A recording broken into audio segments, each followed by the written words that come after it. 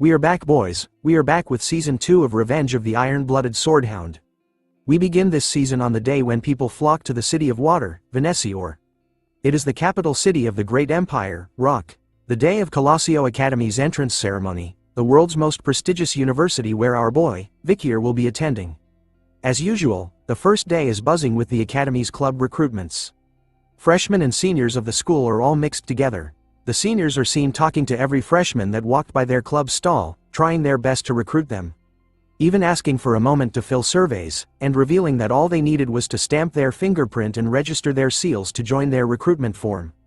The seniors were already feeling the heat as the freshman recruitment was more competitive than last year. Another senior reveals that the reason behind that was because of this year's freshmen for both the Fire Corps and Ice Corps, which were no joke at all. In this prestigious school, there are two classes in the academy. The first one being the Ice Corps, who are the members that specialize in swords, bows, spears and more. Whereas, the Fire Corps were the members who specialize in magic. Comment below which side you would join if you were a part of the school. Me, personally, Ice Corps, because of our boy Vikir and the Fang techniques. Moving on, in their 4 years, besides specializing in those fields, the students also learn all sorts of general knowledge. The seniors had a list filled with the freshmen who were all gaining everyone's attention right now. The first target of the seniors was a blonde kid called Tudor, who comes from the Don Quixote family, who are famous for their spearmanship. The second target amongst the freshmen was a purple-haired girl called Bianca, who came from the Usher family, not our Usher who sang Somebody to Love with Justin Bieber, but from a family that is famous for their bowmanship. Tudor and Bianca were the freshmen who were tied in first place during the Ice Corps practical exam, and are the first on the most desired people list. After them are our favorite triplets, taking 3rd, 4th and 5th place, or the Baskerville triplets from the Ironblood swordsman family. Since they were a part of the Baskerville family, the seniors knew that no further explanation was needed in introducing them. And finally, introducing another new character to the series, we have one person who has been gaining all the attention in the Fire Corps. An extremely talented freshman, by the name of Sinclair, who has ash-gray hair. She was ranked first in the practical test and second in the theory test. Her outstanding grades were recorded. And lastly, the man we have been waiting for months, the person, whose name turns out to be the #1 student who came first in the theory exam. Vikir, who kind of looks like a nerd right now. We are now faced with a new look, Vikir with glasses. Comment below what you would rate his current look out of 10 right now. As our boy walked through the stalls of the school, he overhears the seniors talking about how there was no need to recruit the nerd that came in first during the theory exam, since they were confident that he would be the type of newbie that will ruin the club's atmosphere. Plus, there were also more than 10 other freshmen who had the same name as Vikir, which would make it troublesome for them to find him. After hearing the seniors speaking about him, Vikir had a nervous sweat drop dripping down the side of his face. In order not to draw attention in the academy, he had ditched the Baskerville surname and entered as a commoner, but he still didn't think it was possible that he would still draw so much attention. Vikir had heard that it's more difficult to enter the academy as a commoner, so it seems like doing well in the theory exam instead of the practical backfired on him. So now, he needed to do his best to avoid attention, in order to move around comfortably and to do the things he needed. But as he walked through the clubs, our boy was being closely followed by the triplet hounds, who were determined to protect their master. After walking for some time around the clubs, a loud commotion of students shouting for a senior to look at them catches his attention. A familiar blonde-haired student was being swarmed by everyone, shouting at her that they were huge fans, and some even claimed to have entered the school just to meet her. They couldn't believe the holiness that was coming out of her and that her beauty was something out of this world. It turns out to be Dolores Lune Quo Vadis, the priestess that Vikir had met during his Assassin's Creed days. She was nervous, being surrounded by a huge crowd of students, so she politely told them to calm down. It turns out that she was school president and vice president of the newspaper club. As she questions the crowd of students about whether they were interested in joining her newspaper club, one of them shouts with a reply that they were only interested in her. Vikir silently watches her from the back, slowly remembering that Dolores was the school president, and someone that he needed to avoid as much as possible. Even though he was hiding his presence, Dolores still somehow manages to sense our boy's aura, turning in the right direction, just in time to see him leaving the area silently. We now turn to see the academy's dorm rooms, where Vikir would be staying. He stands in front of a room's door, wondering if this was it. But as he thinks about it, another person approaches him, asking Vikir if the room he was standing outside of was his. The person was excited to finally meet his roommate, catching Vikir's attention. Vikir's roommate turns out to be a young-looking boy, with a bowl haircut, who introduces himself as PG. Vikir was stunned by the excitement coming out from PG, as our boy actually remembers him from his previous life. Before Vikir had regressed, PG was always a kind guy who helped him and gave him things, while he was here to support the triplets. But Vikir also remembered that PG was being bullied by his wicked roommate back then. Which was the start of the numerous misfortunes that would eventually lead to his end. As they entered the room together, Vikir hoped silently, in his heart, that whatever happened back then, wouldn't come back to this lifetime. PG was excited, informing Vikir that he could choose any bunk bed that he wanted in the room. He even asks our boy if he was going to the freshman welcome party after dinner. Sensing that it was a stupid question, PG reveals that the party wasn't compulsory but all the freshmen would be going there, since if he couldn't get close with his peers or seniors, he expected that their 4 years in school would be difficult. But Vikir replies with a simple nope, I'm not going. Which leaves PG in a completely shocked state. He tries his best to change Vikir's mind about not going, warning him that if he doesn't, the seniors will single him out, and that will eventually lead him to become a loner amongst his peers. He doesn't stop there, he even tells Vikir that a lot of their distinguished seniors were going to come to this orientation. Even the Saintess Dolores was coming too. He also mentions their peers, Tudor, the eldest son of Don Quixote, and Bianca, the eldest daughter of the Usher family, which Vikir should have heard about. But that's not all, he even mentions that the Baskervilles triplets were coming, who were all talented. Along with, somebody called Sancho from the North Mercenary Guild, who rejected the top spot at Varangian to come to their school instead. He finally mentions Sinclair, the student who passed the exam with the highest score at the Magic Tower, and who also came in first for the Fire Corps. Vikir couldn't help but be overwhelmed by the sudden information bomb that came from PG. In his mind, he recalls that PG was also great at collecting and analyzing information in his previous life too. After bombarding Vikir with all the knowledge in his tiny head, PG hopes that it changes his decision about not going. But our boy was cold as ice, replying back with the same old answer, a simple nope. Bringing horror and shock to PG's face as he wonders why Vikir still wouldn't go, even after knowing about what would happen to him. But our boy doesn't care, turning around to leave and explaining that he just didn't want to go. He waves PG goodbye and tells him to have fun, leaving him stunned but impressed, as PG vowed to be as cool as Vikir one day. Deep within the night as the moon shines brightly, a familiar figure stood high above on the roof of a building, basking in the moonlight. Down below where he stood, a small hint of light could be seen in the alleyways between the buildings. A group of thugs were gathered around a barrel used for fire. The one sitting on the bench was arguing to his two companions, saying that he was relieved that he didn't have to hear those children whining anymore. He continues to complain to them, revealing that all their storerooms had been filled with children recently, making the other two wonder why all the children were coming to them and that a carriage had arrived at dawn and taken all of them. One of them heard that the children they had taken were all headed to an orphanage in Quo Vadis, but the thug sitting on the bench warns him to not say anything more, since curiosity kills the cat. As they were talking, another person approached them, with blades on his back. He orders them to stop chit-chatting amongst themselves and to stand guard properly, if they want to get properly paid for their useless existence. Ouch, talk about a mean boss. This man with slashes down his eyes and his tongue sticking out is called Ron Batison, nicknamed the Flesh Grinder. The thugs were obviously afraid of him as he walked past them. He continued to trash talk them, literally calling them pieces of trash and telling them that they don't possess any fighting spirit. He knew that as a graduator, these pieces of trash, who were low-rank mercenaries, without an ounce of mana in their bodies, could never do anything against him. Ron continues to wonder to himself if there was anyone strong that he could slice up, but as he was talking to himself, a familiar voice asks him if his name was Ron Batison. Thinking that it was one of the low-ranked mercenaries who dares to speak his name with their weak lips, he immediately grabs onto his sword to give him a spanking. But upon turning around, he finds all three of them completely knocked out around the barrel of fire. The man started to feel afraid, as he didn't even hear a single sound from when they were knocked out. The voice continues to speak to him, revealing his full name to be Ron Humbert Batison.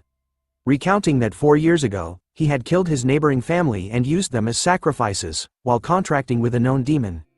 The voice continues to recall Ron's history. After sacrificing the family, he had joined the Northern Guild Association, and had gathered information to give to the demon he contracted with. As the final nail to the coffin, the voice reveals that Ron had extracted information from the Mankind Allied Forces. While he was on guard duty, he used a hand mirror and revealed the location of the platoon's camp. Even after hearing all the things he had done, Ron tells the voice to stop saying useless things and to show himself instead. Agreeing with his request, our boy finally makes his appearance in his Assassin's Creed outfit, right behind Ron. Revealing that because of Ron, the alley platoon was slaughtered. Finally sensing that someone was behind him, Ron didn't reply back, but simply swung his twin swords as hard as he could at where Vikir was standing. He thought he had felt the sensation of cutting something, which made him confused as it was too easy.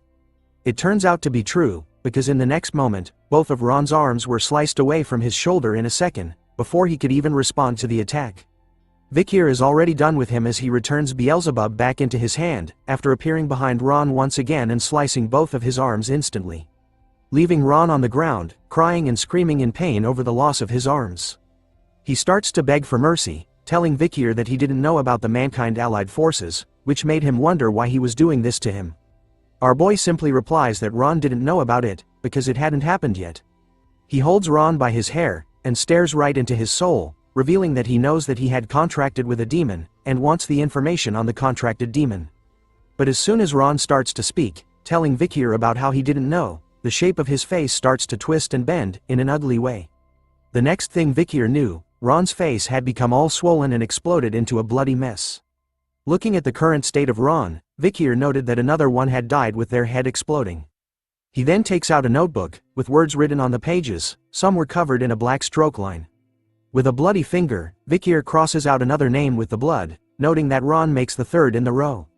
It turns out that the book our boy is holding is called The Blacklist. This was something that was created with the memories of his past life and with the help of Cindy's investigation. The Blacklist contains information about the demon worshippers who sided with the demons and betrayed mankind. Before the time of the fall, Vikir needed to kill them all. He recalled that the 3 demon worshippers he encountered so far had all died with their heads exploding before he could kill them.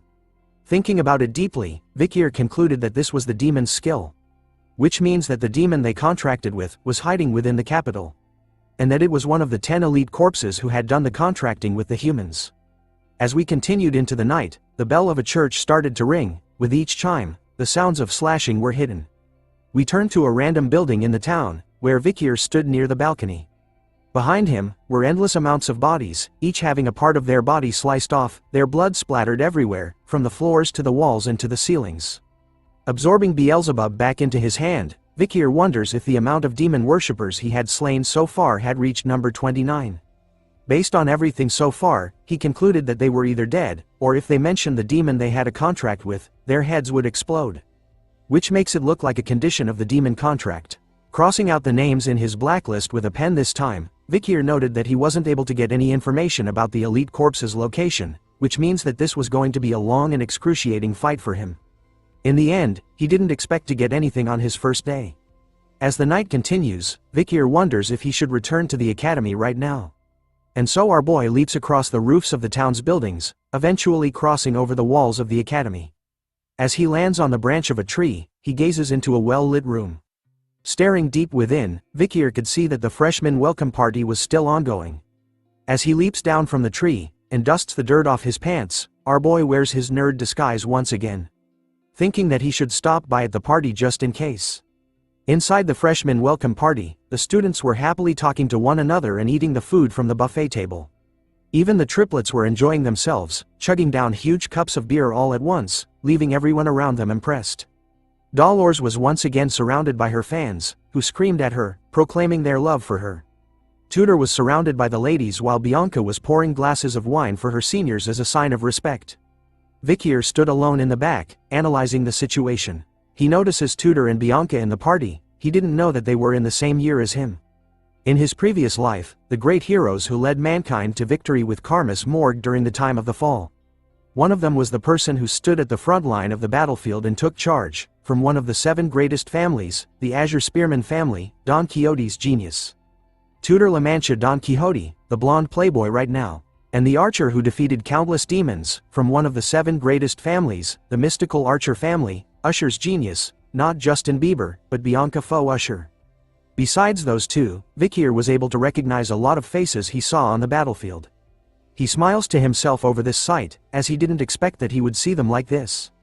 But as he looks around the party again, he wonders if Karmas Morg had entered the academy too. But as he did, PG was shaking as someone asked if they should get some music going. It turns out that PG was being bullied by a senior who was forcing him to sing right now. Vikier could spot our little boy surrounded by a whole group of seniors that were bigger than him.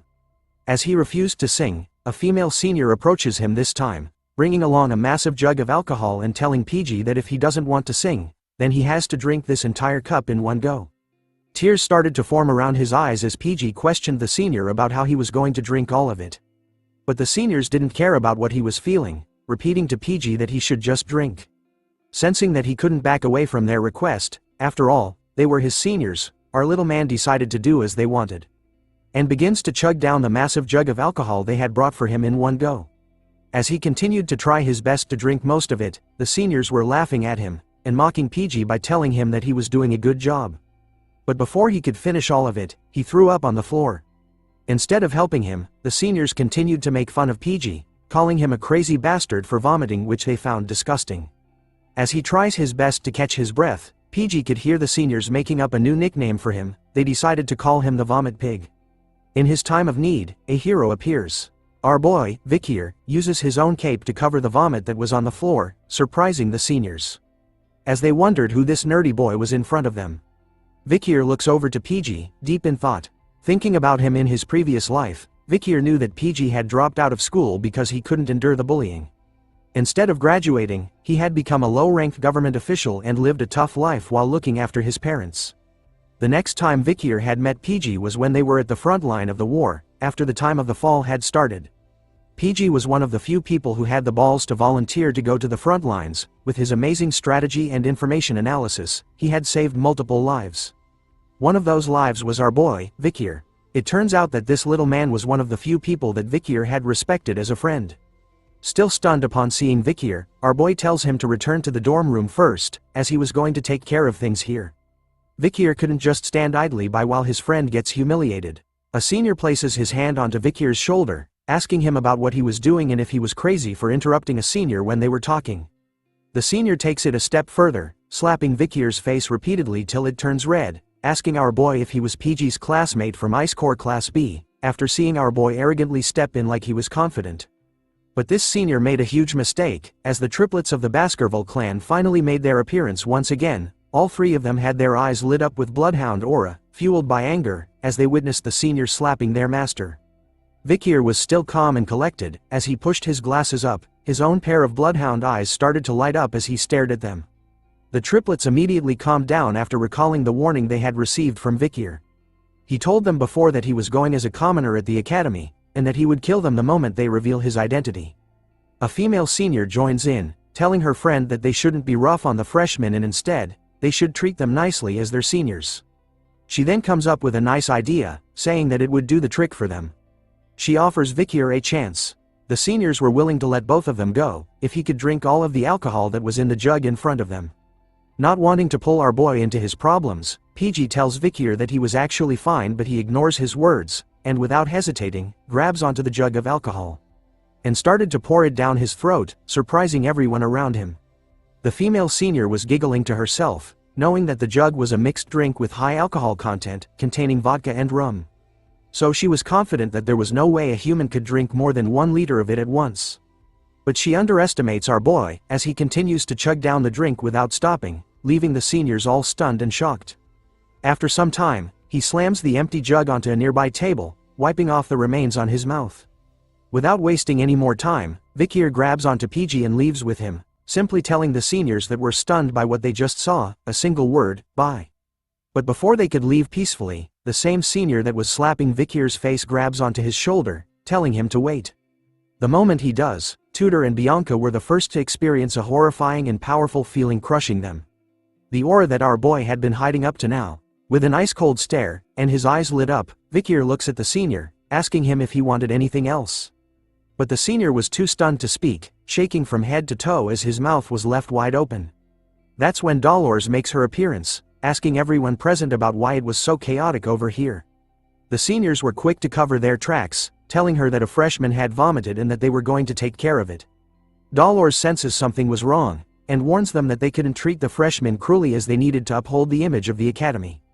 Seeing that she was taking care of things from here on, Vikier hurries away with PG in his arms. The triplets on the other hand were impressed by their master, after witnessing the things he had done, giving him 3 thumbs up and calling him cool. Tudor and Bianca were both staring in the same direction, and thinking that they were mistaken about what they felt earlier on. But another student with white hair stood between them, smiling to herself over and was impressed by something. Her eyes were sparkling as her face was filled with blush. It turns out to be Sinclair, the freshman who ranked first in the ICE Core practical exam and ranked second in the theory exam. She watches closely as Vikier leaves the party with PG, thinking to herself that she had found someone nice. After the incident at the freshman welcome party, we come to the next day, where at the academy, the ICE and Fire Corps attend classes together. Through this method, a competitive structure is created for the confident elites. This increases focus among students, and it is the Academy's policy. The man who looks like Professor Snape from Harry Potter closes the book in his hand, which marks the end of his lecture on the culture of the barbarian tribe. This Snape wannabe is the combat theory professor known as Vinci Morgue, from the Morgue family. As he continues to talk to the students, he asks them a question, which causes most of them to avoid eye contact with him in order not to catch his attention. The professor states that with the basis of the discovered locations of the barbarian tribe, he wanted to ask if there was anyone in the classroom who would like to tell him about the barbarians' hypothesized location of their stronghold. Even Tudor, who belonged to the ICE Corps and was ranked first in the practical exam, had some trouble with the professor's question. He looks through his notes, thinking about the location of the clash between the barbarians and the Empire, which was at the South Region's front in Highland 1, 8 and 75. But there were more places that he struggles to remember. Bianca, who is also a part of the ICE Corps and tied with Tudor in placing first in the practical exam, struggles with the question. Thinking about it deeply, she knew that the areas where the Empire and the Balak tribe clashed were all in low-altitude locations, and considering that it was a trough, she concluded that the barbarians' tribe's stronghold would be in a region with low altitude as well. But as the two people who ranked first in the practical exam struggled to come up with an answer, Sinclair bursts in, raising her hand high in the air while radiating a bright aura all around her, catching everyone's attention as she screams at the top of her lungs that she was going to answer. Sinclair belongs to the Fire Corps, is currently ranked first in their practical exam, and ranked second in the theory exam. Looking at the student who happily raised her hand to answer, Professor Vinci concluded that she was Sinclair, ranked first of the Fire Corps, and told her to go ahead and reveal her answer to everyone in class. Sinclair spoke about how in the military, according to the published academia, the location of the close fight between the barbarian tribe and the Empire were in Highlands 1, 4, 5, 7, 8, 30, 75, and 207. She also spoke about how excluding the 8th Highland, which is on a high mountain peak, all of the areas were in troughs. With all that information, as she continued on with her answer, Vikier was spotted, sitting one row behind her. But his eyes were closed as PG stared at him. Instead of sleeping, Vikier was deep in thought.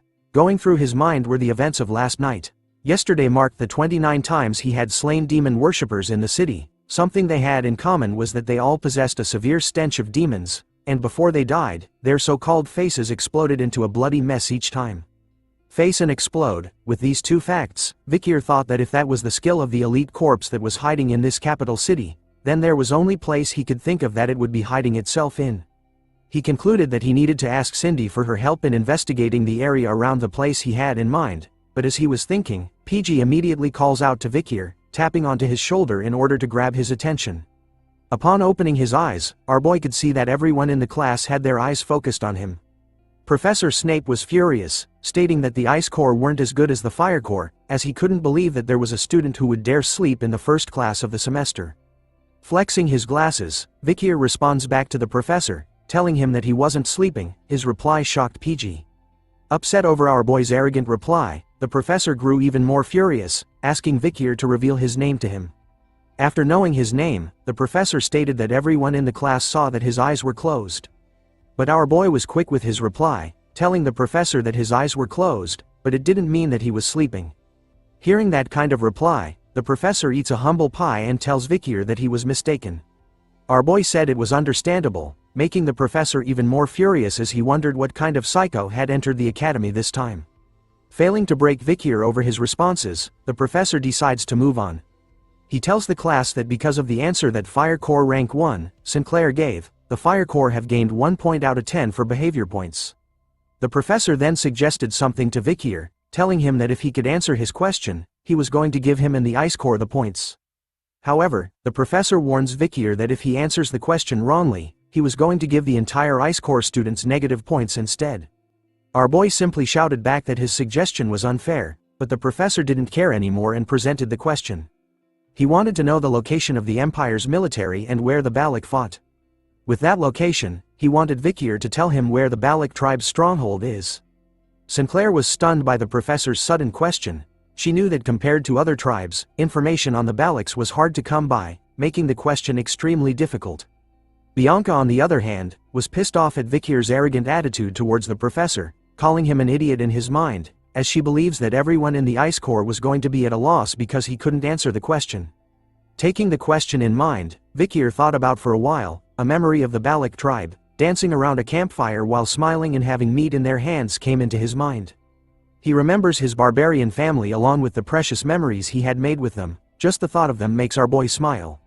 And so, he calmly answers back to the professor, revealing the location of the fight between the Balaks and the Empire. He spams everyone with accurate information and a strong possible location of the Balak's stronghold. His answer was enough to stun everyone who heard it in the classroom. After ending his answer, Vikir knew that after the Alman incident, the Balaks had actually shifted their stronghold, so telling the class about their old place was no big deal. But his answer was still considered incredible, as PG was left stunned with his mouth wide open upon hearing it. Even Professor Snape was impressed by Vikir's answer as it was exactly spot on. He wonders how it was possible for our boy to know about the thesis that hasn't been verified by the academic world. But as he continues to think about Vikir's answer, the professor soon recalls that a student with the same name had recently placed first in the theory exam. And so, the professor decides to give Vikir 10 points for his answer, while giving the rest of the Ice Corps 1 point each. But after finding out that Vikir had placed first in the theory exam, he decides to humble him by not overlooking the fact that he had closed his eyes during his lesson. So the professor decides to minus 10 points from Vikir. Sinclair was looking at our boy. In her mind, she didn't even notice him because of how common the name Vikir was. Even in his nerd disguise, our boy couldn't hide his aura as she continued to gaze at him, while he stood tall, basking in the rays of the sun.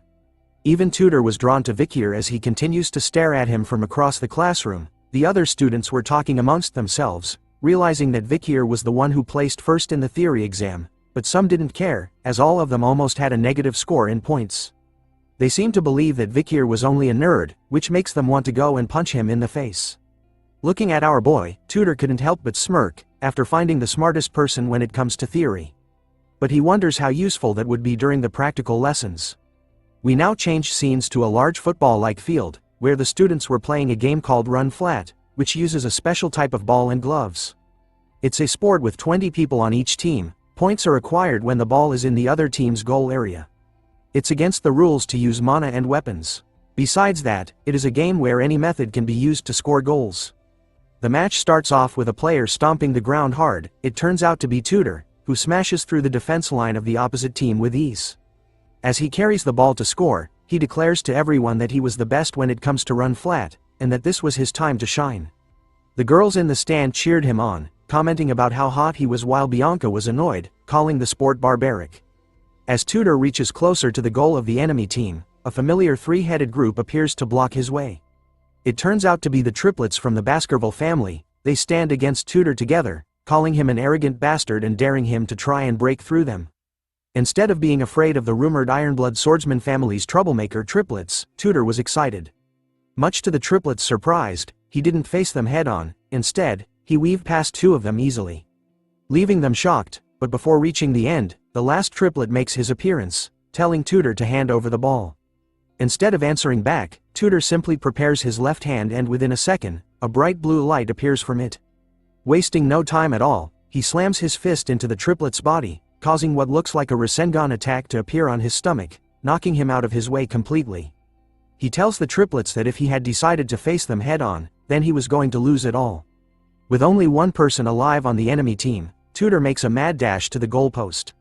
After witnessing the powerful move he did, the other students were amazed by him as they could see how strong he was even without any mana or weapons.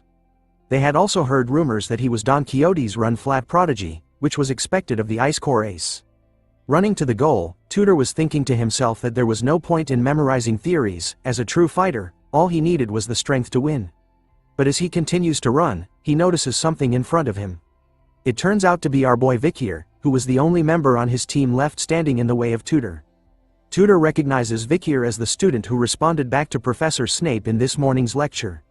Our boy was actually annoyed by what was happening right now. He had told the triplets not to send Tutor on his way, and decided to step aside to let him score.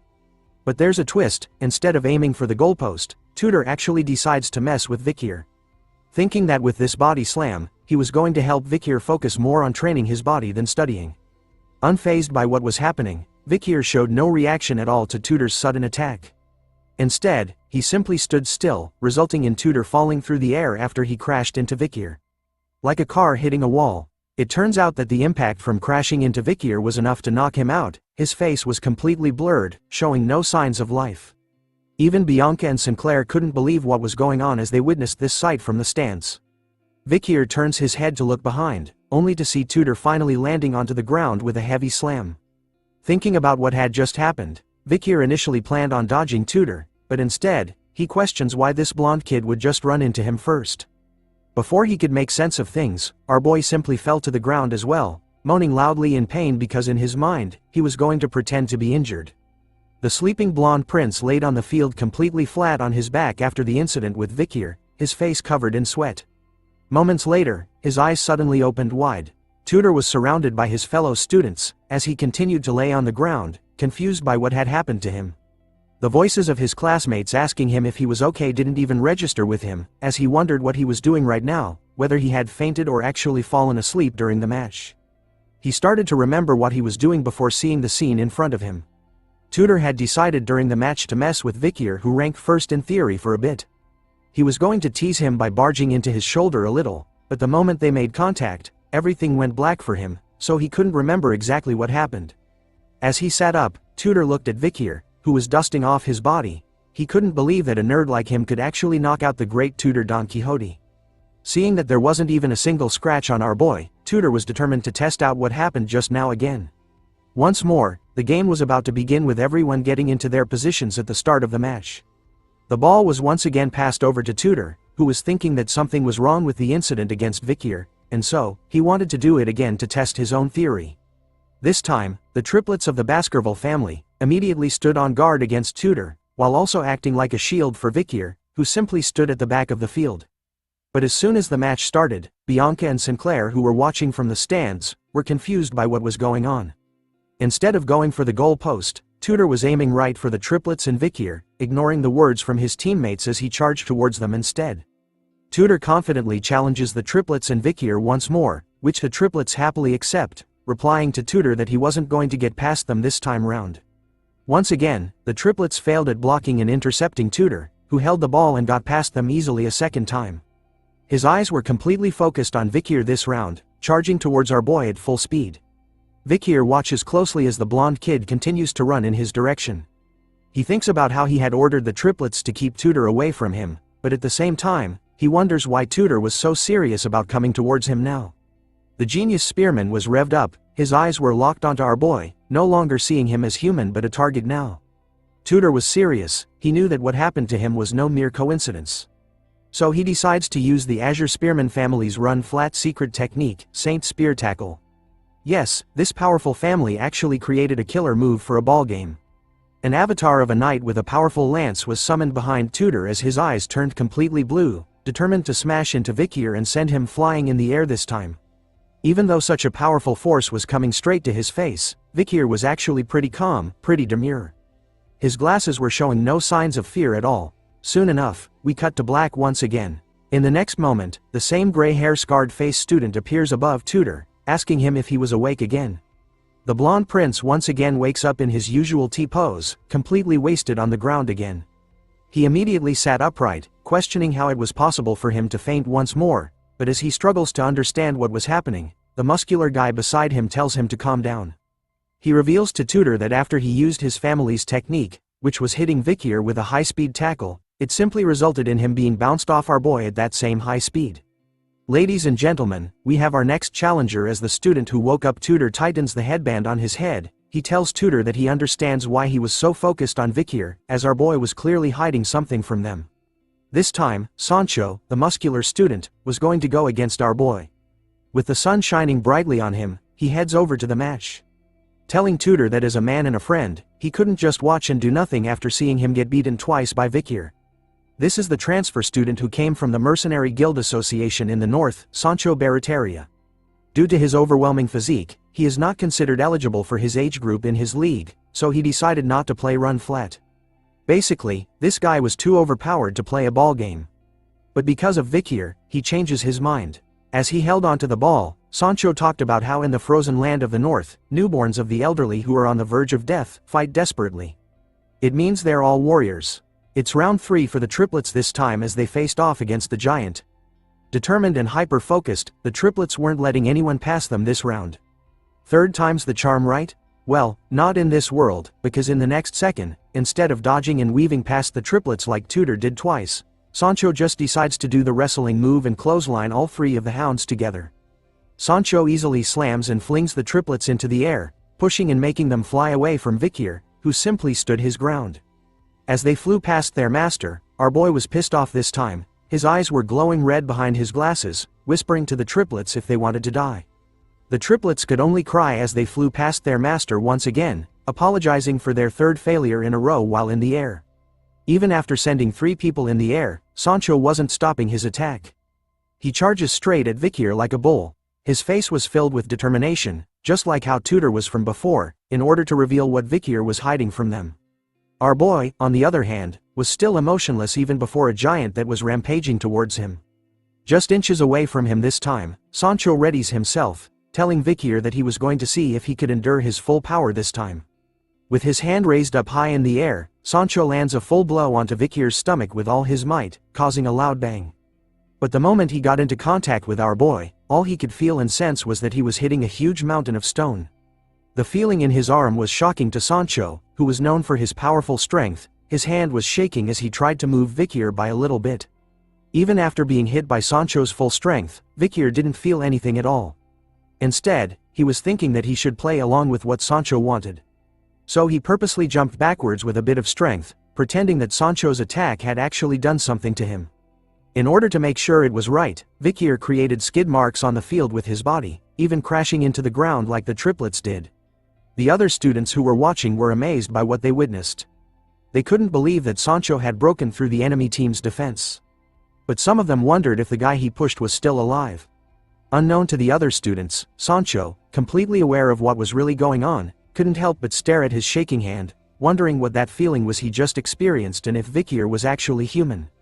Distracted by the weird sensation that Vikir gave off, Sancho was unaware that one of the triplets had recovered from his attack and sneaked up to him. Within seconds, the triplet had stolen the ball from him and made a mad dash towards the goal. Before long, the referee blows the whistle, announcing the end of the game. It turns out that thanks to the triplets, Vikir's team had won the match. As the team continued to congratulate the triplets on their sneaky win tactic, Vikir finally got off the ground and started to dust himself off. But then someone pours a bottle of water onto his head. It turns out to be Sancho, who praises Vikir as he knew that he was the secret contributor to Class B's victory. Even Tudor was impressed by our boy, who retired because of their win. He reveals that he had initially planned on teaching Vikir a lesson during the practical lessons because he was jealous, but then came to a realization of how shameful that was, and apologies to our boy for his rude actions from before. Sancho was even more interested in Vikir, asking him about what exercises he did in order to have such a solid build. He even thought that Vikir had used mana during the match. Taking off his headgear, Vikir reveals that he was just a commoner, and didn't have an ounce of mana to use. Tudor was sad to hear that, calling it a shame. If he had received proper training, combined with his current blessed body, then he was sure that Vikir would have been an expert like him. As the 3 of them chat, Tudor's cheerleading squad arrives, calling out to them to use the towel they brought to wipe their sweat. Once again, the ladies' man was doing his business while Sancho hands Vikir a towel to use. The Azure Spearman family's hero, Tudor, and the Mercenary Guild's ace, Sancho. One day, they will become heroes who will save mankind by hunting an endless number of demons during the time of the fall. As he took off his glasses, Vikir couldn't help but smile to himself. After all, he found it strange to see that these 2 gentlemen had a past like this. The moment he reveals his face, everyone around, from guys to girls, were all stunned by what they were looking at. Even Bianca and Sinclair were blushing hard, while watching from the stands. As our boy wipes the water from his head, basking in the rays of the sun. his toned body etched into his stretch, revealing the fine lines and curves. Everyone couldn't believe how handsome the nerd they knew was underneath the glasses he wore. Unknown to Vikir, he didn't know that from this point onwards, his days at the academy were going to become more troublesome. The scene changes to nighttime, where we chance upon a mansion. A man with a purple goatee was horrified by something, as Vikir's voice could be heard. Revealing that this man is Lloyd Dokeseller, 52 years old. Wearing his Assassin's Creed uniform, you guys know that it means it was demon hunting time. Multiple dead bodies surrounded the two of them, with the floor covered in blood as pieces of meat were flung everywhere. Vikir cornered the man to a statue, revealed as the leader of the information house and the headmaster of the orphanage. Vikir knew that Lloyd had conspired with the demon he was hunting, and sold children from high-ranked families. "Did you think you would go unnoticed?" questioned Vikir as he threatens him with Beelzebub. Lloyd was horrified to see the kind of aura that Vikir was showing off. Due to its solid nature, Lloyd thought that Vikir was a swordmaster. Hearing that, the man was almost right. Vikir's aura was pretty much in a solid state, but is still closer to liquid. To be specific, he was currently at the highest level for a graduator. Instead of slicing him into bits, Vikir offers the man a chance at redemption, telling him to work with him in order to catch the demon, and if he does, Vikir was willing to compensate him accordingly. Even at death's door, Lloyd hesitates to help. As Vikir waited for a reply from the man, something happened. A huge piece of a building was flung in the air right above them. It soon crashes and destroys the very place they were at. Vikir was quick to dodge the impact of the building, and immediately looked up to see a shadowy figure, lighted by the moonlight, standing on the remains of the building that was thrown at them. A nasty green aura started to float around our boy. It turns out that this was the overwhelming energy that he had sensed from afar. Looking at the strange figure who wore a mask, while wielding a hammer made out of human faces. Vikir questions him, "Are you the elite corpse?" Even after being asked a question, the mysterious figure didn't say a single word to Vikir. Instead, he simply leapt off the rickety and broken building where he stood. Soaring across the sky, the figure raised his massive hammer, forged out of human face skin.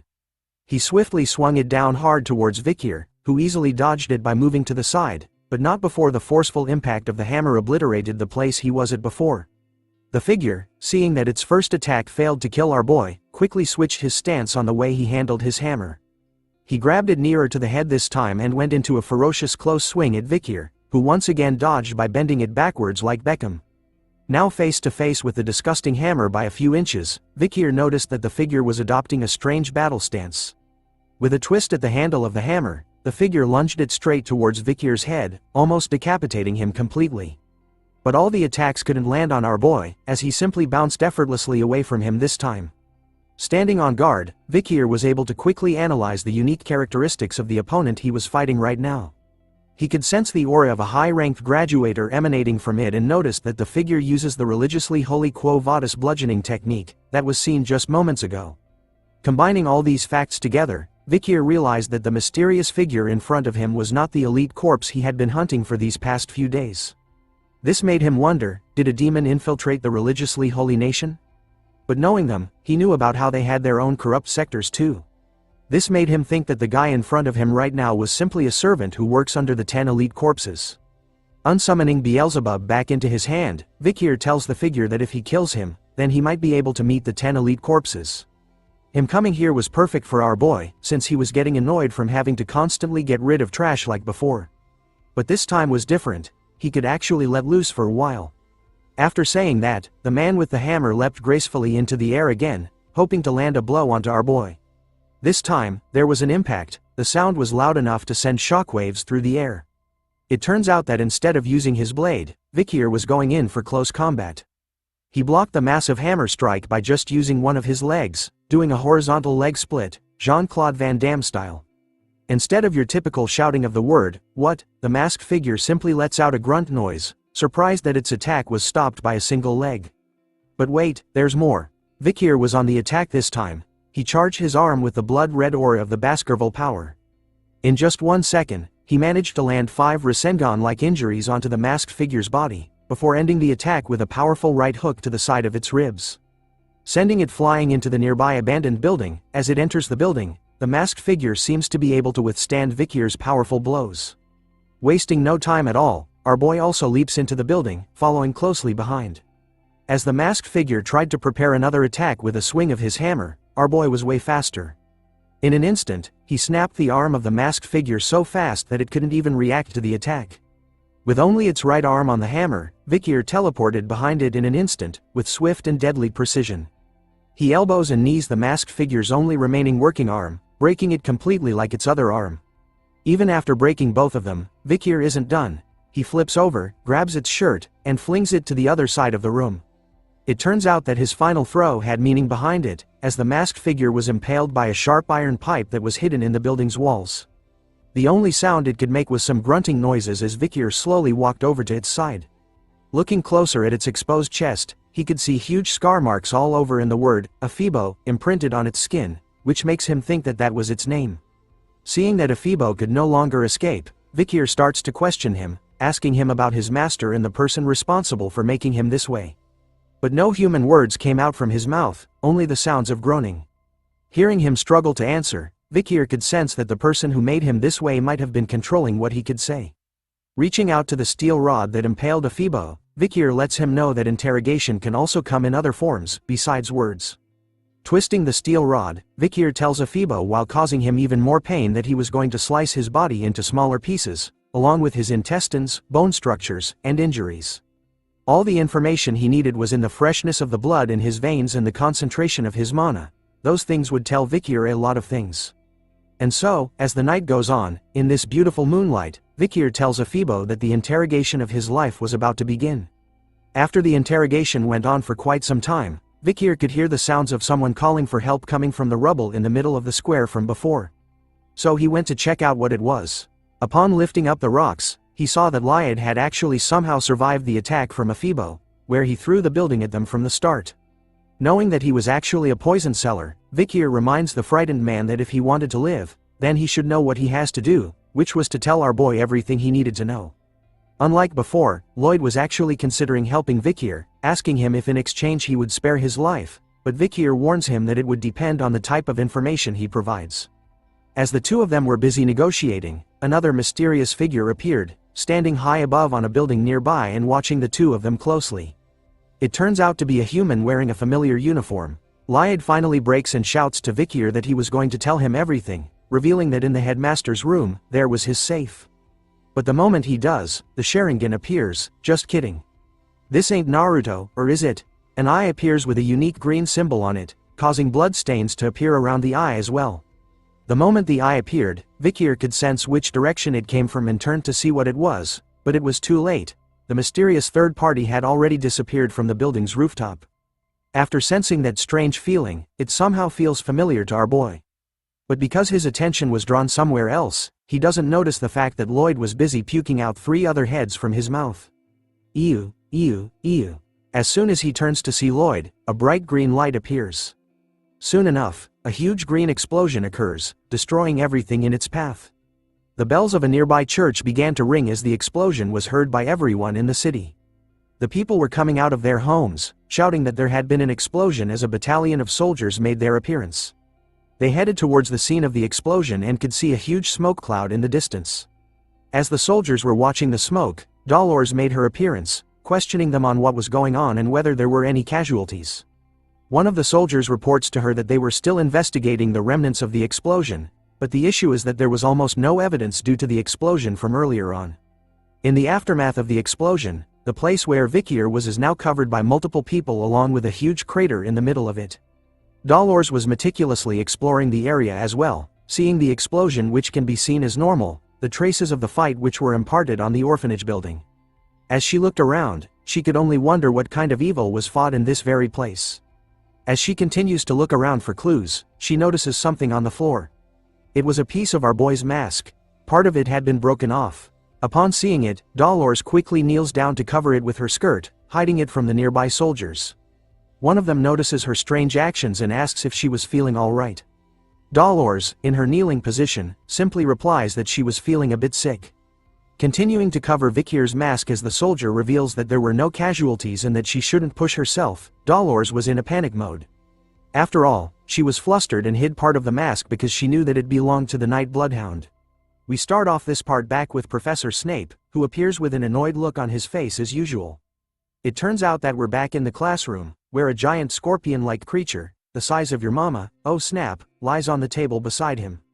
It turns out that the professor was finding out which student was responsible for writing a specific report that he was sent, and discovers it to be his least favorite student, our boy, Vikir.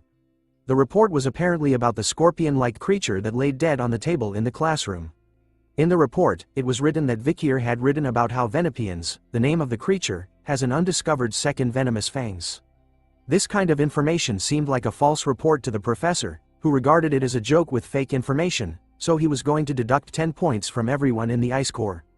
As part of a punishment to the one who held the theory rank 1, Vikir. Hearing about this, our boy couldn't help but panicked a bit as he realized that he actually made a mistake. It turns out that the information he had written in the report hasn't been discovered in the period he was in right now. Anyways, the professor was quick. He grabs onto a scalpel and proceeds over to the Venopion, eager to cut it open to confirm if there really was a second venomous fang hidden in its abdominal exoskeleton, as written by Vikir in his report. If nothing came out of it, the entire Ice Corps was going to have their points deducted and Vikir would end up humiliated. Taking the sharp scalpel that glimmers in the light, the professor points it exactly in the center of the Venopion body. With just the tip, he makes a small incision, causing blood to flow out of it. The moment the scalpel made the cut, something quick and sharp shot out of the Venopion's body, right towards the professor's head, giving him a headshot. All the students in the classroom were shocked by what happened in that brief moment. None of them could have predicted this happening. For some reason, the sharp needle, covered in a purple-like poison liquid, stopped just barely inches away from the professor's face, who was feeling terrified. He loses his dignity as he falls to the ground, screaming like a little girl over the fact that he almost died. It turns out that Vikir had saved his life by using his book as a shield, blocking the second poisonous fang that he had written about in his report from reaching the professor's face. With a calm look on his face, Vikir questions the professor if he had enough proof right now to validate his report. The professor was busy processing all the information in his head. He couldn't believe that there really was a second venomous fang. He also couldn't believe that a student saw a Venopion and made a big discovery that could solve the cases of the mysterious deaths that had been happening for some time now. In order to regain his dignity, the professor decides to give all the members of the Ice Corps one additional point. He even tells Vikri to come visit him in his research lab after class, in order to provide a more detailed explanation about his report. Hearing that there was no punishment, Vikir agrees to the professor's request. As he headed back to his seat at the back of the classroom, the students around him started to talk about Vikir, calling him amazing for knowing about the second venomous fang. His actions today started to change their minds about how they used to think that sports was the only cool thing in school, but now, thanks to Vikir, being smart was slowly becoming cool. But other students chime in during the discussion, recalling that Vikir was also good at sports. After all, he went against Tudor and Sancho during the match from the other time. Finally reaching his seat, PG tells him that he had done a good job, while the students realized the most important thing about our boy.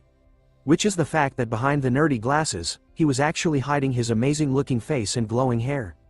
Ignoring the noise from his classmates, Vikir began to close his eyes once again, recalling the massive explosion from yesterday night, when he was out hunting the demons at the orphanage. He actually did take on massive damage. The explosion was strong enough to burn off his skin on his body, arms and face, revealing his raw muscles underneath. He even had his hand completely blown off. But luckily, thanks to his skills, he was able to recover from the damages almost instantly. But it still hurts like a ton. Right after the explosion, Afibo had hidden his tracks. The only thing Vikir had gotten out of that interaction was the ledger in the headmaster's safe. The ledge had the location of the children who were used as food for the demons. Vikir could see that as the locations had no connections, he can't completely negate the possibility of more than one elite corpse in the capital. But more importantly was the mysterious shadowy figure he saw in passing yesterday, the one acting cool by standing alone on top of a nearby building from where he was. Vikir had seen him smiling from ear to ear, even wearing the same school uniform as he did. Which made our boy realize a very crucial clue, that amongst his fellow classmates in this room, there might be one of the 10 elites in the academy. Comment below if you think that one of the 10 elites is one of the new characters that have been introduced to us in this new season. Moving on from the demons, in the academy, there is a famous newspaper that exists within the capital. This newspaper's influence is immense, and every day the newspaper is released, it sells out rapidly. This is all thanks to the academy's newspaper club called Lucian, and the glorious president in charge of this excellent club is someone we are all familiar with. Hint: she has blonde hair and a wing-like head accessory. Yes, it turns out to be third-year Academy student president of Lucian, Dolores Lune Quo Vadis, who is excitedly welcoming the new members of her club. She knew that if they applied to Lucian, which is rumored to be difficult to enter, means that they were persistent to a certain level. So she excitedly orders for their introductions to begin. The first new member turns out to be first-year Academy student, tutor La Mancha Don Quixote, who tells everyone that he wishes to become an elite in both his class and in the club. The second new member turns out to be first-year Academy student, Sancho Barataria, who tells everyone that he hates how people think he was just a big dumb brute, so he entered the club to become an intellectual. The third new member is first-year Academy student, Sinclair, who tells everyone that money and information usually come hand in hand when it comes to power, but she ensures them that she entered the club because she thinks that information is more important. The fourth new member is first-year Academy student, Bianca Faux Usher. Her introduction was simple, telling everyone that she simply chose the club with the clearest vision, and that she was going to do her best. The fifth member is our boy's boy, first-year Academy student, PG, who stutters in his introduction, but nonetheless, he shouts out loud that he enjoys gathering and analyzing information, which made him think that the newspaper club was the best fit for him. The last member to join is our boy, first-year Academy student, Vikier, who lacks excitement in his introduction, simply tells everyone that it was a school rule that everyone must join a club, so he simply followed PG. But in truth, he had a secret agenda. Lucian, the famous newspaper club of the Academy, was a place where he could easily obtain information. But that there was a catch. The Saintess is here with him, making things slightly uncomfortable. After his introduction, Dolores singles him out of everyone, telling Vikier that he couldn't be a Lucian report with that half-assed attitude he showed, but as she scolds him, the member behind her notices something. She quickly brings out a newspaper article and shoves Dolores out of the way. In an excited tone, she questions Vikier if he was the one in the newspaper, as she actually found him familiar, and couldn't believe that such a famous student would join their club. It turns out that the club had written an article about our boy during the match. The title is, Exclusive. Who is the Ice Core freshman who appeared in the run-flat match? An unknown freshman who attended yesterday evening's physical education class. Looking at the article, Vikier remained silent while Tudor laughed out loud, pointing out that person captured in the photo was our boy. Even Dolores was clueless about when this report had been released. It turns out that the girl beside her was called Anna, a third-year Academy student, and also the vice president of Lucian. She proudly tells Dolores that she had gotten information about a handsome freshman, so she finds that if she didn't release such information, then she couldn't call herself a reporter. After hearing that kind of answer, Dolores was defeated and took a step back. Anna took over the introduction, revealing to the first years that the second-year students had already gone out to collect news, so she decided to start their activity with everyone that was present here now. 2 articles were presented, with the day, month cancelled out. It was actually something that happened at the dawn of last night. A suspicious unidentified assailant appeared and burned down a certain orphanage in town, down to the ground. Everyone in the club was now sitting around a table, reading articles presented to them. PG was the first to know what it was, and questions if the article given to them was about yesterday's explosion in the capital. Anna reveals that it was true and that on the day of the incident, she had obtained news when he went outside the academy. She further tells PG that the club had hypothesized that the person behind this incident and that the one behind the recent murder in the capital were the same person. What's shocking about the incident at the orphanage was that the majority of the children's bodies at this organ gauge had been identified. After hearing about it from Anna, PG quickly whispers into Vikir's ear, asking him if he thinks that the mysterious person they were looking for was the one responsible. Our boy didn't reply back, but simply thought that the dead children's bodies were the doing of the demon that he was hunting. After revealing all the information about the incident, Anna decides that it was time for them to determine the headline of the article they'll be sending out. Everyone started to write down their ideas about what would be the best headlines, from the birth of a terrible villain greater than the appearance of a monster causing chaos outside the academy, what are the Imperial Guards doing, an unparalleled villain and a challenge to the Quo Vadis family, the children who died suspiciously. Who is the one behind this? After some time, Bianca was reading through what everyone wrote, and said that none of them were impactful enough. Tudor agrees with her words, wondering if it was because the villain's name was still unknown. Giving examples for cruel criminals who have nicknames like Jack the Ripper and Bluebeard were given to them. Anna calls out Tudor's idea for giving the villain a nickname good, which immediately made him give out his idea of a nickname, which was the Death Side Shadow Master. Which Anna immediately rejects, calling it a shit nickname and sending Tudor down into a sadness spiral. And so, the group started to come out with various nicknames, ranging from the explosion demon that brings misfortune, which was too long, so another suggestion was the orphanage killer, which sounded impactful, while another suggestion was Mr. Terrorist. As the group started to debate against one another over which nickname was best suited for the villain, Dolores was eerily silent, not speaking a single word during the entire discussion. The first words she spoke during this session were the words, "The Night Bloodhound." It turns out that after reading about the incident in the article, she recalled the mask that she had picked up at the scene, which definitely belongs to the Night Bloodhound, making her wonder why he was there at that time. After seeing him in person, she found him as a type of person that didn't want any type of rank or wealth. He even diligently treated the people of the slums who had the Red Death. She could see that his devotion and love towards the poor people were real. Because of those actions, Dolores had thought that Vikir had stolen the Saintess tear for a great cause, but his appearance at the scene of the incident made her question his true nature, making her believe that he might have really killed the headmaster and the children at the orphanage. But she believes that what she saw at the slums was accurate and that he wasn't evil. If the Night Bloodhound is a criminal, then she was sure that he would have his reasons.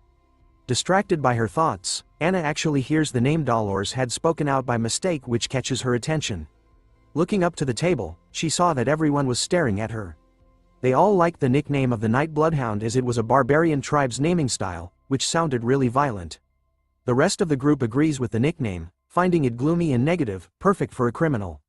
Dolores immediately covers her mouth, embarrassed that she had mistakenly mumbled the Night Bloodhound's name out loud to everyone. Seeing that the nickname was settled, Anna suggested the title of the article to be "Who is the Night Bloodhound?" That's filling the capital with fear. But Dolores was quick to defend the Night Bloodhound, reminding Anna that the Lucian articles must only contain the truth, and that it hasn't been confirmed yet if that person is the criminal. As the president and vice president battled it out, Tudor turns to Vikir, asking about his opinion on something. Tudor wanted to know about Vikir's thoughts on whether the Night Bloodhound was evil or not. Our boy simply replied that he didn't care about that, but in his mind, he couldn't believe that he would hear the Saintess say the name of the Night Bloodhound out loud like that. Not accepting the answer that he didn't care, Tudor goes in for a hug, forcing Vikir to choose if he really had to. Seeing that Tudor wanted a real answer, Vikir thought about it seriously for a moment. So he changed his answer and spoke these words.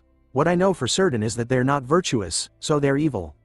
Just as Tudor was about to agree with Vikir's words, Dolores slams her hand heavily onto the table, catching their attention.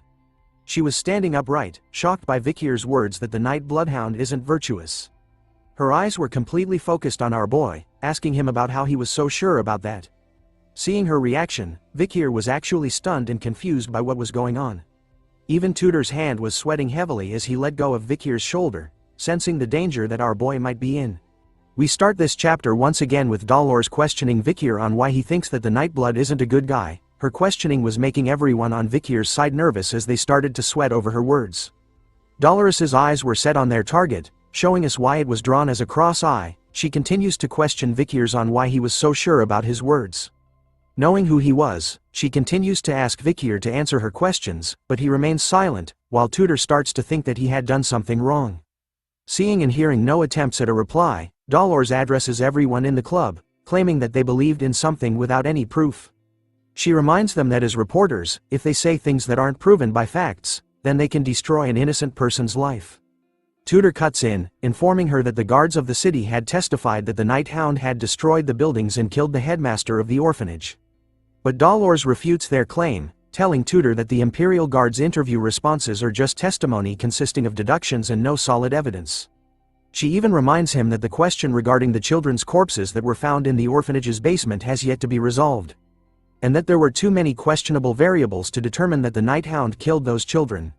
The girls on the other hand were stunned by how determined Dolores was in proving them wrong about the Night Hound, even worried about it. Seeing her so determined to prove the right facts, they couldn't believe that she was staying neutral even though this happened in an orphanage that's managed by her own family.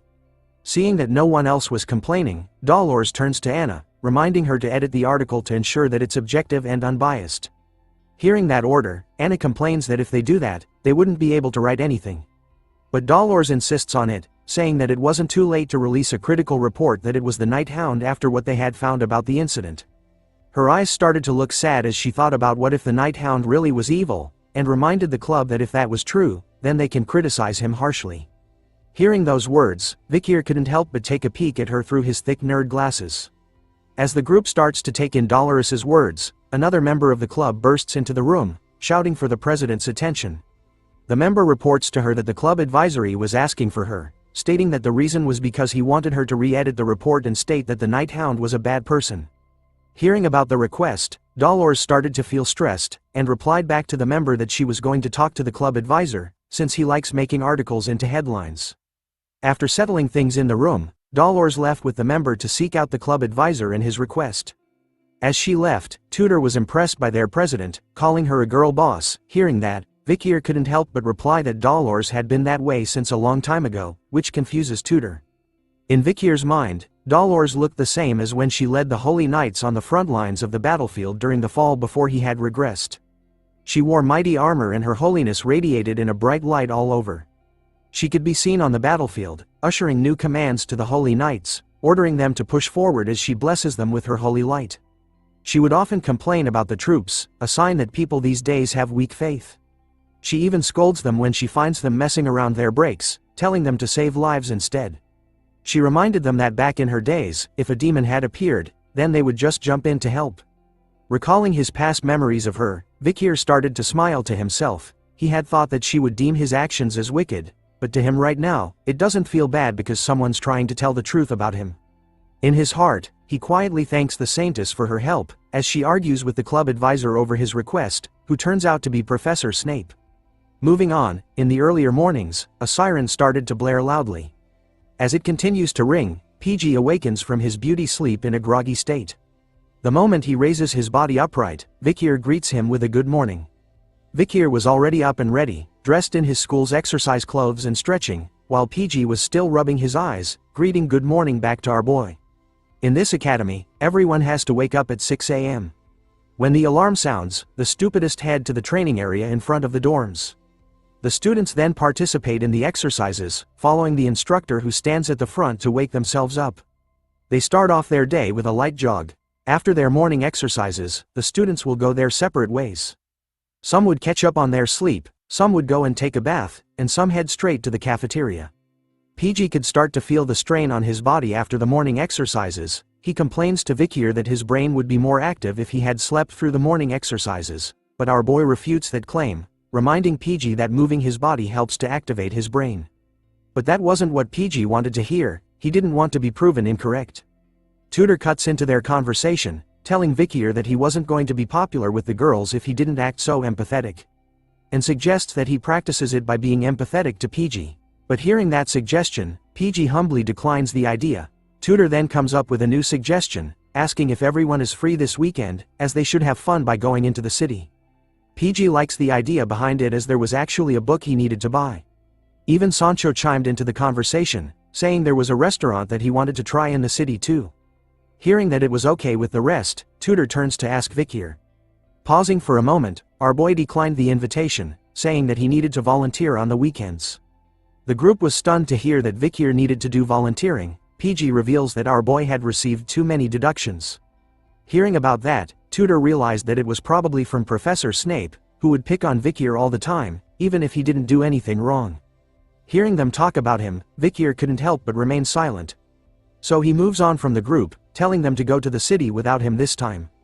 But the moment he left them, the group started to chase after our boy, changing their plans because all of a sudden, they found volunteering fun. PG calls out to Vikier, telling him that as friends, they couldn't let him do it all alone. Sancho even reminds them that the more, the merrier. But as they followed behind Vikier closely, Tudor started to realize something unusual, drawing Sancho's attention as well as asking what it was. Tudor tells him that when Vikier is around, he naturally gravitates towards him. It was as though Vikier had the aura of an older brother. Hearing that, Sancho adds in, saying that even though Vikier was a quiet boy, he has that Sigma Riz about him that simply exudes charisma. Back when he was a mercenary, Sancho felt that such people were natural leaders. Even PG understood what the boys were saying about our boy. He couldn't help but smile to himself. After all, he found Vikier amazing. Amazing people like Tudor, from the physically great Don Quixote family, and Sancho, the transfer student from the Northern Mercenary Guild, approached him first. Vikier was also kind. He had helped PG at the entrance party when he was having a difficult time, and he was perfect in his studies and training. PG felt that as long as he was with Vikier, then he had a feeling that everything he does in life would be possible. But as they walked along the corridors, Vikir's bloodhound bloodthirst leaked out. He looked to the side, eyes red and unleashing his murderous aura. Since he was standing right beside him, PG immediately started to feel afraid when he saw Vikir this way. Ignoring everyone else's presence, Vikir could sense the disgusting aura that the demons gave off, covering the entire walkway they were in. The stench of this horrible aura was coming from a group of a guy and two girls walking away from them. Vikir continues to monitor that group as they slowly walk away from him. Knowing that PG was basically a human dictionary, Vikir asks him if he knew about other students well, and if specially, he knew about the guy that walked past them just moments ago. Jolted by the sudden request, PG asks if Vikir was talking about the guy between the two female students a moment ago, as he knew that guy well. Apparently, he was the most handsome guy in this school, a sophomore called Bane Kodzak. Vikir started to grit his teeth hard. After all, he didn't think that they would be this active within society. A member of the 10 elite corpses was right in front of him.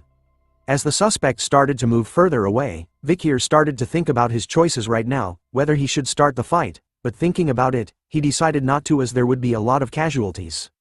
Especially his group, where he couldn't allow the future heroes to get hurt. Sensing that something was off about our boy, the three guys were worried about him, asking Vikir about what was wrong. Our boy simply tells them that he wasn't feeling well, and that he was going to rest. Before engaging in a fight against one of the 10 elite corpses, Vikir decides to gather information first. He moves away from the group, using the skill in his second slot called Silent Heal Mushusu. Like Superman removing his glasses to change clothes, our boy did the same, while thinking that he should follow Bane closely behind. But because he was distracted by his thoughts, he doesn't see Dolores coming down the stairs beside him, resulting in a clash between the future titans. A loud scream from Dolores catches the attention of the boys as they gasp in shock over what happened. They could all see that Dolores had fallen to the ground, hurt by something as she waves her hand in pain, while Vikir stood there, stunned by what had just happened. Tudor and the boys rushed over, asking Dolores if she was okay. Tudor immediately tells Vikir to apologize to the president, which he did immediately while bowing his head down to her. But Dolores was completely fine with it and didn't need an apology, as she also found herself being careless. As she was being helped by Sancho, she couldn't believe how muscular Vikir was. After bumping into him, it felt like she had hit a wall. Looking at our boy as he wears back his glasses, she notices that she couldn't sense his presence at all either, making her wonder who Vikir truly is. Seeing that there were too many people gathered here today, Vikir decides to postpone his plans of following and tailing Bane. Knowing that he was probably the one of the 10 elite corpses. Deep down the academy staircases, Bane could be seen leading the two girls into the darkness. Even the girls started to feel that something was off about this place, so they questioned him on why he had brought them to such a dark place. Instead of answering their worries, Bane simply tells them that he had some sad news which captures their attention completely as they were worried about him. He starts to tell the girls a story, about how recently, a certain guy had showed up in the school, and since then, he had been messing with him, and because of him, he hasn't been able to eat properly.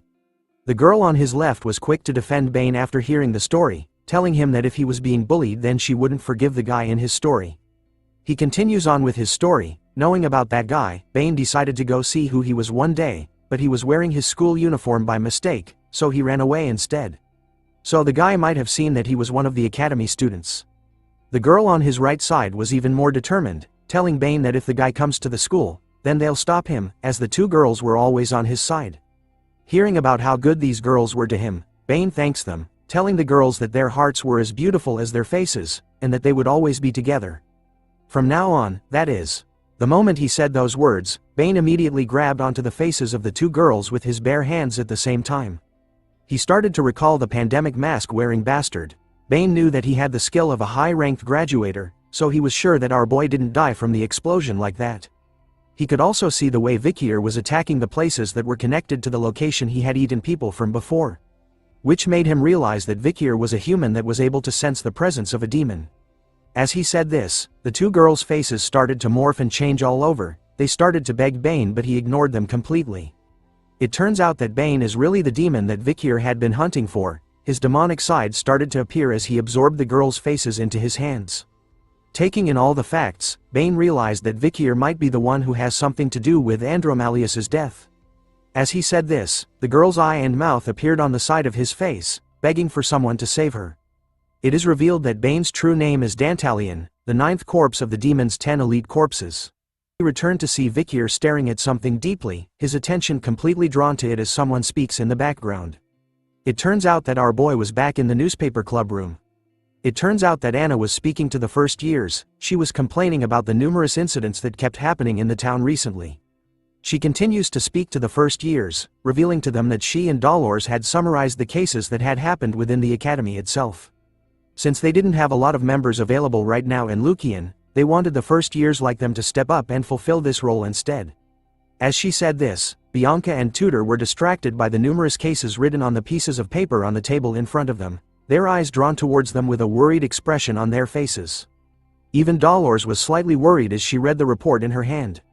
Anna continues to give out orders to the young bloods, telling them to choose a case from one of the papers on the table.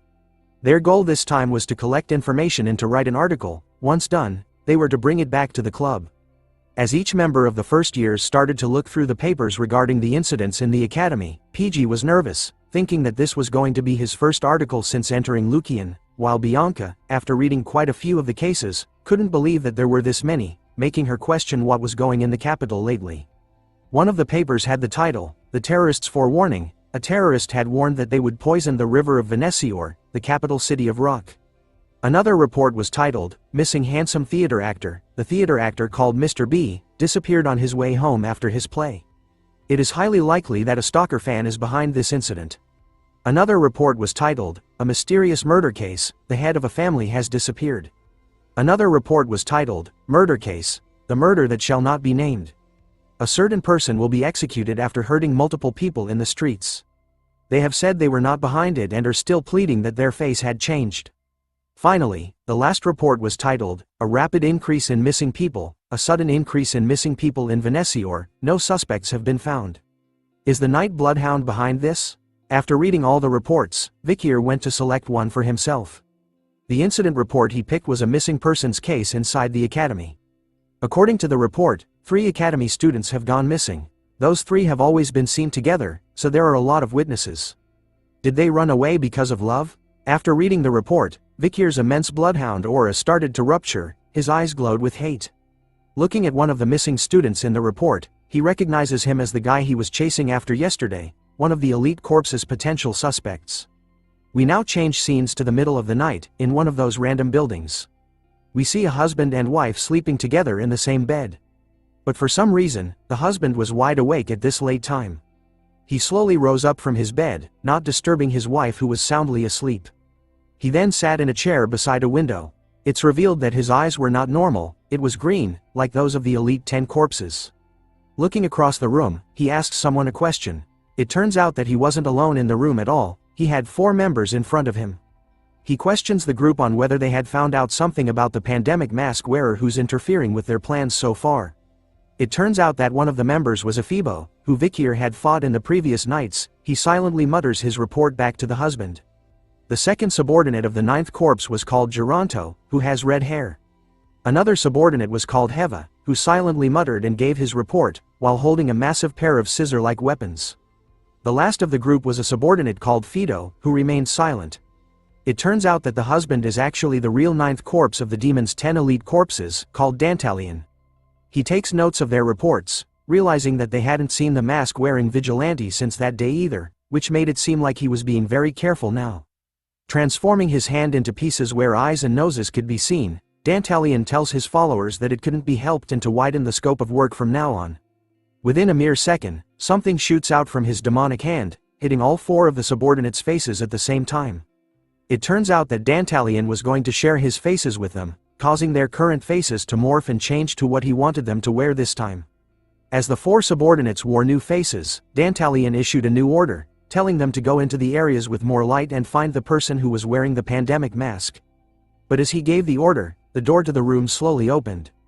In a twist of fate, his wife had actually woken up from her sleep, and found him in this room. She looked confused, questioning Dantalion on what he was doing so early in the morning, and wondered who the other 4 people were in this room. The demon simply looked at her, not uttering a single word at first. As he closed his eyes, he talked about how he wanted to admire her face being alive for a little while longer, but seeing her and finding this out, left him with no choice. He orders Fido, who appeared right behind the wife in an instant, with a blade across her neck, to make sure her face remains untouched. The clueless wife could do nothing against them as she felt the cold stainless steel blade against her neck. After a single moment, the sound of flesh being cut could be heard as blood covered the floor. As she laid on the floor, bleeding from her wound, the wife couldn't make a single sound and could only cry as tears fell from her face. Dantalion didn't feel anything about this and continued to talk to his team about how the plan to open the gate has gradually been delayed due to Andromalus's death and the person who was wearing the pandemic mask. As he sat in his chair, Dantalion started to morph and change his own face, calling their current situation annoying. After his face changed, he ordered Ephibo to follow him, as they needed to see someone special. His face is finally revealed, as he scratches his chin, thinking that he should go and relieve his pent-up stress. The scene changes once again, this time, to a place with a slight holy feeling to it. Dantalion appears once again, this time, with a smile on his demonic face while wearing a cross on his neck and a priest outfit. Someone stood in front of him, asking him about why he was smiling. Dantalion replies that he simply couldn't help himself. After all, he had the beautiful saintess standing in front of him. It turns out to be Dolores, who wasn't amused by his remarks, as she tells him that she didn't come to see him to joke around, calling him as Sir Quilty. Brushing her remarks aside, Dantalion tells her that he was worried because her visits have become scarce lately. Dolores tells him that recently, there have been a lot of murders and missing people, which was why she has been busy, since she was covering them. Hearing this, the holy man could see that her club activities have gotten busy, as the world was becoming a more and more brutal place to be in. As he smiles at her, Dantalion knew that the one responsible for all these horrible things was him. Looking at him, Dolores couldn't help but feel nervous about something. She knew the man before him as Quilty Lune Indulgentia, the head of the Indulgentia family, the collateral bloodline to the Quo Vadis family. They were currently volunteering in managing Quo Vadis's resources at the orphanage, monastery, and hospital, but they were also supporting the exemption system, that erases the wins of the sinful rich. So she knew that this two-faced person in front of her was definitely hiding something. As he leans closer to her face, Dantalion questions Dolores about why she needed to speak with him. She reveals to him that she came here to request for the exemption system to be abolished. She found it wrong to exempt a person from all their sins just because they were wealthy. He refutes her statement, saying that there was nothing wrong with the system as the exemption policy has been in the church up until now. He also found that donating a large sum of money was already a large form of punishment. But Dolores wasn't budging from her stance. She counters his argument by stating that sins are something you must expose yourself for in front of God, and forgiveness was only given once you have received the appropriate punishment. With the holy light radiating brightly behind her, she ends her argument, saying that the people affected by the exemption system cannot be saved. Her final words left Dantalion speechless as his mouth was left open. But he quickly closes it, turning away from Dolores, and reminding her that he was simply following the church's doctrine, and that her best course of action was to speak directly to her father, the leader and cardinal of the church. As he continues to face away from her, Dantalion tells her to return, since he heard that the academy students were coming here to volunteer today. So there was no need for them to have a fight within the Quo Vadis family in front of her juniors. Dolores accepts his proposal, but tells him that she would come back later so they could discuss this matter even more. As she left the church, Dantalion's transformation was leaking out. His face was riddled with multiple eyes as he looked back at her, grinning widely. His demonic side was going haywire as his thoughts were filled with how beautiful Dolores looked. He had almost given in to his impulses and collected her face, but he needed to hold himself back, clenching his teeth so hard that they bled. He saw Dolores, the saintess, as the finest product that he had discovered in this world. Dantalion wanted to collect her face when her face was in despair, after the chaos descended into this world. He continues to tremble with his impulses, holding himself back, as he wanted to open the gate as soon as possible. He begs his fellow brethren to hurry and descend the chaos into this world, so he can claim what he wants. The scheme changes to Vikir standing alone in front of a gate belonging to a huge building. He looks around wondering if this was it. Based on the report given to him by Cindy, this was the orphanage that she had found after analyzing Andromalus's ledgers. Which meant it was highly likely that this place was connected to the 10 elite corpses. Looking at the flag being raised, Vikir could see that this place was probably the property of the Quo Vadis family. If a demon is planted within the Iron Blood family, and the Holy Divine family, then it is also highly likely there were demons hiding amongst the other families. After the explosion, the Night Bloodhound had garnered attention, so Vikir wanted to use volunteering as an excuse to slowly investigate the students.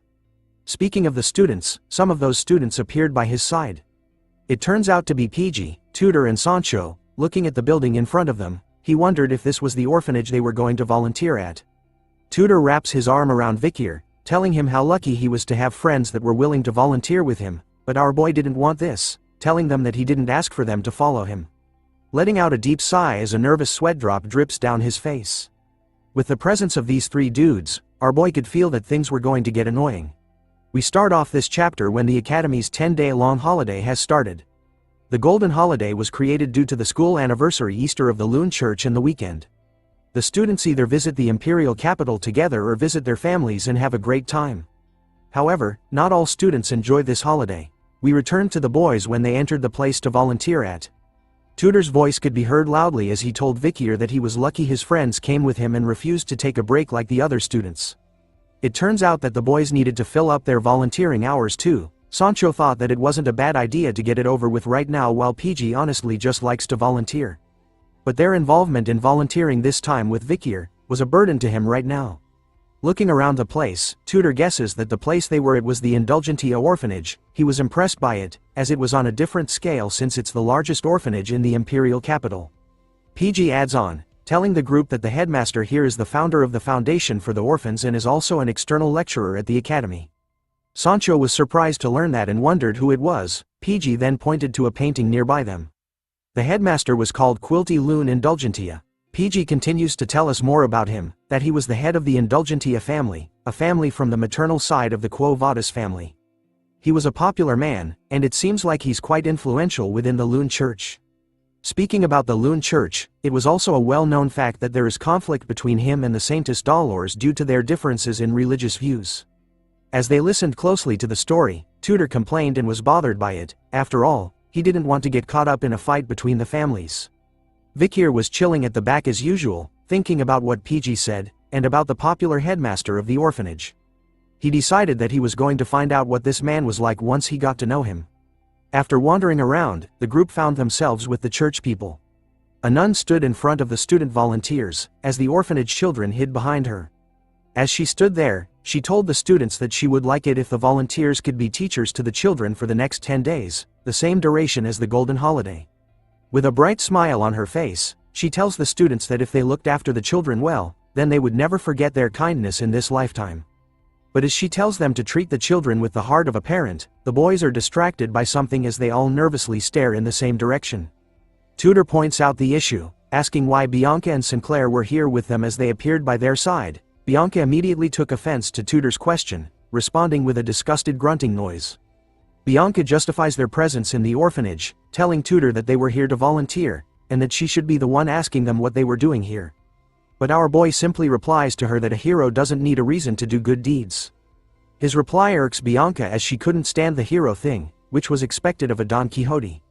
While Tudor and Bianca were fighting with their words, another person was sure that their meeting here by coincidence must be fate. PG and Vikir stare at a familiar gray-haired girl in front of them. Sinclair appears, with a joyous smile on her face and a bright aura radiating from her body. She looks at Vikir all happy to see him here. She nervously approaches him, offering her hand as a greeting. She stutters in her words, saying that it was a shame that they haven't been able to talk much but hope that they will get along in the next 10 days. Vikir hesitates at first, but shakes her hand, hoping for the same thing. The moment they held hands, Sinclair rejoiced, vowing never to wash her hand over again. As she basks in her new treasure, PG whispers to Vikir, telling him that he had a piece of information for him. He reveals that he had seen Sinclair seek out the person in charge of assigning volunteers and make a request. She even inquired where Vikir was going to volunteer and asked to be assigned in the same place as him. Which could only mean one thing. Vikir thought about what PG had told him, making him think that Sinclair had approached him under the pretense of it being a coincidence, so right now he needed to be wary of her. After dealing with Sinclair, Vikir turns his head to look around. His eyes were scanning the area, which made him notice that the headmaster of the orphanage wasn't here in attendance, which made it suspicious. But as he was wondering where the headmaster was, the nun announced that it was time for the children to choose their teacher. Upon hearing those words, the children became super active and rushed forward with great energy. Tudor immediately held 2 kids in his arms, overjoyed by how outgoing the kids were. Sancho was already giving some of the kids piggyback rides, while Bianca couldn't believe how cute the kids were. Even Sinclair was surrounded by children as she read them a funny story from a book. Our boy, Vikir, on the other hand, was giving off that Ohio skibbity riz, as he questioned 3 kids on what their names were. Hearing that from him and seeing him, the kids could only have tears in their eyes and fear in their throats. Soon enough, they immediately turn right and run towards PG instead. As he comforts the children, PG tells Vikir to smile a little as a piece of advice. Thinking about it, Vikir was stunned by his interaction with the kids. After all, he didn't know because Pomerian, our sweet little angel, listened to him pretty well, but now, talking to children was pretty difficult. But as he thought about how to interact with the kids, a little kid with blonde hair catches Vikir's attention as he spots her. But then he notices that she had actually run out of the venue. It turns out that the little kid was chilling by herself at a nearby pillar. She wore a sad and depressed expression on her face, as though she was bothered by something. Vikir suddenly appears by her side. His sudden appearance shocks the little girl. He tells her that he too gets stuffy after being in a place filled with lots of people. He continues to tell her that if he isn't careful, then people might think negatively of him, so he questions the little girl on why she left the place by herself. Instead of answering our boy, the little girl simply turns her head away, making Vikir realize that his plan on talking to her had failed. As he thought about it, he remembered Ayan, who told him that if he asks questions like he usually does, then the child won't reply, so instead, he should ask while smiling. Looking closely at her name tag this time, Vikir kneels down in front of the child, calling her by her name, and with a gentle smile on his face this time, he asks her if Perry is her name. Seeing this side of Vikir, the little girl's eyes opened wide as she blushed hard. But once again, instead of replying to him, she ran away from him this time. Seeing her reaction, Vikir could only wonder if he looked bad while smiling, but another person appears beside him, telling him that the little girl didn't run away because she hates him. It turns out to be the Saintess Dolores, who had seen everything. She tells Vikir that she didn't know that he had such a kind side to him, even though he was pretty gruff this entire time. Dolores reveals to him that Perry's heart had been hurt before, so she closed it this time. As a result, she had developed aphasia, a disorder that affects the way you speak, and hence, she lost her voice. Vikir could only ask what had happened to her, but Dolores didn't know the exact details. All she knew was that Perry was born in the orphanage, and in the past 13 years, she has met countless volunteers who have passed through the orphanage. At first, everyone approached Perry in a friendly manner, but after one day, they stopped coming due to their busy schedules. So Dolores figured that Perry had gotten tired from getting attached to someone in a short amount of time and then grieving their disappearance for a long period of time. But as he thought about Perry's story, the appearance of a third party coming out of the shadow made our boy panic for the first time, as he felt something shiver down his spine. Sweat started to drip down his face as he stared at what it was, while Dolores was going to ask Vikir to take care of Perry based on the way she reacted with him. But he instantly covers her mouth in a single move. The next thing we know, the two of them had disappeared from the hallway as 2 other men appeared. The guy in green was complaining to Quilty that it has been ages since they last saw each other. Quilty gives the excuse that there has been a sudden increase in people who have requested face-to-face talks with him, in order to confess their recent sins. The big bad boss had appeared, with a Fedo by his side. The man in green continued to talk, telling Quilty that he wanted to buy the exemption. Hearing that request, he replies back with, "How long do you need it for, brother?" The man replies that he wanted to buy 1 billion gold's worth, as he had resented killing a barbarian slave that he had bought not long ago, who ran away. After capturing the barbarian slave, he had accidentally killed it while disciplining it. Quilty was curious that a man like him was buying 1 billion gold's worth of exemption just for killing one slave. But the man further reveals that after killing the slave, on his way back to him, he had gotten so angry to the point that he had burned a whole village of slash and burn farmers. It turns out that Vikir and Dolores were hiding from them. As he covers her mouth, our boy gently tells her to be quiet while Dolores wonders why he was doing this all of a sudden. Activating his bloodhound sense, Vikir stares and could recognize the scent that he was smiling in the moment. Looking at Quilty and the man beside him, Vikir recognizes the smell as the same one he had smelt back at the academy. The 2 men remained unaware of Vikir's presence, talking about how 500 million was enough to justify his actions, while the man in the green assures Quilty that the other half was a top that he wanted to give to the god that was pardoning him for his sins. Looking closely at Quilty this time, Vikir could definitely smell and see the scent of an elite corpse coming from him. As Quilty tells the man that as long as he gives generous offerings, then God will forgive him for his wrongdoings, Dolores was feeling uncomfortable with Vikir's sudden action. As she struggles to free herself from Vikir's grip, he struggles to keep her quiet. In his mind, he begs her to stop moving because they were too close to them. But Dolores wasn't going to stand still. She started to shift her weight around, pushing away from Vikir and telling him to let go. As both of them struggled to go against one another, their little fight caught the attention of Afeto, who appeared beside them with a serious look on his face. We begin this chapter at the moment when Vikir and Dolores had been caught red-handed by Afibo, who appears and spots them spying and listening onto Quilty. Seeing that they were caught, Vikir starts to think about how to get out of this situation, but then he notices something. Looking at the man staring at them with such a look on his face, the smell that was coming from him was something that our boy recognized instantly. The presence of Afibo with Vikir and Dolores made it aware to Quilty that they were hiding behind the pillar. So he happily went and greeted them with a smile on his face. Surprised to see the Saintess here, plus the fact that she might have a bad habit of hiding and eavesdropping. He even teases the Saintess, telling her if she wasn't hiding and spying on him, then she might be enjoying some alone time with her fellow peer, by having something like a love affair with him. But she was more shocked by the fact that she was caught by him. She knew that things were going bad since they were caught eavesdropping on him. But as she ponders the consequences of their actions, Quilty moves on to Vicky. Judging from his school uniform, he could see that our boy was one of the volunteers at their orphanage. His demonic green glow started to appear in his eyes as he looked closer at Vikir. At first, because of his glasses, Quilty couldn't see it because his glasses were covering it, but now that he looks at him even closer, he could see that Vikir has a really handsome face. In his mind, the elite demon wanted to capture Vikir's face in order to add it to his collection as part of his high-grade category. This is the face that he really wants. But as he thought about how badly he wanted Vikir's handsome face to be a part of his collection, Quilty was interrupted by his so-called brother, who was coughing repeatedly to catch his attention as he was waiting for too long. Seeing that he had something to handle first, Quilty leaves, bidding the Saintess and Vikir farewell as their group heads out. As they left, Vikir remained silent, but his eyes were focused on Afibo. While the Saintess was angry over her current situation, even though she had seen them buying exemptions so openly, she even had to listen to them insult the god she loves, while she could do nothing at all to stop them. In a mixture of her feelings, she immediately shouts at Vikir, questioning him on why he had forced them to hide behind the pillar, making it look like they were listening to Quilty and his brother.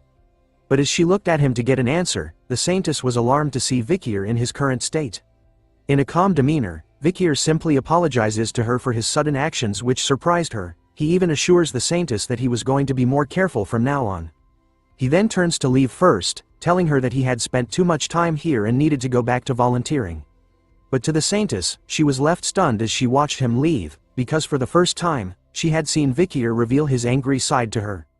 According to the research and spying that Vikir had done on Quilty Loon Indulgentia, he has confirmed that the man stays at the orphanage every day for 2 hours.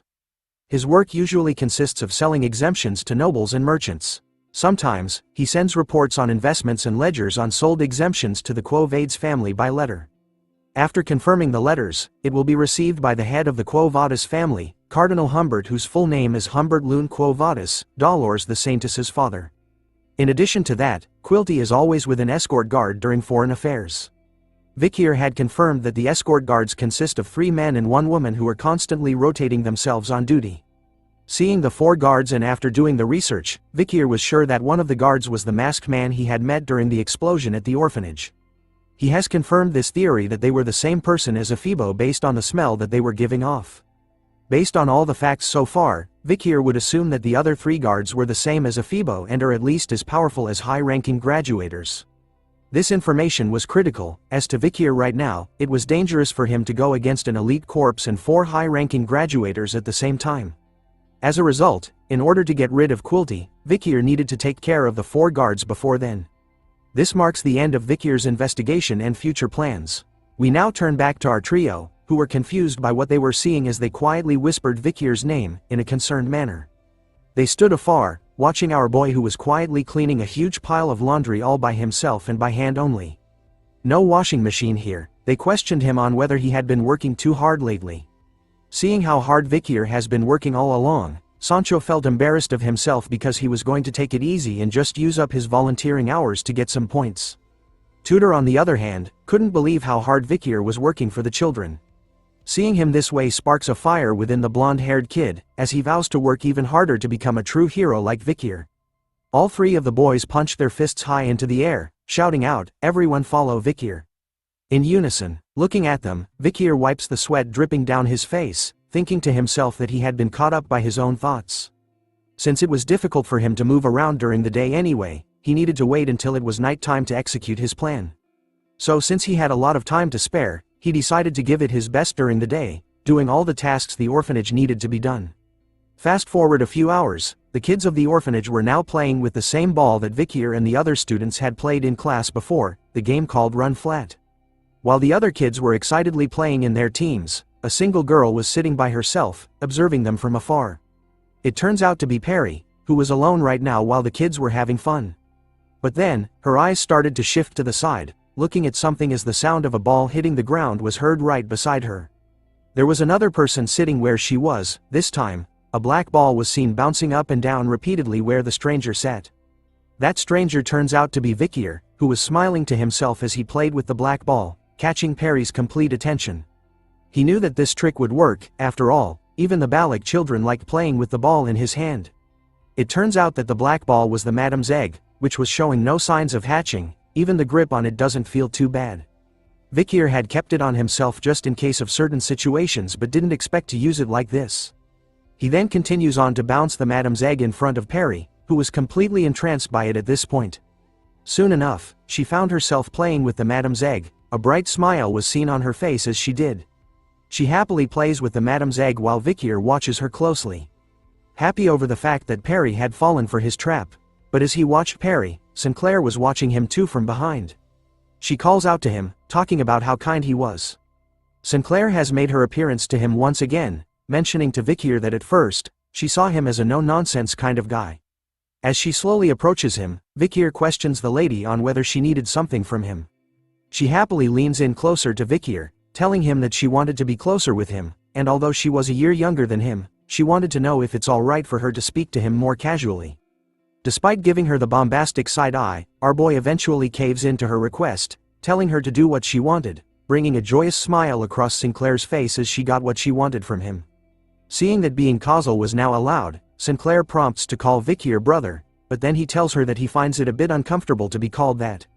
Instead of being sad over the rejection, Sinclair simply giggles, telling Vikir that she was going to think of another way to call him until the next time they meet. Which our boy simply agrees to. As the two students were busy talking to one another, Perry was still playing with the madam's egg, which moved by itself all of a sudden, causing Perry to lose control over it as it bounces away from her. In a turn of bad events, the madam's egg somehow manages to bounce its way to freedom, but escapes through a hole in the fence before bouncing into the dark and murky waters. Vikir and Sinclair were able to spot what had just happened. They made their way towards Perry, who could only stare at where the madam's egg had gone. Her mouth was left wide open over the shock of losing it. Sinclair looks at where the ball had fallen in, and tells Perry that they couldn't get it since it fell into the estuary. With tears in her eyes, she looks over to Vikir in a panic. Seeing her reaction, our boy assures her that it was fine and not to worry about the ball. But seeing the sad state that Perry was in left our boy conflicted, as the little girl tried her best to keep her tears in. Seeing what she was going through, Vikir started to unbuckle his uniform. After all, he has no choice now after seeing Perry that way. We now turn to Dolores, who was sighing deeply as she still felt bothered by what had happened before. In her mind, she was thinking about Vikir. At first, she didn't have a good first impression of him because he was judging the night bloodhound as someone with prejudice. Moreover, she knew how bad his behavior was because he had received enough minus points to the point where he needed to do volunteer work. But then meeting with others started to change her perspective of him. The first was Tudor, who happily tells her that since the kitchen needed more help, Vikir was the first one to volunteer to help. Sancho appears in a cook uniform, telling Dolores that until just now, Vikir had been distributing food. Since the hot water wasn't coming out, he also went out to check on the pipes. He even wasn't able to eat because he was giving out food. The next one was PG, who tells Dolores that he believes Vikir went on to help with the laundry, adding on, that not too long ago, Vikir was able to fix the pipes, so they were able to boil the laundry now. Even Bianca appears, telling Dolores that Vikir was with her, hanging clothes till now. But then the children asked him to play, so he went to prepare the gym for the kids. After meeting everyone, Dolores was confused since everyone thinks of Vikir as a good person. She had thought of her judgment of our boy as being inaccurate, but after hearing about him from everyone else, she realized that she was just flat out wrong about him.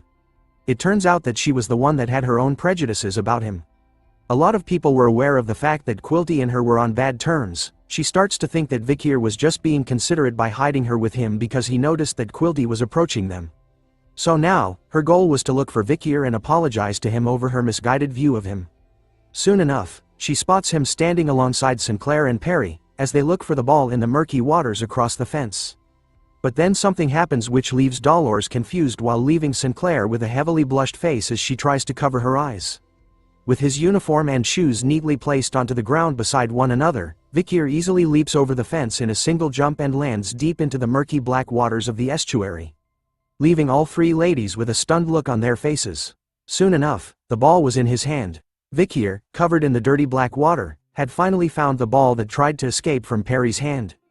For some reason, the sun was shining perfectly in that moment, covering our boy in its holy light, activating that main character's aura and riz. He turns to the ladies, with the ball in hand, and tells Perry that now, she didn't need to feel sorry for losing the ball. His kind gesture of finding the ball back manages to capture the ladies' attention as they stare in disbelief, while blushing hard. But to the little angel known as Perry, she was captivated by Vikir's actions, her eyes totally focused on him as the sound of her heartbeat started to beat once more. Ending this chapter with a ba-dump. In this chapter with our boys playing with the kids in the open field, passing around a ball as though they were playing football. After spending so much time having fun with the kids, the boys were all sweaty and tired. Tudor wipes the sweat off his forehead, smiling as he couldn't believe that this was the last day of their volunteering. Sancho agrees, saying that time sure flies when you're having fun.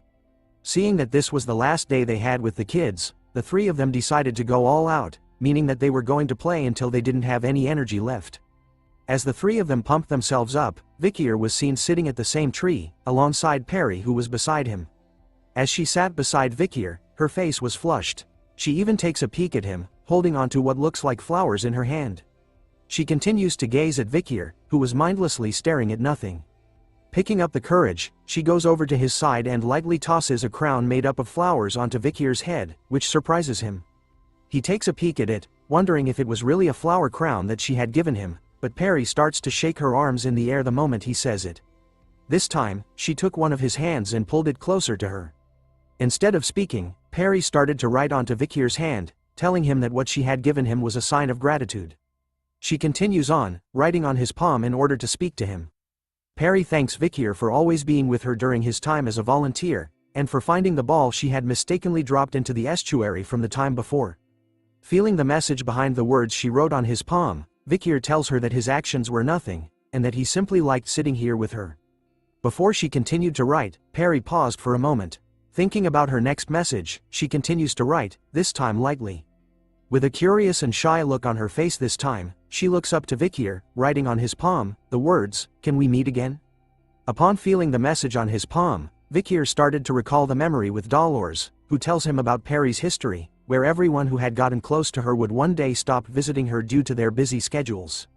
This resulted in Perry being tired from getting attached to people in such a short time, making her silent the way she was now. Looking at her, Vikir knew that while he was out hunting the demons, he would need to prepare himself for death all the time, so he couldn't promise her that he would come back, as death was always near him. But even though he knew that, seeing this precious child, our boy told her that they would meet again. Hearing those words, Perry's eyes started to light up with joy once again. Vikir, sincerely, promises her that he would come here if there's a tomorrow for him. Perry started to smile the widest she had ever done upon hearing those words from him. And so, she writes on his palm for the final time, that she would wait for her older brother. Feeling the message for the last time, Vikir corrects Perry, telling her to call him uncle instead of older brother. The scene then changes to the Indulgentia Orphanage Great Hall. Quilty was speaking to everyone, who turned out to be crying, telling them that the children who have been separated from their parents and are now living here, the time they had spent with them was nothing short of priceless. Through this experience, they were able to feel what it was like having a parent, and were able to fill the void in their hearts. He continues to give his speech, telling the volunteers that if the children grow up to be great people, then it would all be thanks to them.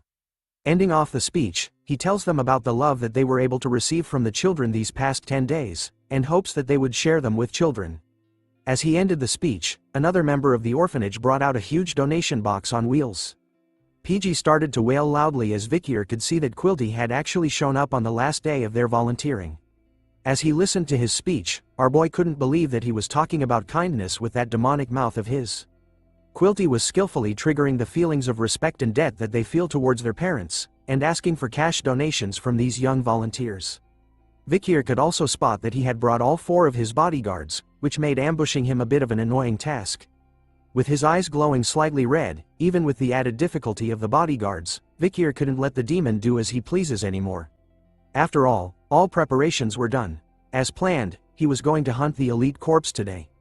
Soon enough, massive amounts of gold coins were given. The volunteers were queuing up behind one another, donating as much gold as they could.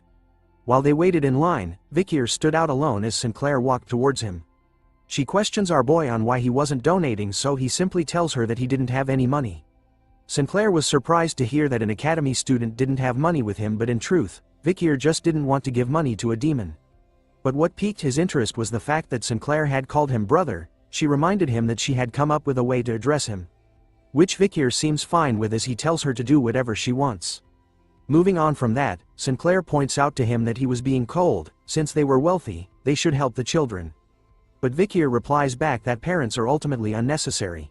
He continues to tell her that children may need help from their parents during their childhood, but it is up to one's personal strength in how they will tackle the world, leaving Sinclair speechless as she stares at him. In response to his depressing words, Sinclair holds onto his hand, telling him that his life must have been hard. So she offers Vikir a chance to come over to her house and play, and even eat with her family during the break or public holiday. After giving him those choices, Sinclair leaves our boy behind, telling him that she was going to the children and to free up some time once they were done volunteering. As soon as she left, Vikir looked at his hand, thinking about how strange she was as a person. According to his knowledge, Sinclair was the identity she submitted to the academy as a disguise. Before his regression, she was the most extraordinary out of the Ice Corps and always placed first in both theory and practicals for 4 years straight. But then, she disappeared after graduation and never showed herself again. And so, Quilty announces after the donation that now is the time for the children of the orphanage to give thanks to their parents for the past 10 days. Tudor cried as he hugged the kid he took care of, promising the little one that until he became a great hero, he was going to come here every week, even after he became a great hero.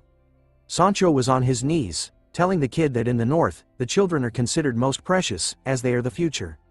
Reminding the little boy that the empire's future was on his shoulders and that he should do well in life.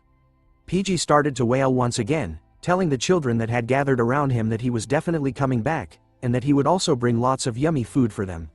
Even Bianca couldn't help but cry a bit as she held the little girl's head. She felt that these past 10 days were both long and short at the same time, and couldn't believe that she herself had gotten attached to the kids this much. As the volunteers started to be with their kids, Vikir stood alone at the back, silently watching everyone. He turns to his right to check and then his left. Even Dolores was there, comforting the children by rubbing their heads. Vikir sneaks up behind her and calls out her name, startling the Saintess. As she turns to look at him, her face becomes flushed with red. As she keeps seeing the memory of him being shirtless and covered in dirty water after rescuing the ball from the murky waters of the estuary from which it fell in, she wonders why she keeps thinking of that day as Vikir tells her that he had a question for her. It was about Perry. He wondered if she had seen her around lately.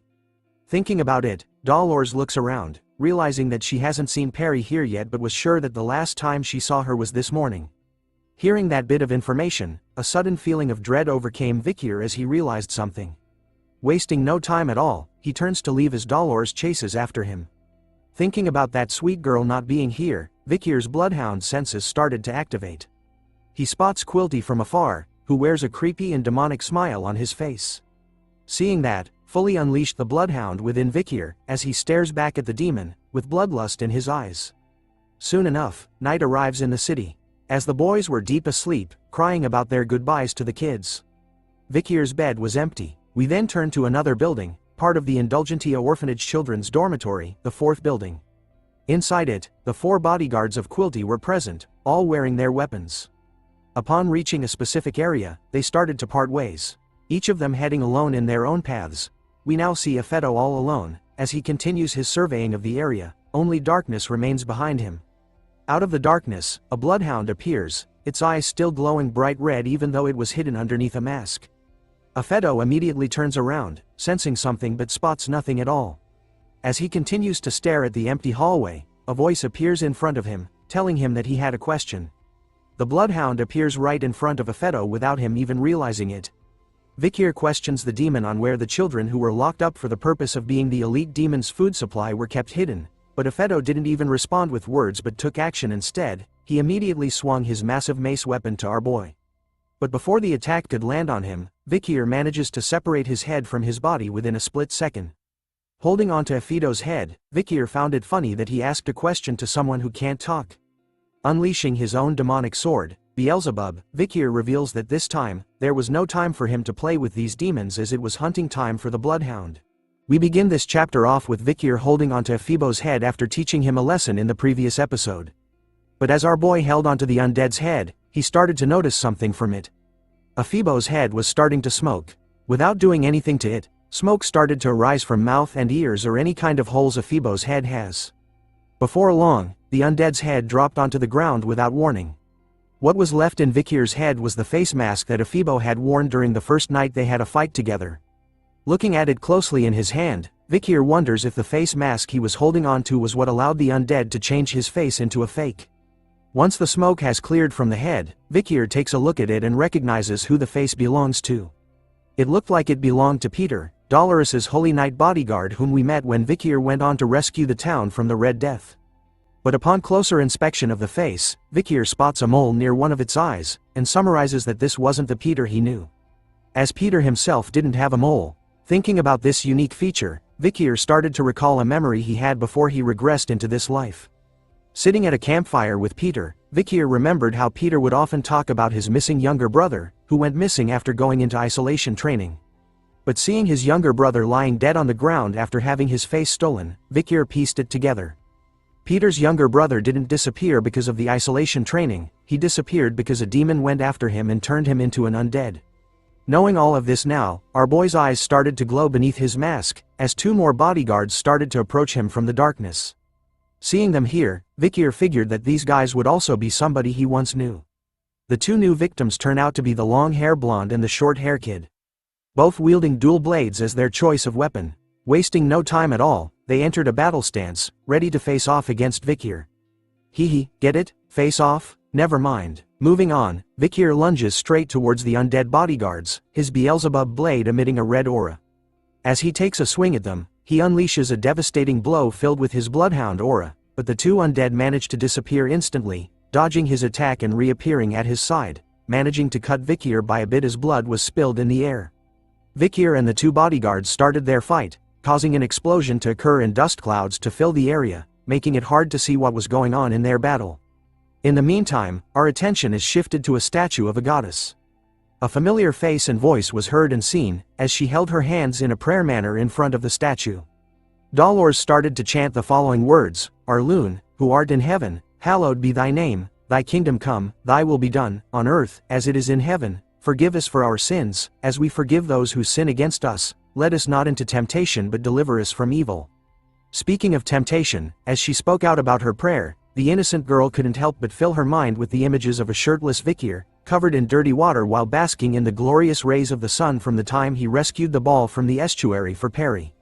Dolores finally snaps out from her prayer, confused and embarrassed over why she kept thinking about our boy even in this moment. Seeing that she couldn't concentrate on her prayer, she decided to leave, reminding herself to keep calm and relax, lying to herself that Vikir was just a good junior. But the thought of him and the Night Bloodhound only kept her confused as she was unaware of her own feelings. Thinking deeply about it, she was soon attracted by some noise coming from a certain direction. Looking to spot what it was, she sees a figure emerging out from a dust cloud as an explosion was seen as well. Taking a closer look at the mysterious figure, she recognizes the pandemic mask he was wearing. It turns out to be the Night Bloodhound she was searching for. But seeing him here all of a sudden made it confusing for Dolores, as she wondered what the Night Bloodhound was doing in an orphanage. But more importantly, she wonders why he was busy fighting against Quilty's bodyguards, who were storming straight at him without any signs of stopping. In the midst of their fight, Dolores shouts at the words Night Bloodhound, catching Vikir's attention as he turns around to see that the Saintess was behind him. In that moment of distraction, the bodyguard manages to land a devastating blow to our boy, stabbing him in the stomach, through and through. Sending him flying past the Saintess as she sees him on the ground, completely knocked out. Transforming into a human shield, Dolores stood in front of the bodyguards who were walking over to finish the job, Her arms spread wide as she told them to stop. Even though she didn't know what was going on between them, she wanted to at least talk about it first. Dolores, who held the title of Saintess, was left stunned and confused as the bodyguards didn't even reply to her command but instead, prepared themselves to strike her down as well. Instead of running away, she chose to stand firm and confident in her choice of defending the Night Bloodhound, closing her eyes so she doesn't have to see what was coming at her. But as she did, Vikir's voice was heard once again, telling her to move aside. In a mere second, the Night Bloodhound had recovered his strength and healed from his wounds. He managed to block the strikes from the bodyguards, using Beelzebub to stop one attack while using his arm as a meat shield to stop the remaining other. After hearing his voice, Dolores opens one of her eyes to see that the Night Bloodhound had appeared in front of her, saving her life in the process as he handles the incoming attacks. But her face was soon filled with panic and concern after spotting a blade entering into one of the Night Bloodhound's arms. Underneath the pandemic mask, Vikir's eyes were glowing bright red, meaning he was in killer mode as he told the Saintess that everything was going to be alright. As revenge for dealing a painful blow to him, Vikir unleashes a mad flurry of strikes, destroying one of the bodyguard's swords into pieces right in front of its face. Before the long-haired one could respond, our boy managed to plunge Beelzebub deep into his throat, slicing and ripping it apart as an endless wave of blood poured out of it. Without any concern over his fellow brethren, the remaining bodyguard didn't waste any time and attempted to strike Vikir down, believing that his only weapon was now stuck inside his former dead companion. But that turns out to be fiction as Vikir charges Beelzebub with even more bloodhound aura, allowing him to slice through the neck of the bodyguard completely in one swing before turning his attention to the other one, slicing off his head as well in a single swing. Get wrecked, son. As the blood of the bodyguard splattered everywhere, Dolores was standing still, her body shivering over what she just witnessed, the artwork of the Night Bloodhound. After slaying both of them, Vikir was covered in their blood as he watched over the dead corpses laying at his feet. Dolores watches him closely before snapping back into reality. She shouts at him, wondering if he was really alright and that they needed to treat his arm. But our boy simply tells her not to worry about it. Underneath his mask, he takes a peek at her. Vikir couldn't believe that the Saintess was here so late at night. Seeing that the situation was pretty chill right now, she questions the Night Bloodhound about why the bodyguards attempted to attack her, as she was sure that they would know who she was. He responded by telling her to look at the thing he was pointing at. The bodyguard's head started to melt like a Phoebos with smoke coming out from every single hole in its head. The disgusting sight left Dolores to cover her mouth in order to not puke at this sight. While the Night Bloodhound explains and reveals to her that Quilty's bodyguards were undeads who were using the face of other people. Dolores was shocked to learn this fact, wondering why something like this is happening to the people who were affiliated to the Quo Vadis family. Hearing that, the Night Bloodhound tells Dolores that she should know the truth more than anyone else in the world. Those words triggered something in her as the Saintess realized what was going on with Quilty. As the fake faces start to disappear and turn into the face mask that Aphebo wore, Vikir takes a closer look at the faces they were using. He sees a familiar face, believing that this person was Staffordshire Baskerville, a member from the Pitbull Order and the one that followed Vikir when he went to visit the Morgue clan. Recalling the facts, Vikir knew that when he disappeared in the forest, Staffordshire was able to avoid expulsion because of Adolf Morg's defense, so he had voluntarily gone into isolation training instead. Vikir was pissed off, sensing a common pattern between the undead whose faces they had gotten. He then takes a look at the other bodyguard and spots a tattoo near its collarbone. Looking at the tattoo, he suspected that this bodyguard was originally from the Don Quixote family. He started to think about Set, who had also gone into the pretense of isolation training. People from prestigious families who cut contact with outsiders. That's when the pattern appeared. The key to this was isolation training.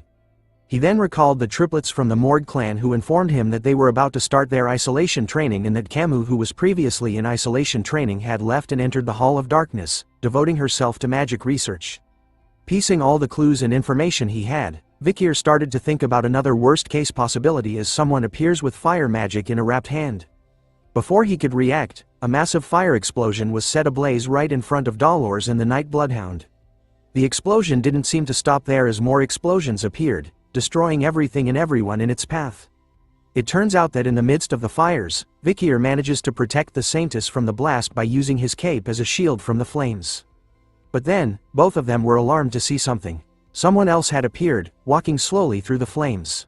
A familiar red-haired lady, the last of the bodyguards, has finally made her appearance to Vikir.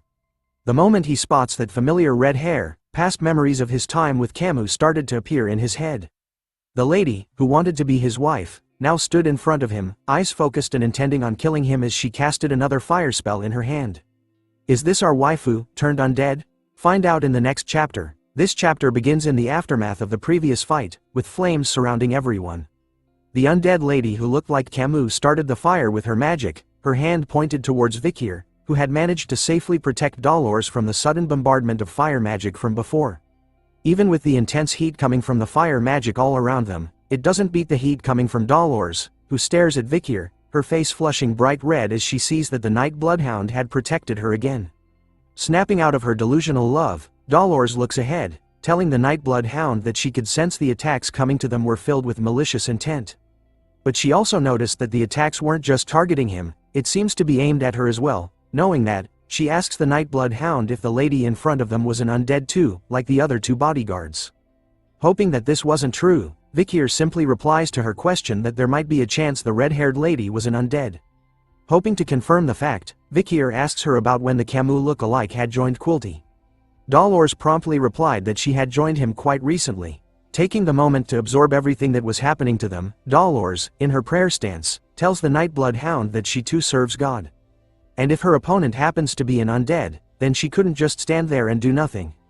So she was willing to support Vikir in this fight against her. A holy support has been added to the party, but our boy, as an alpha wolf, turns down her idea, telling her to stand down as he moves towards the undead lady as he had something he needed to check. Hoping to help him with just a bit aid, Dolores offers to cast healing magic on Vikir, but he declines the offer. But before Dolores could fight back against his decision, the undead lady started to cast another set of fire magic as sparks appears in the palm of her hand. Soon enough, multiple lances appeared in the air before her, all aimed towards Vikir, who was walking straight at her without any sort of protection from Dolores. As the fire lances were launched at him like torpedoes, he easily cut all of them apart before they could do any sort of damage towards him. The pieces that were cut flew past him and ended up exploding in the air, but all of this didn't bother Vikir, as he was in deep thought. Even though there was a fire-casting maniac trying to kill him, all Vikir could see was a lady with long and straight red hair, casting magic that at least looks like 6th class level, who uses both steel and fire in her attacks. As he returns Beelzebub to his wrist, Vikir knew that the people who can control that level of magic at such a young age was rare in this continent, even in the Morg family, a prestigious magic family. Speaking of steel and fire, the undead lady summons even more of the steel lances from before, aiming and firing towards Vikir, who was now walking towards her without Beelzebub in his hand.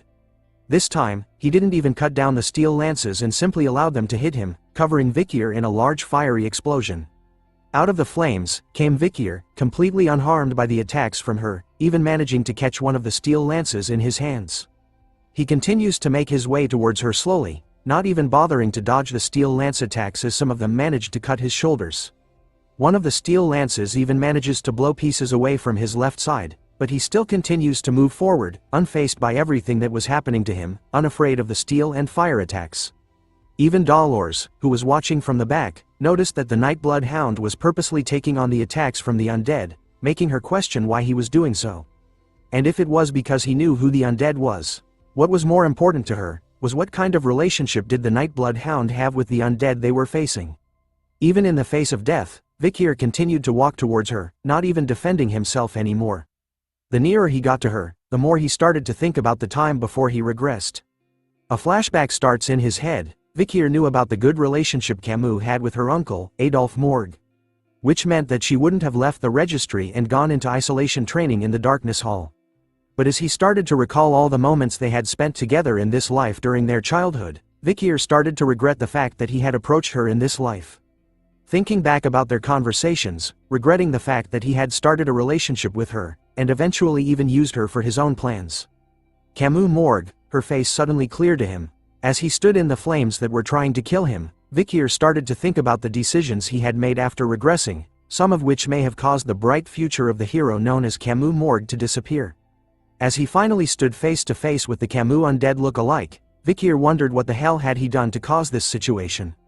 Sensing a chance to attack while Vikir appeared distracted, the undead started to cast another flame spell in her hand, but our boy managed to grab her wrist before she could go any further. As he pulls her arm down to prevent her attack from reaching him, Vikir immediately grabs onto her face with his other hand. In a swift motion, he removes the mask that all the undead were wearing in order to see her true face and to confirm what he was afraid of. Dolores, her mouth left open, was stunned to see what was going on as the mask was ripped from the undead's face. Even Vikir, underneath the pandemic mask, had a bizarre reaction to what he had seen. Unwillingly to stop even after having its mask removed, the undead started to cast the flame spell once again in her hand, aimed right towards Vikir, who was about to take it at point-blank range. Without hesitation this time, he pulls out Beelzebub and slices the head off its body, stopping the undead from unleashing its fire spells anymore. As the flames that were surrounding them died down, all that was heard in the area was the sound of the undead's head bouncing on the ground after Vikir had severed it from its body. The undead, now completely dead, laid on the ground, without any signs of life. Seeing that the job was done, Vikir finally kneels down in pain, slowly recovering from the attacks he had taken without defending himself. Dolores could see the horrible state he was in and rushed over to his side. With the amount of blood and wounds covering his body, she could obviously see how injured the Nightblood Hound was, and casted her holy healing magic on him immediately. As the two of them watched over the undead's body, Dolores took the chance to ask him if he knew who she was. Vikir, underneath a mask, took a moment, thinking about what he was going to say before revealing to Dolores that he didn't know who this undead was. Phew, thank the goddess. Sensing that most of his injuries were healed, Vikir slowly stood up, telling Dolores that she had done enough and that his current state was fine enough. But as he stood up, Dolores tried to argue back that he hasn't been healed fully. Feeling that she shouldn't push it, she questions the Nightblood Hound on the reason why he was fighting to the point he had become so injured, and whether he was willing to tell her the truth. Once again, Vikir paused for a moment, before telling Dolores that he was demon hunting, leaving her in a state of shock as he reveals to her that this was his personal vendetta. Moving on from that, he walks over and picks up the mask the undead was wearing. Looking at it closely in his hand, Vikir had wondered what was exuding so much strong demonic energy. It turns out it was the masks that the Quilty guards were wearing. Seeing that he had collected all four of them, Vikir was going to take care of them now. "Hey, give me the relic," said unknown voice, causing both Dolores and Vikir to immediately turn to see where it came from. A nasty-looking mouth had appeared in the stomach of the undead Vikir had just slain. The mouth talked about Ephibo, Hebe, Pedo and Geronto, the names of the four bodyguards, and how it had borrowed them from a certain woman, who was now going to be freaking mad about what had happened to them. Ignoring the words coming from out of it, Dolores was still in shock over how a huge ugly mouth had appeared on the undead's corpse.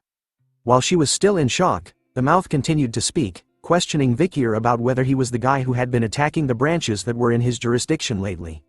Hearing the question, Vikir tells the elite corpse that he shouldn't be asking questions that he already knew the answers to. Taking it a step further, Vikir reveals to the elite corpse that he knew its true identity, which was Quilty.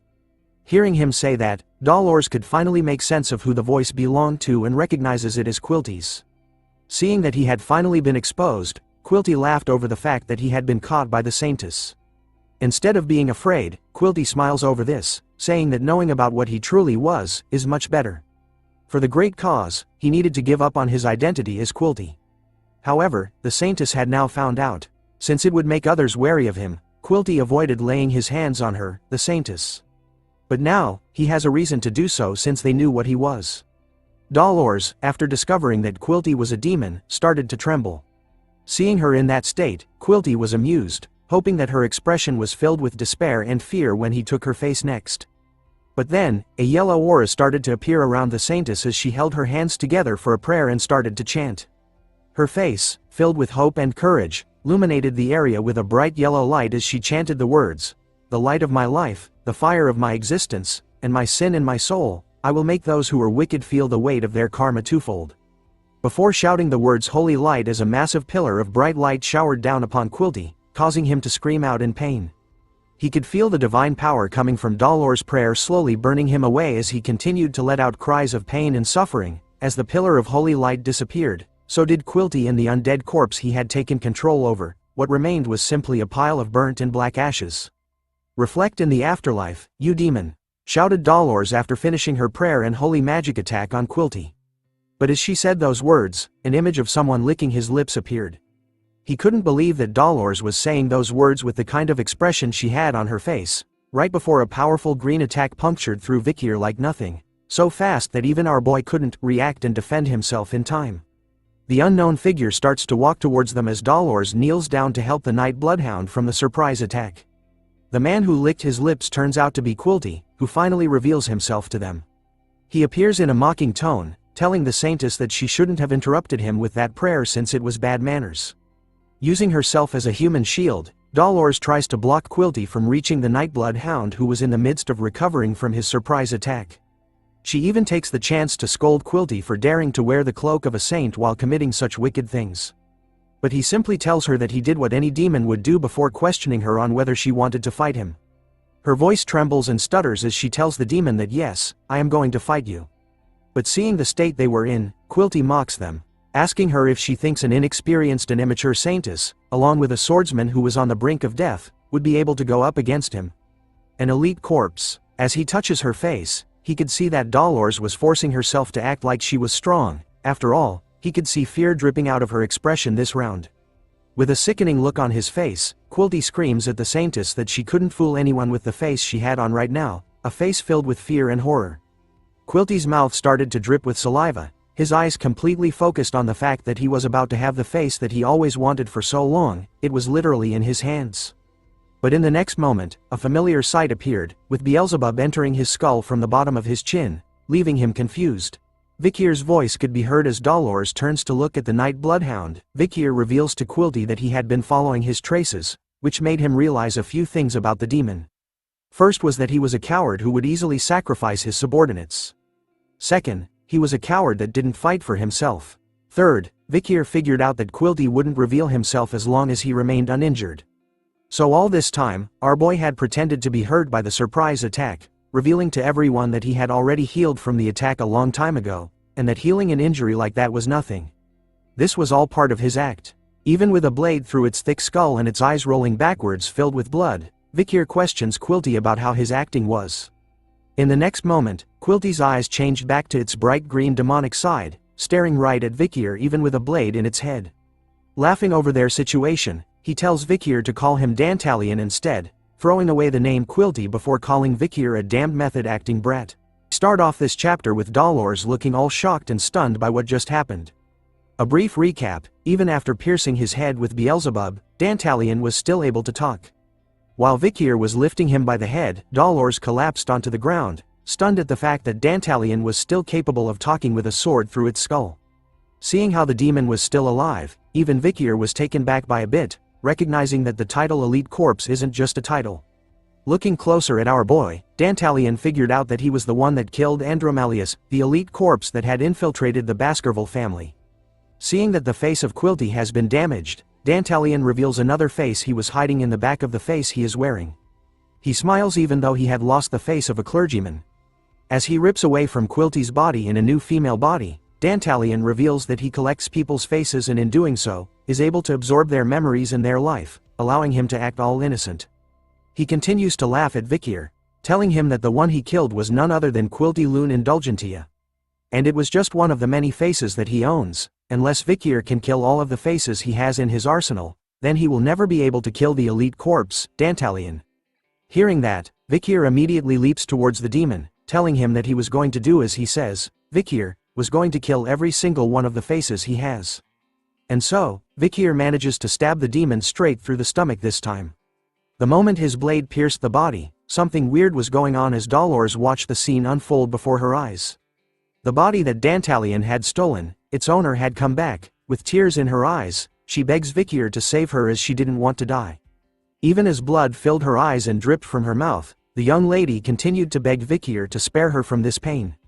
Before long, the possessed body collapsed onto the ground in front of them. As the dead body laid there, a sound of something ripping and morphing could be heard from its corpse. Not long after, another body appears, ripping itself free from the young lady.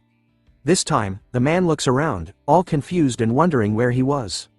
He started to recall the fact that the last thing he remembered was buying meat pies that his daughter likes on his way home.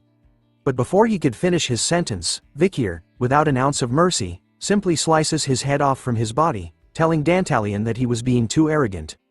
The next body that appeared started to cry as a reflection of a young boy could be seen in the lens of Vikir's pandemic mask. Dantalion had chosen a child this time, crying towards Vikir and telling him that he was being too mean. Rubbing his eyes as he walks closer to Vikir, the young boy complains to Vikir, telling him that he didn't do anything wrong and questions him on why he was bullying him. Even with all the crying, complaining and childish voices, Vikir wasn't bothered by it at all and told Dantalion to stop his act. Remembering the memory with Andromalius, who could also change his face and voice to the people he killed, Vikir had already gotten immune to such acts by the demons, and was no longer affected by them. After revealing that fact, Dantalion finally shows his true demonic side once again, smiling after knowing that Vikir was a stone-cold killer and that his changing of faces didn't affect him at all. But the demon has a hidden card up its sleeve, telling Vikir to check something out as his finger starts to morph into something sharp. Something shoots out of it, hitting Vikir's wrist even before he could react to it. By the time he looked at what it was, a piece of Dantalion had attached itself to our boy. Right before having his head sliced off, the young boy smiles, telling Vikir that what he had gotten was a present from the elite corpse. As soon as the body was pushed backwards by the blow from Vikir, Dantalion started to morph and change in the middle of the air, twisting and turning his current body before landing in a new one. As he looked over to Vikir, he couldn't help but laugh. It turns out that something was happening to him, everything around him started to blur, and the feeling of pain and nausea was taking over him. After just a few seconds, Vikir kneels onto the ground, in pain as Dolores watches over him with concern. Dantalion, with even more eyes and mouths on his face and hands, laughs at Vikir's current situation, revealing that he had planted a face onto Vikir's wrist just moments ago, and that right now, he was going to show him the face's memories and emotions. Dantalion continues to reveal to Dolores and Vikir that the face he had planted into him was someone who suffered from paranoia and schizophrenia, resulting in him killing his precious family. Which made him wonder what Vikir was feeling. After all, he was going to have the memories of two people clashing in one body. Dantalion was hoping that Vikir's memories and the face's trauma would mix, and that his consciousness would begin to perish as a result. But something unexpected catches the demon's attention as he stares in wonder. Dolores, covering her mouth in shock over what the bloodhound did. Vikir had actually sliced his own arm off before the face's trauma could mix into his mind. Dolores was concerned over his missing arm, but Vikir assured her that everything was fine as he started to recover. He shows off his freshly healed arm, telling Dantalion that even though he was hunting a demon, he was not your average human. Looking at what Vikir did, the demon started to understand why Andromalius had actually been defeated. Looking closely at the sword that Vikir was wielding against him, he could see that it was emitting demonic energy, which meant that it was Beelzebub. Adding on that Vikir had the aura of a graduator of the highest grade, Dantalion realizes that he was not going to be an easy opponent to fight head-on. So he smiles after thinking of another way to deal with Vikir and starts to morph his hand into something else once again. With his creepy hand, Dantalion starts to point it at the duo, but this time, instead of attacking Vikir like before, he aims his creepy finger at Dolores, shooting it at her at lightning speed. But something else was faster. Our boy. He steps in and manages to defend Dolores from the demon's surprised attack. But all of this was planned by him. He smiles, knowing that Night Hound would protect the Saintess, and realizes that he was fighting with a weakness right beside him. As Vikir continues to defend and block the incoming attacks all aimed at Dolores, she tells him to not worry about her and continue his fight against the demon, but our boy couldn't do that. As he didn't want to lose the hero's pillar.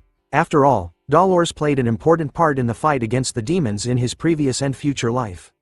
She couldn't fight back against Vikir's words, and continued to watch the fight that was so cruel and scary to her. She could see that the Night Bloodhound was fighting alone right now, and wonders if he was going to continue to fight alone in the future as well. Gripping her hands tightly together, Dolores knew that she needed to solidify her resolve, but she was so scared right now to the point that she couldn't stop shaking. But even with all those negative emotions, the girl was ready to jump in the fight and help the Night Bloodhound. Finally, holy light started to be casted once more, but before she could continue, a piece of Dantalion was tossed right in front of her, breaking her concentration as she looked at it. The pile of meat, containing pieces of eyes and mouth, started to speak to her, calling Dolores sister. The image of Quilty's face started to appear in her head once again as fear and horror overtook the Saintess, breaking her courage that she took so long to gather before. Panic and fear was all she had right now, as she couldn't do anything anymore. Dantalion, on the other hand, was smiling in his fight against Vikir, calling it too easy as his arms changed into tentacles covered with ghostly faces. The demon knew that having one person transplanted into another body was already painful enough, but he couldn't help but wonder what would happen to a human when hundreds of humans are transplanted into one body. The tentacles filled with the souls and memories of the victims the demon had killed started to make their way towards Vikir, who braces himself for the upcoming carnage. Even in the face of millions of enemies, Vikir simply tells Dantalion that he was going to cut them all down. Just like he said, Vikir started to slice and dice the tentacles that were near him, cutting them down endlessly without even stopping to catch his breath. The demon was impressed by the feat that he was accomplishing, but mocks the Night Hound, wondering if he was going to cut thousands of faces up. Ignoring the demon's taunts, Vikir continued to do what he does best. Slicing and dicing the endless waves of faces that were coming to kill him. But as he cuts through the attacks, something catches his eyes in the midst of the battle. Amongst the faces that he had cut, one of them looked familiar to our boy. A face that we had recently been introduced to. Memories started to flash in Vikir's mind, recalling the time that he had spent with a precious young orphan during his volunteer days. Thinking of that face in his memories, it matches the face he had just slain. This was one of the rare moments where Vikir was fearful of something, as he slowly realizes that the face belonged to Perry. Because of that single moment of lapsed judgment, Vikir stopped attacking and was slowly consumed by the endless horde of faces. The light of the night bloodhound was soon covered by the deadly faces of Dantalion. We begin this chapter after Vikir had lost concentration in the battle. After seeing that Perry had been absorbed by the elite demon Dantalion, our boy ended up being absorbed too. We now see him alone, in a place different from where the battle took place. Even in the endless darkness and being alone, Vikir's face was not filled with despair or fear but a confident look to ensure that the demon will die by his hand. But looking in front of where he was, Vikir spots an endless amount of people, sitting on the ground in a neatly formed rows at a place that looks like a sewage area where water was flowing constantly past them, but they remained seated, not even raising their faces and being unbothered by the water. Looking closely at his current situation, Vikir recalled that he had been swallowed up by Dantalion's skill, making him believe that his current whereabouts was somewhere inside of the skill Dantalion had cast on him moments before. Seeing the endless rows of people sitting on the ground, Vikir grew nervous as a sweat drop appeared on the side of his face, thinking that these people were the ones that had been eaten up by Dantalion. As he continued to look at them, a sudden wave of pain started to surge in his body, forming veins that could be seen clearly on his face. The purple mist started from his legs as he remained submerged in the waters of the sewage. The mist was not stopping at all as it continued to spread around his body. The waters of the area started to flow even more fiercely, as Vikir recognized the feeling he was having. It was the same disgusting feeling that he had gotten when Dantalion's face was pieced together on his wrist like before. He knew exactly what the purple mist represented. It was the traumas of the people in front of him. All of their traumas were now flooding into his body. A young boy sat in the front of the rows, his face clearly missing as a small voice was heard, begging for something to stop as it was hurting him. Hearing those pleas, Vikir places his own hand on the young boy's head, as a way to comfort him, kneeling down even though their traumas were flowing into him endlessly. As he comforted the boy, Vikir couldn't help but recall seeing Perry's face amongst the faces he had cut from before. So if the people that Dantalion had eaten were all here, then amongst these endless rows of humans that were eaten, Perry's body should be here as well. The people sitting on the ground continued to voice out their pain, saying that they were scared and exhausted. Some wanted to die right away, others lost all hope to live anymore. All kinds of negative feelings were displayed by them, all in front of Dolores who stood before them. Seeing them and hearing what they were feeling, Dolores' knees became weak as she kneeled onto the ground, realizing that these were all the vindictive spirits who were eaten by the demon known as Dantalion. The moment she mentioned his name, the elite demon appeared right behind her, asking her how she thought about the situation before him and revealing that the people sitting in front of her were the collection of human souls that he had eaten so far. Dantalion finally appears in his true demonic form, a white form with green eyes with 4 tentacle-like ears appearing on the side of his face, with eyes and mouth split in half between them. He smiles widely and happily tells Dolores that he had been selective since he didn't want to eat ugly humans. Hearing the sounds of weeping and despair, the elite demon was instantly turned on, asking Dolores if their sounds were resonating in her heart as well. More information about the demon is revealed. Risk rating with S+, unknown size, site of discovery was the Gate of the Fall, deep underground and in the snake's lair. The 9th corpse, natural enemy of humans and, being invulnerable and immortal, one of the 10 disasters. Dolores finally spoke out against the demon, asking him how he could commit such sins, even with the children from the orphanage. But the demon didn't see anything wrong with his actions, saying that there was no need to justify their reason for eating food. And proudly declares that he has no sins while looking for something in his jacket. He takes out a glowing holy piece of paper, the paper that exempts one from sins. The demon laughs and smiles while showing it off to Dolores, telling her that he was exempted from any sins since he had this paper. He couldn't help but laugh at the fact that a human idea in which sins can be sold in exchange for money was something that even demons couldn't dream of doing, giving Dantalion a sense of thrill. He continues to reveal that with the idea of using the orphanage as a supply and demand for his food, he simply raised the livestock and applied the supply and demand on the food. Proudly saying that if he had a sin, then it would be that he had learned a lot from the humans. The demon continues to mock Dolores, calling her a bad and wicked human as well. Whispering in her ear that she was just lucky to have been born with divinity, but the fact was, she was so weak on the inside, that she had become useless and a burden to those around her. Dantalion continues to taunt the Saintess, mocking her that if it wasn't for her, then it would have been impossible to trap the Night Bloodhound in his underworld. It was all thanks to her, for being his Achilles heel. Seeing her current state, Dantalion was extremely pleased with himself, as it was always so thrilling for him to see the Satyans speechless. His underground engulfs the negativity of the dead. So right now, he was extremely excited to see the negativity tainted all over the Saintess's face. Dolores started to turn her head, telling the demon that he was right, and that everything he said so far was true. From the exemption that humans gave for sins to be exchanged for money, for being allowed to harm others for their own convenience, even her own shortcomings, along with all the weaknesses that humans possess. She admits that all those things will combine, and in the end, create an environment of despair. Dantalion was reaching peak climax as the Saintess seemed to finally agree with his own words. His spiked mouth opened widely as saliva spilled everywhere. But wait, there's more.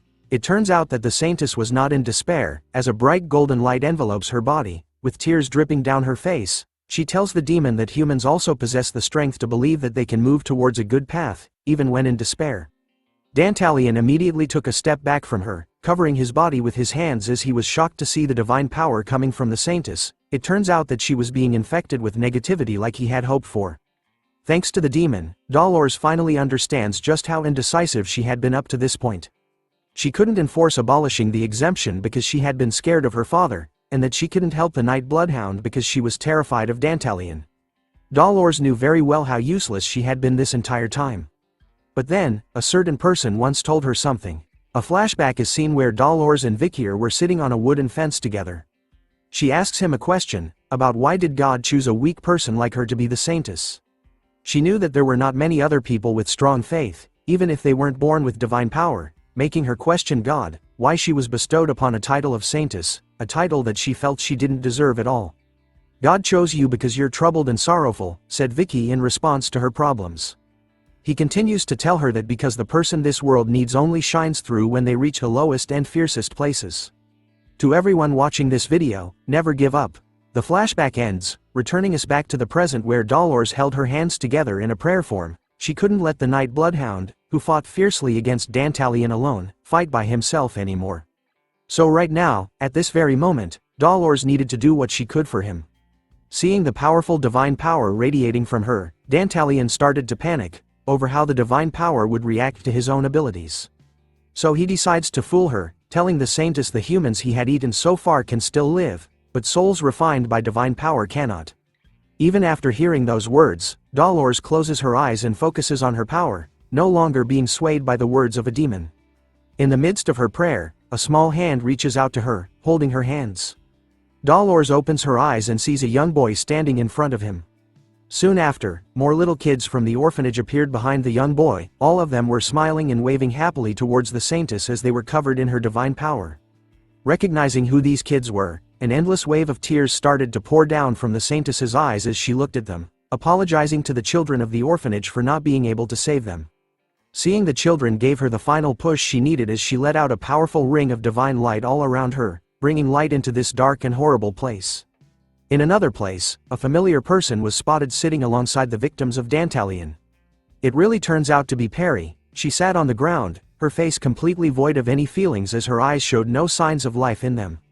Vikir quietly sat behind the young girl, telling her that he had finally found her once again. As he sat there with her, Vikir started to talk to Perry, telling her about how he was wondering why he had wanted to see her again. It turns out that he had something he wanted to tell her something. As he said this, Vikir's body was slowly crumbling away due to the amount of traumas he was taking in, but still, he continues to talk to Perry. He reveals to her that from now on, he was going to spend his remaining years taking revenge on demons, and that the reason why he had visited the orphanage was in order to hunt down Dantalion. He didn't think about what he would do beyond that. And yet, during the time he had spent in the orphanage, from the moment he had met Perry, Vikir realized something after seeing her angelic smile. If there was one thing that would make this revenge of his meaningful, then it was that Vikir wanted to create a world where he can laugh in the future with children like her. As Dolores's powerful divine power started to reach the place where Vikir was, he gave a final thanks to Perry, for creating meaning in his plan. And told her that he was sorry for not being able to protect her. Even though Vikir was slowly losing his life, Perry's voice reached out to him, telling our boy that she was glad that he had come and saw her once again, bringing life back into Vikir's eyes as he heard those words. Turning around, Vikir could see the endless rows of people, their faces filled with life once again, especially Perry, who continued to smile at him.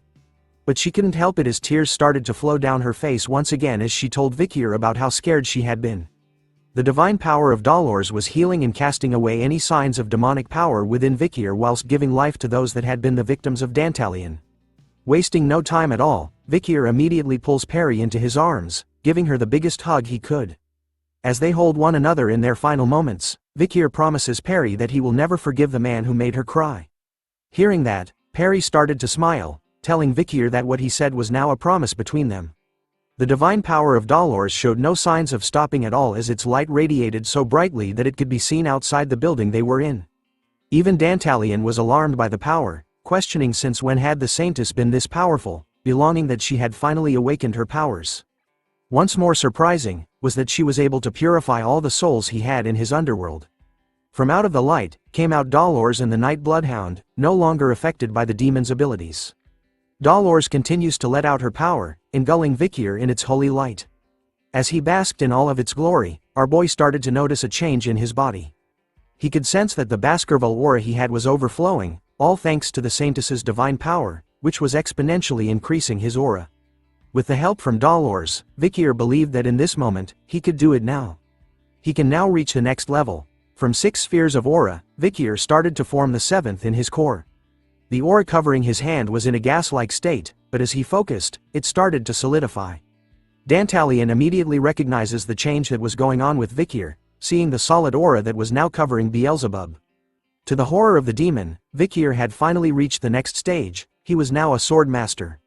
With his newly acquired powers, Vikir was about to go on a rampage, his anger maxed out as he promises the demon that he was not going to have an easy death. We begin this chapter where we left off. Dolores was now acting as Vikir's support. She stands in the back casting her holy magic to buff Vikir to the point that he had achieved the Swordmaster stage, allowing him to turn his aura into a solid state, wearing it like a form of armor against their fight with Dantalion. In the midst of their battle, the Holy Saint could feel it.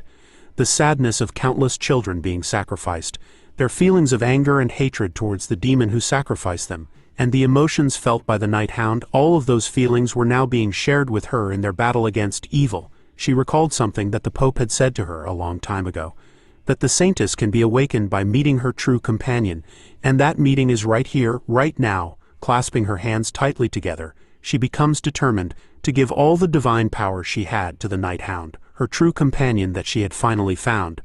The spell she was casting is called Soul Resonance, a blessing where the Saintess can give their divine power to the soul companion they acknowledge and temporarily raise their stats. The Night Hound, or rather our boy, Vikir van Baskerville, could feel every inch of the blessing's power coursing through his veins, amplifying his abilities to the maximum, allowing him to reach the supreme domain. This, ladies and gentlemen, is the moment the first Swordmaster awakened amongst his generation. Basking in all his glory, Dantalion was afraid. He couldn't believe with all his demonic eyes that he was witnessing the emergence of a Swordmaster. Sweat began to drip down the demon's head, as he knew that amongst the humans there were only a select few who could reach the Swordmaster's level. Even though he knew that Vikir formed a threat, Dantalion thought that he only needed to be careful around him, and that the ones he should fear the most would be the patriarchs of the noble families who should be swordmasters. He couldn't believe that the young child in front of him was able to meet the qualifications of a swordmaster. But as he was busy in his thoughts, Dantalion's view of Vikir suddenly went upside down, leaving him to wonder what was going on as his head was sliced up and flipping through the air without him even knowing what happened to him. With just a single swing of his blade, Vikir sends numerous slices of aura through the air from a distance, cutting and dismembering Dantalion into pieces. As his body flies everywhere, Vikir appears in an instant and stomps onto the demon's mouth, reminding him that the souls he had collected have disappeared after being purified, which means that the tricks he can use have disappeared since he was now faceless. With all this information and seeing his current state, Vikir taunts the demon, telling him that he must be experiencing fear and despair, like the countless victims he had killed before.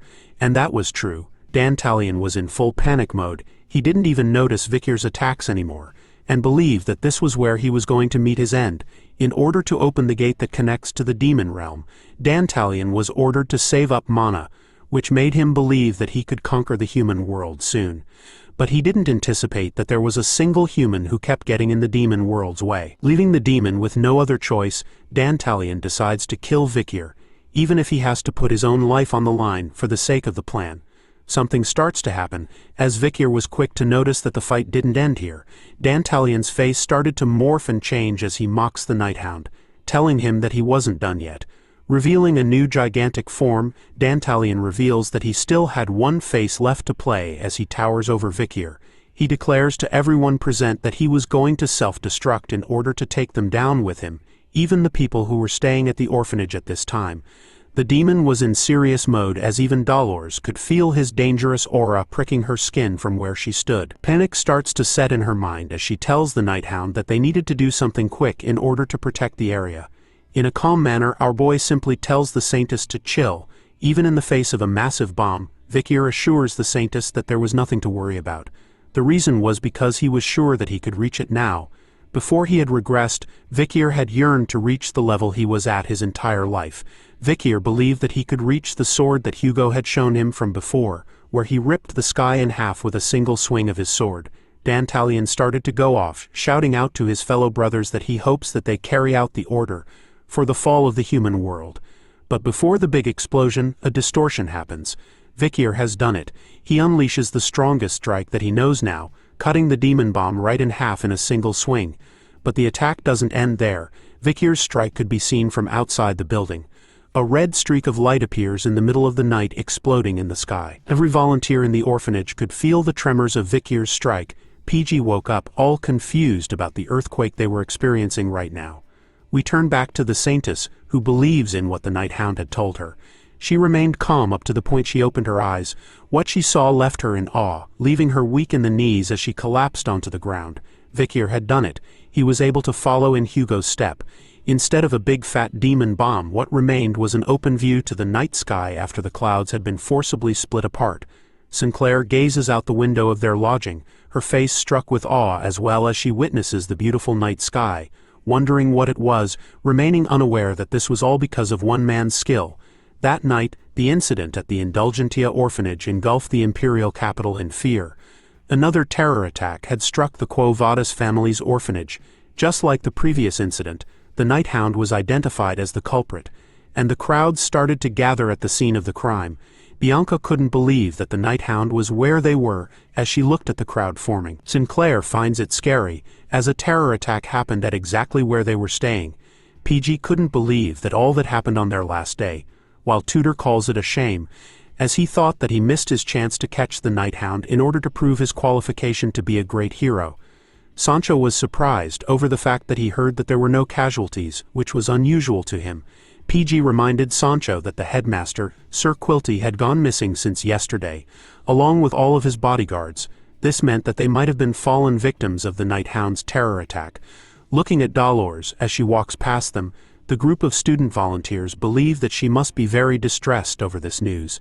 Pietro was accompanying Dolores as they made their way through the orphanage together. He was struggling over the news he heard from her, about the fact that Quilty, someone he thought just had uncomfortable traits, was actually a demon in disguise, added on the fact that the Nighthound was actually the person who resolved the situation, and not the one that caused it. Pietro finds that ambushing a branch of their family was unforgivable, but he found it personally refreshing that he had cut off a rotten section of their family. But he knew that even if this was the truth, he wasn't sure that the public would accept it. Having been silent during their entire time together, Dolores decides to make a move, walking past Pietro and telling him sorry for what was going to happen from now on. She stood in front of the news reporters, thanking them for being here, and asking them to listen closely to what she has to say next. The news reporters were surprised to see her in front of them, spreading the news that the saintess had something to say about the incident. As more of them begin to gather in front of her, Dolores starts to take out a book she had hidden in her clothes. A memory surfaces from the night of the battle. Victor could be seen handing her a book, telling Dolores that it contains the truth about the Quo Vadis family, and that she should be the one to decide what to do with it. Wasting no time at all, Dolores starts to read out loud about what was inside the book from day 0 of month 0, the sales log of the exemptions and indulgences, the addresser Quilty Lune Indulgentia, the consignee Cardinal Humbert Lune Quo Vadis. Viscount Vecoin murdered his parents due to them wanting to donate all of their assets instead of passing them down. He took their assets after disguising their deaths as accidents. All of his sins were forgiven after paying 1.5 billion gold in cash. She goes further, talking about Baron Lasso, how he murdered his maid after doing wicked things to her, then burying her in the sewer. All of his sins were forgiven after paying 200 million gold in cash. Sir Fig, he murdered his partner in order to monopolize their investments. His sins were forgiven after paying 800 million gold in cash. After shouting out the sins of the donors, the news reports were alarmed to hear this. They couldn't believe that the church would sell exemptions to demons like them, but some of them didn't believe what Dolores said, thinking that Cardinal Humbert wasn't the type of person to do such wicked things. Hearing the mixed reactions from them, Dolores continues to read out loud the sins the people have committed and paid to be free of them. Next up is Count Azel, who had evaded approximately 100 billion gold of taxes, and was free of his sins after paying 300 million gold in cash. Dolores continued to read each and every one of the entries in the book she was holding, no longer stopping even if she was scared of her father, because she wanted to be someone that a certain person wouldn't be ashamed of. Dolores further declares to everyone that she personally believes that the buying and selling of sins with money should be considered blasphemy against God. She continues to swear that such brutalities will no longer occur in the Quo Vadis family. Far away from her, Victor was seen sitting at the same place where he used to spend time with Perry. Even from here, he could hear what Dolores was saying clearly. Gazing into the afternoon sky, Victor realized that even after he had regressed, her righteous heart still hasn't changed one bit. After the battle with Dantalion, Victor knew that there were only 9 elite corpses left. Even after defeating one of them, Victor had a hint of sadness in his eyes as he looked down, slowly rubbing the seat with his hand and swearing out loud that at the end of his journey in this life he was going to create a future where children like Perry could live and laugh with all the joy in the world in their hearts. As he left the place where he had spent time with her, a cross was seen with Perry's name tag and the flower wreath she had made for Victor laid there neatly, a reminder that a young beautiful girl called Perry had existed in this world, and that he hoped that she could finally laugh peacefully. After the sad but happy ending with the previous chapter, we begin this one at a familiar place back in the academy. We turn to the professor's laboratory, under Mr. Banshee Morgue, where a familiar voice could be heard, asking about why the article she wrote isn't in the papers. Dolores appears, wearing her school uniform, her face angered as she questions someone. She tells them that she had only written the truth, and only the truth, and yet the article that only criticizes the Night Bloodhound gets put on the paper instead. It turns out that Mr. Banshee Morgue was the one she was arguing against, or as I would like to call him, Professor Snape. Hearing her concerns, he simply questions the saintess if she was really asking because she didn't know the true reason why her article couldn't be placed in the papers. He takes it out on the table and points out to her that what she wrote was particularly aggressive against a certain organization. Hence, the Academy chooses to be politically neutral. The article was written with the words, "Are the Night Bloodhound attacks truly unwarranted? The darkness behind the Holy Quo Vadis household." She shouts back at the Harry Potter character imposter, telling him that she had simply written the truth as it was. But Professor Snape shakes his head, reminding her about how her own father, Cardinal Humbert, had denied all these accusations, and that the leaders who are on the exemption list also claimed that all of these facts she wrote about them were false. Feeling trapped by his words, the saintess tries to argue that she had the records from the exemption lists that the Night Bloodhound had given to her previously, but all the professor could see was a list whose source hasn't been verified, so they didn't know if it was truly real. Hearing the way he kept trying to knock her down, Dolores finally questions Professor Snape about why he supports the Quo Vadis family so much. even asking him if there was someone else pressuring him to do so. Her words seemed to hit the target as the professor fell into a deep silence. His eyes were lost as he thought about her words deeply. Pausing from his seat, Professor Snape reveals that there was no need to lie to her anymore, and reveals that he had been asked to set the focus of the recent paper on highlighting the terrible actions of the Night Bloodhound. Even the headmaster of the academy was quite baffled by this request. Dolores couldn't understand it, asking the professor if her father, Cardinal Humbert, was really that powerful, that he could even give the headmaster enough trouble to be bothered by it. Professor Snape smirks at that thought, telling her if it was just her father, then he himself would be enough to stop him. A sense of dread overcame Dolores, as she understood what Professor Snape meant by his words. She knew that there was only one person who outranks Cardinal Humbert in the Quo Vadis family, and that was the Pope, the ultimate leader of the Church and the person closest to God. Thinking about it, she knew that even if all others were to fall into darkness, the Pope alone would remain pure of heart and righteous. But there have been rumors going around that say that the Pope's judgment has been clouded as a result of his age, which might allow Cardinal Humbert to use it to his advantage, controlling him to do what he wants instead. Pushing that aside, Professor Snape reminds her that her article is not fit to be put in the newspaper, as the article she wrote suggests that it is in support of the Night Bloodhound's actions.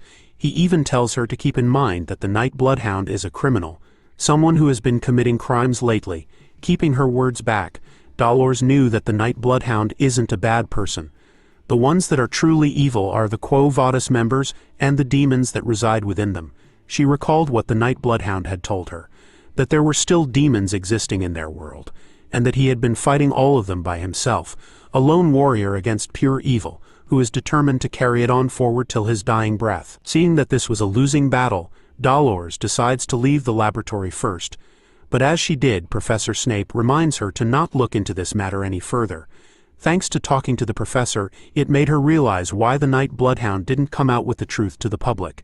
Even though he was risking his life to fight all the demons all by himself, even though she lost the battle to place her article in the newspaper, Dolores won herself a new sense of purpose and confidence, which is to help the Night Bloodhound. We now turn to Tudor, who is seen stretching his body as much as he could. The boys were walking back to their rooms as Tudor complained about how tiring it was to study outside like this, and knew that volunteering wasn't cut out for him. Seeing how they were done with volunteering and studying, Tudor places his hand on Vikir's shoulder, asking him if he wanted to follow the group as they were going to practice the game run flat. But our boy declines the offer, saying he wasn't feeling well and needed to spend some time alone. The words "time alone" triggered something in Tudor, as his face was filled with fear for some reason, while PG happily tells everyone that he was going back to his room as well. Tudor, in an instant, covers the little boy's mouth, telling Vikir that having some time alone was an important thing, and that they'll hold on to PG in the meantime. Even after seeing the weird reaction from him, Vikir still agrees with what they were doing. Alone in his room, Vikir finds it perfect since he hasn't gotten any time alone since his fights, to the point that he couldn't even unpack the things in his bag. Thinking about the previous night, Vikir's swordmaster rank, which he had reached with the help of the Saintess's blessing, had returned to its original state, high-rank graduator since that day. Even though he lost the swordmaster rank, Vikir still felt great. He had gotten the feeling of what it was like as a swordmaster, which was good enough for our boy. Rummaging through the bag, Vikir still had the best thing he had gotten from the fight, which was the thing he had taken while fighting Dantalion's bodyguards. It turns out to be the leather sack he had gotten from killing each of the bodyguards. Placing the 4 sacks together would allow it to transform into one large mask, and if Vikir remembers it correctly, and he did, turns into the mask of degeneracy called picaresque, which has fratricide, which means killing one's own kind, and degeneracy stats. Vikir couldn't believe that he had gotten a relic that rivals the demon sword Beelzebub in his hands. He had read all about this thing before his regression. This is a mask that gets stronger as the wearer kills more of his kind. It is said that the more humans you kill with this mask on, the more powerful you become. On top of that, it would allow the wearer to gain insane resilience and mana regeneration. Feeling a sense of adventure, Vikir decides to try it on, even after knowing that there were some sort of side effects that come with the mask. A sudden surge of power started to be seen from his eyes the moment he placed the mask on his face. Vikir could feel its power. His health and aura, which had been depleted from the fight with Dantalion, were immediately restored. Its power was different from the Swamp March salamander skill he had stored in Beelzebub, which could only help with lost limbs. The mask helps Vikir to recover from fatigue as well. But something weird was going on. Looking around where he was, our boy felt that something was off about his situation. Taking a look at the table and bag from before, he started to wonder why everything in his eyes started to look bigger. Not only that, everything he sees so far is in white and black, no colors. Instead of words coming out from his mouth, a small and cute woof noise came out of a little puppy who was seen where Vikir was sitting last time. Our boy realized it. He had turned into a dog and guessed that this was the side effect from the mask. I mean, it makes sense. He comes from the Baskerville family, which is filled with people having dog names in their own names. Feeling the panic and trouble in his situation, our boy started to run around in circles, in dog form, thinking about how bad it was going to be if he can't return back to normal. He needed to get the mask off his face somehow. As soon as he thought about how to get the mask off his face, it came out on its own, reverting Vikir back into human form as he stood naked as the day he was born inside his room. As part of the fan service, I'll let you guys stare at this specimen for a few more seconds. After removing the mask from his face, Vikir was glad to discover that it comes off his face when he thinks that he wants it removed. Looking at it as it laid on the ground, the side effect of being turned into a dog when he wanted was now a perk to Vikir. Thankfully, in the academy, there was no rule saying that students couldn't keep animals in the dorms, so this perk could help him in sneaking around without suspicion. But as he was thinking about how to use the side effect to his advantage, a cracking sound could be heard. Vikir could sense it coming from the bag, grabbing his attention. He takes out the Madame Eight Legs egg, which is now cracked. Seeing that it was cracking, Vikir recalled how the egg had moved back then. It was a sign that it was about to hatch. Knowing about Madame Eight Legs, who is a high-ranking monster that Vikir almost died multiple times to while fighting against it, he knew that even the ancient demons that command hell didn't want to fight against this queen, so they decided to give her a place to live in the depths instead. And yet, in his hand, the descendant of that monstrous queen was about to hatch. As soon as he thought of it hatching, a little spider came out from the egg, barking out sounds like a dog for some reason. Vikir stares at it, and couldn't believe that this little cotton ball is the madame's descendant, and was confused on why it was barking at him. The little cotton ball continued to bark and make dog noises, leading Vikir to believe that it learnt to do it when it was being held by a wolf. Soon enough, the little spider started to signal something at Vikir, with its sad eyes while moving its body sideways. Our boy took it as it was trying to say that it was hungry. Placing a piece of meat on the table instead of eating it, the little spider started to shake its head in refusal. Seeing its reaction to the meat, Vikir guessed that it might be too young to eat meat like the madam. Even so, he finds it as a win. Getting to own an S-rank monster from the dense forest is a good opportunity for him. Seeing how the little spider couldn't eat anything in the room, Vikir decides to head out and look for some food. But as he was roaming the corridors of the academy, a voice caught his attention. Someone was scolding, saying that a commoner shouldn't muddy the academy's waters. Hiding behind a pillar, Vikir spots a group of bullies surrounding our boy PG. Watching the situation closely, Vikir spots his friend in trouble and slowly recognizes the people bothering him. The main bully turns out to be Grenouille de Leviathan of the Fire Corps, who comes from the poison-wielding Leviathans, one of the 7 pillars that make up the Empire. He's known as a top student of the Fire Corps freshman, and he's exceedingly proud of his status.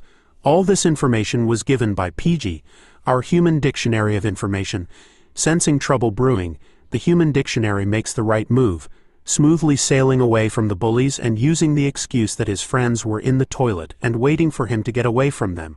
But one of the bullies stopped him from exiting, telling him that a commoner shouldn't be going away so simply. Grenouille appears and calls him worthless, speaking about how he was just a low-rank expert, and that just his mere presence in the school was enough to annoy him. He also finds it an insult that someone like him, a member of the 7 great families of the Empire, has to walk in the same halls as a commoner low-born peasant like PG. With a disgusted and arrogant look on his face, the main bully declares to PG that he didn't belong in the academy, and that he should leave it immediately.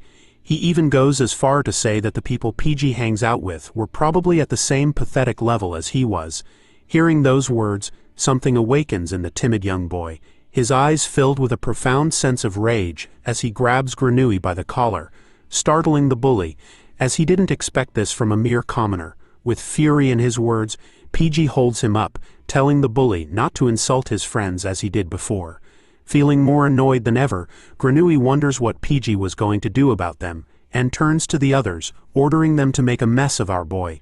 Immediately taking on the orders, one of the bullies goes straight for a punch to PG's face, who could only close his eyes as the incoming fist was coming for him. But as he waited for the fist to hit his face, nothing seemed to happen, so he slowly opened his eyes to see what was going on. Tudor had appeared in front of him, holding the bully's fist in one of his hands while asking PG if he was all right. Soon enough, a muscular hand filled with veins appears and grabs the top of the other bully, who could feel it, as a sweat drop appears on the side of his face. Sancho appears as well, with red glowing demonic eyes. He grips the head of the bully tightly, causing him to scream in pain while telling them that if they wanted a fight, then they had chosen the wrong person. PG couldn't believe that Tudor and Sancho were here to save him, and after turning around, he could see that even Vikier had appeared to help him out. Granui was annoyed to see Tudor La Mancha Don Quixote intervening in his plans as the bullies were regrouping themselves. Tudor, Sancho and Vikier had gathered onto PG's side as well. They found it weird that their little boy was taking too long, and didn't expect to find him in this situation. All three of the Gigachads were now officially pissed off, knowing that there was someone in the academy that dared to lay their hands on their Start off this chapter with an intense staring match between the two groups. Group 1 is filled with main character aura, while the other group is filled with random NPC aura. Granui looks at them with a smirk on his face, telling Tudor that after seeing who he hangs around with, he clearly understands his standards now. He adds on that he knows Tudor's worth by simply looking at his commoner friends that surrounds him. The blonde hero reminds the bully that in the academy, nobles and commoners were not differentiated, meaning that all students who enter the school are to be treated equally, regardless of their backgrounds.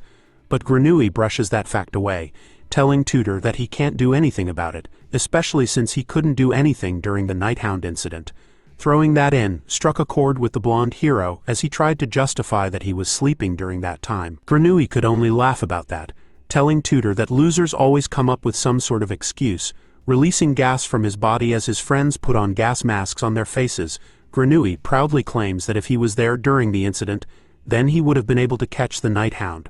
The group are alarmed to see an endless amount of gas coming towards them from the bully's side.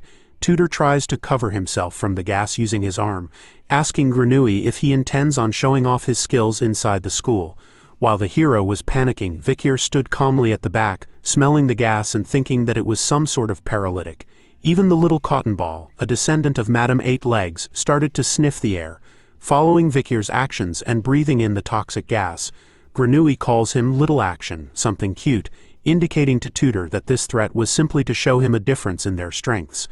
Seeing the reaction of Tudor's group, the bully starts to mock them, telling them to fall into despair after feeling the gap between their strengths.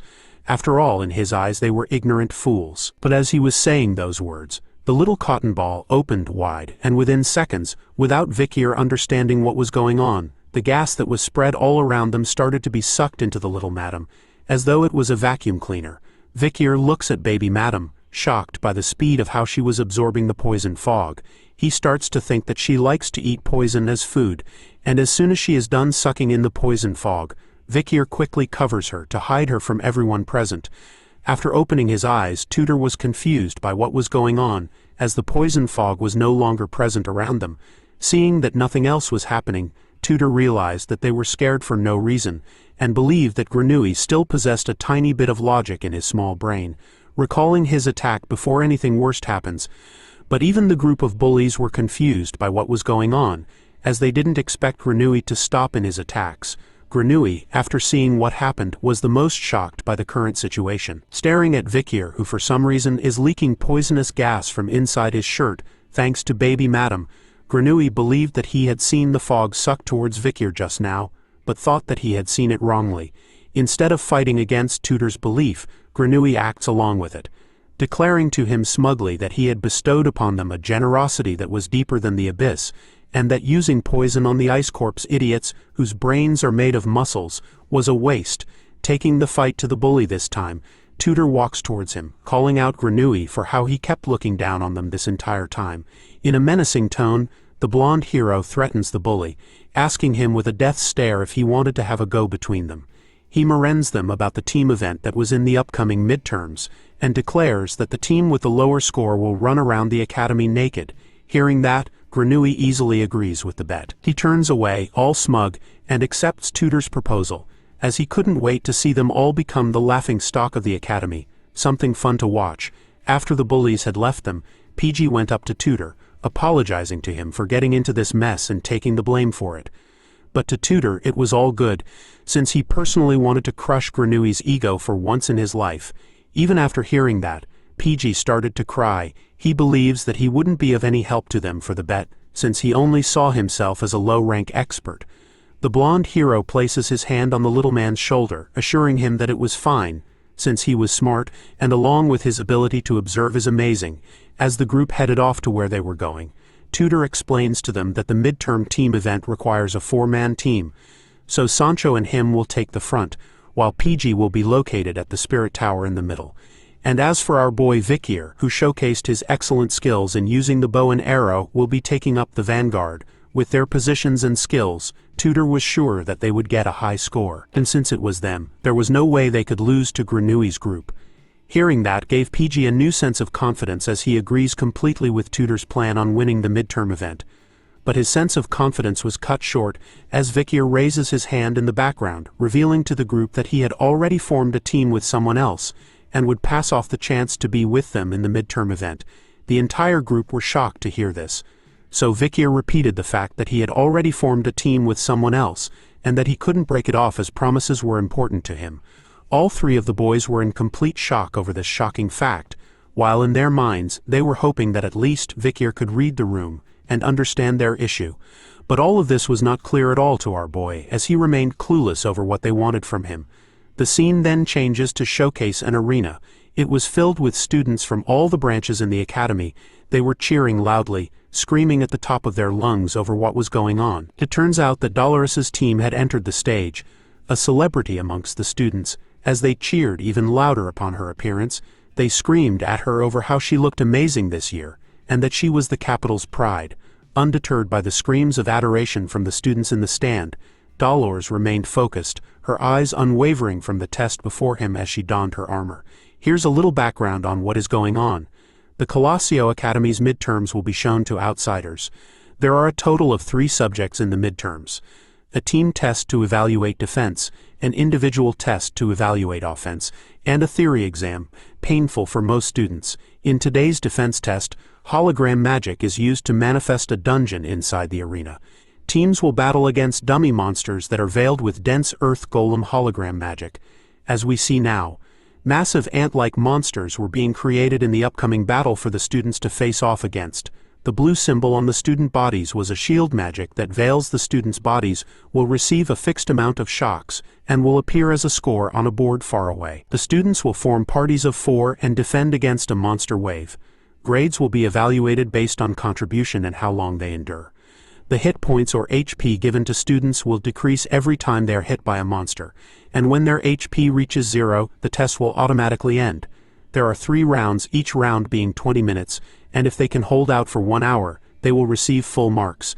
The best grade for this term came from the 3rd years, as the crowd were amazed by the performance of Dolores' team in their match. The party of the school president, Dolores, held out for 58 minutes, unfortunately, but they obtained the best record among the 3rd years. PG started to write down his notes, informing the group that since the graduating 4th years aren't taking this exam, then Miss Dolores's party had set the best record for this midterm. He continues to talk about how normally the 3rd years reach the 3rd round and the 2nd years reach the 2nd round, and so he determines that if their group holds out for 20 minutes, then they will be at the top of their year. But Tutor cuts in, reminding him that 20 minutes wasn't something that they could be satisfied with. Tutor states that in order to crush Granui's ego, then they would need to at least get halfway through to the 2nd round. As he said that, another student appears, telling Tutor that he would at least get that far, because with her in their team it wouldn't be a problem. It turns out that Bianca had joined the boy group as their archer. She confidently tells the boys to make sure that they tank well so that the monsters don't rush at her. As a thank you, she would then get all the monsters for them. Sensing the arrogant tone in her voice, Tutor reminds the archer that this was a team event, not a 1 princess and 3 slaves event, and with his naked body on the line, he wanted her to act appropriately, and with sincerity. Bianca tells him that she herself didn't want to see his naked body either, as her eyes will rot if that happens, so she urges him to do well during the event. Sancho cuts into the tense atmosphere, reminding them to fight the enemies in the arena and not each other. The two of them quickly stop their fighting, annoyed at one another, while PG was thinking to himself that the two of them, Tudor and Bianca, surely don't get along. Staring at the sky above them, PG wonders why Vikier had to join a different group. As he was thinking of him, we turn to Vikier, who speaks out loud that he doesn't like to be the center of attention. He stands in a commander-like stance, telling the people before him that even though some stuff had happened that resulted in him getting some attention, he figured that it would be bad if he receives any more than this. So he tells the people to go crazy, to the point that he didn't have to do anything. 3 familiar-looking people responded with the same words, "We will protect you with everything we have so you do not have to do anything, my liege." It turns out that the group Vikier had promised was the triplets of the Baskerville family.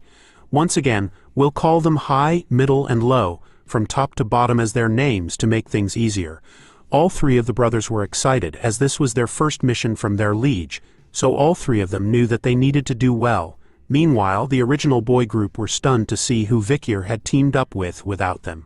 As they were watching him, the bully makes his appearance again, calling Tudor a bastard while believing that he had ditched the commoner Vikier, and recruited Bianca from the Usher family, an obvious thing in order to win. But even after seeing the new team, Grenouille de Leviathan was still confident that it would be impossible for him to win against them. After all, he himself had recruited an ace on their team. Another familiar person makes her appearance, calling Grenouille as Gregru, and telling him to stop laughing so wickedly. The bully looks back and quietly corrects her, saying his name is Grenouille. He even tells her that she should be grateful that a commoner like her had been accepted into their group. Sinclair wasn't inclined to do so, but assured him that as their new team member she would do her best for their grades. But once again, she messes up in pronouncing Grenouille's name, making him angry as he corrects her once again. While she remains curious about which group Vikier had joined, Grenouille leads the team confident that his group, Group 69, would take the #1 spot amongst all the first years, while in Group 108 was Vikier and the triplets Team Baskerville. In Group 109 was the original boy group, with backup Bianca. Leading them was Tudor, hyped over the upcoming test. The midterms of the first years have begun. We begin this chapter with the crowd of students roaring loudly with their cheers as their voices are filled with excitement. In the center of the arena, there was a platform, covered by a powerful blue shield. We turn to Team Baskerville, where Vikier was looking at what was going on with a perplexed look on his face. Thinking about it, he recalled that in his past life, he couldn't remember seeing the Academy's exam, and only understood that students just needed to be decent at fighting. But as he was thinking that, High was quick to notice the look on Vikier's face. Seeing that look of confusion made him ask our boy if he didn't have any information about the exam. So he started to break it down.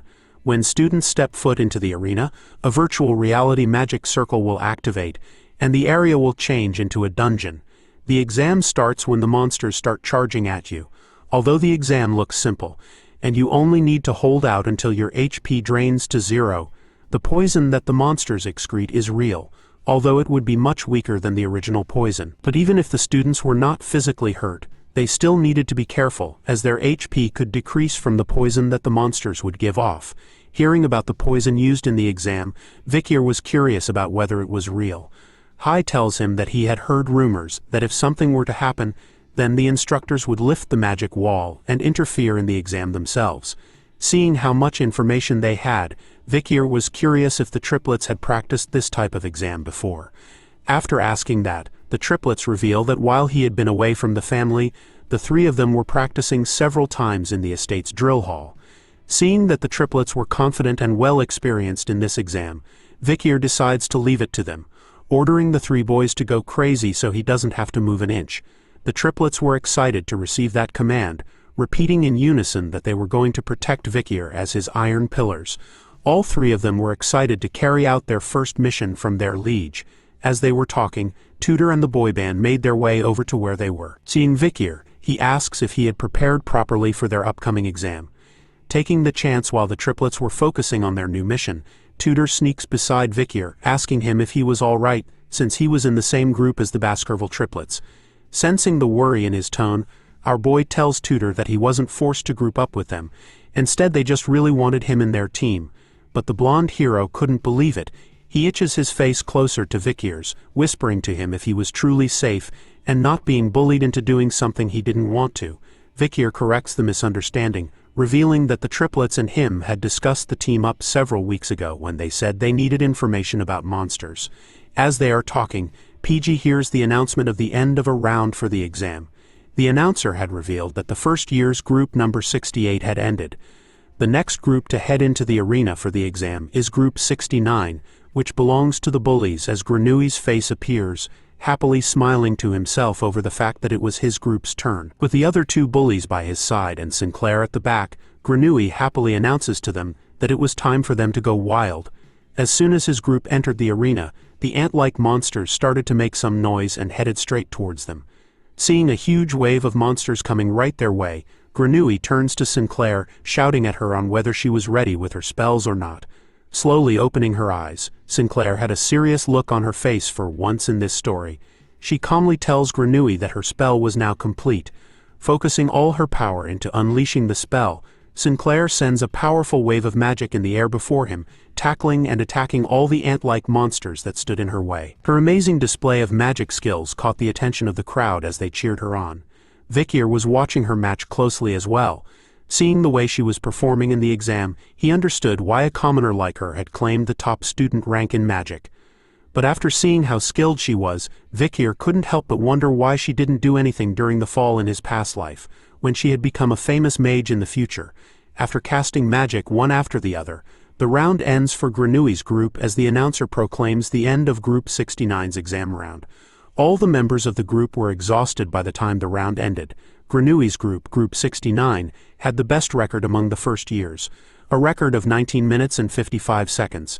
After hearing the announcement of his group's score, Tudor and the boy band had mixed feelings about it. Tudor himself was angry, as he couldn't believe that Granui's group had actually gotten the newest best record amongst all the first years. In the midst of his anger, his sharp eyes spotted something below in the arena. It turns out to be Granui, who has a smug look on his face as he wags his finger in the air, clearly taunting Tudor, and telling him that he was looking forward to seeing him run around naked. It turns out that every member of the boy band had seen what Granui was doing down below. Their anger rose tremendously, as their eyes gleamed back with massive amounts of hatred towards him. For the next group, it turns out to be the Baskerville clan, with the triplets leading the charge. As they entered the arena, Tudor and the others loudly shouted out words of support to Vikir. While everyone else was cheering, the triplets were focused, their gaze honed onto their objective, which is to take first place, the position that suits their liege the most.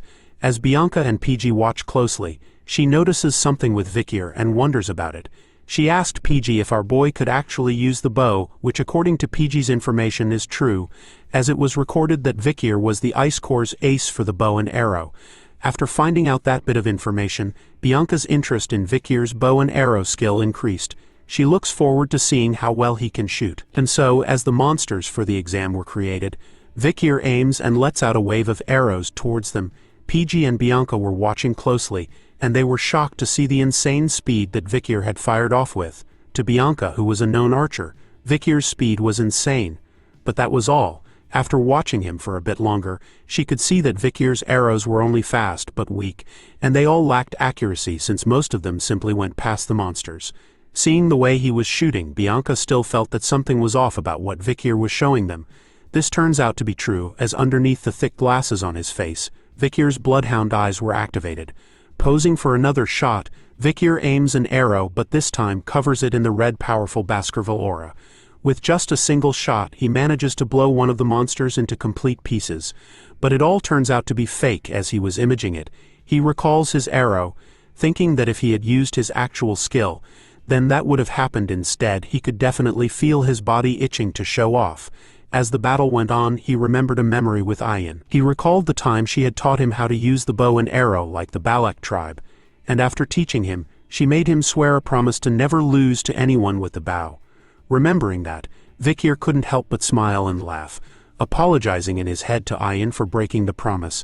As everyone was distracted with the battle, Vikir took it as the perfect moment to bring out baby Madam. She happily escapes from Vikir's clothes and hops nearby to the closest monster corpse that was giving off poison. Seeing it made her so happy, as the baby madam's eyes immediately glowed and shined brightly. While she was busy having the time of her life, Vikir was happy that she was. After he had heard that the ant monsters could excrete poison like Grenouille, he basically figured out that the exam was an all-you-can-eat buffet for baby madam. And seeing how she was feasting so much, it turns out that Vikir was right. And so, he decides to leave her alone till the exam finishes. With the sound of the timer going off, it marks the end of the exam for the Baskerville boys. Sadly, all three of the brothers were kneeling on the ground in disappointment. Their group's result for the exam was a record of 19 minutes and 50 seconds, which made them rank second amongst the first years. Grenouille, on the other hand, was laughing like a mad clown after seeing the result they had achieved. Him and his group of bullies were laughing their butts off while being in the stands. Grenouille was confident that there was no way a commoner like Vikir could beat him. Thus, after seeing the results, he would surely know the difference in their skills.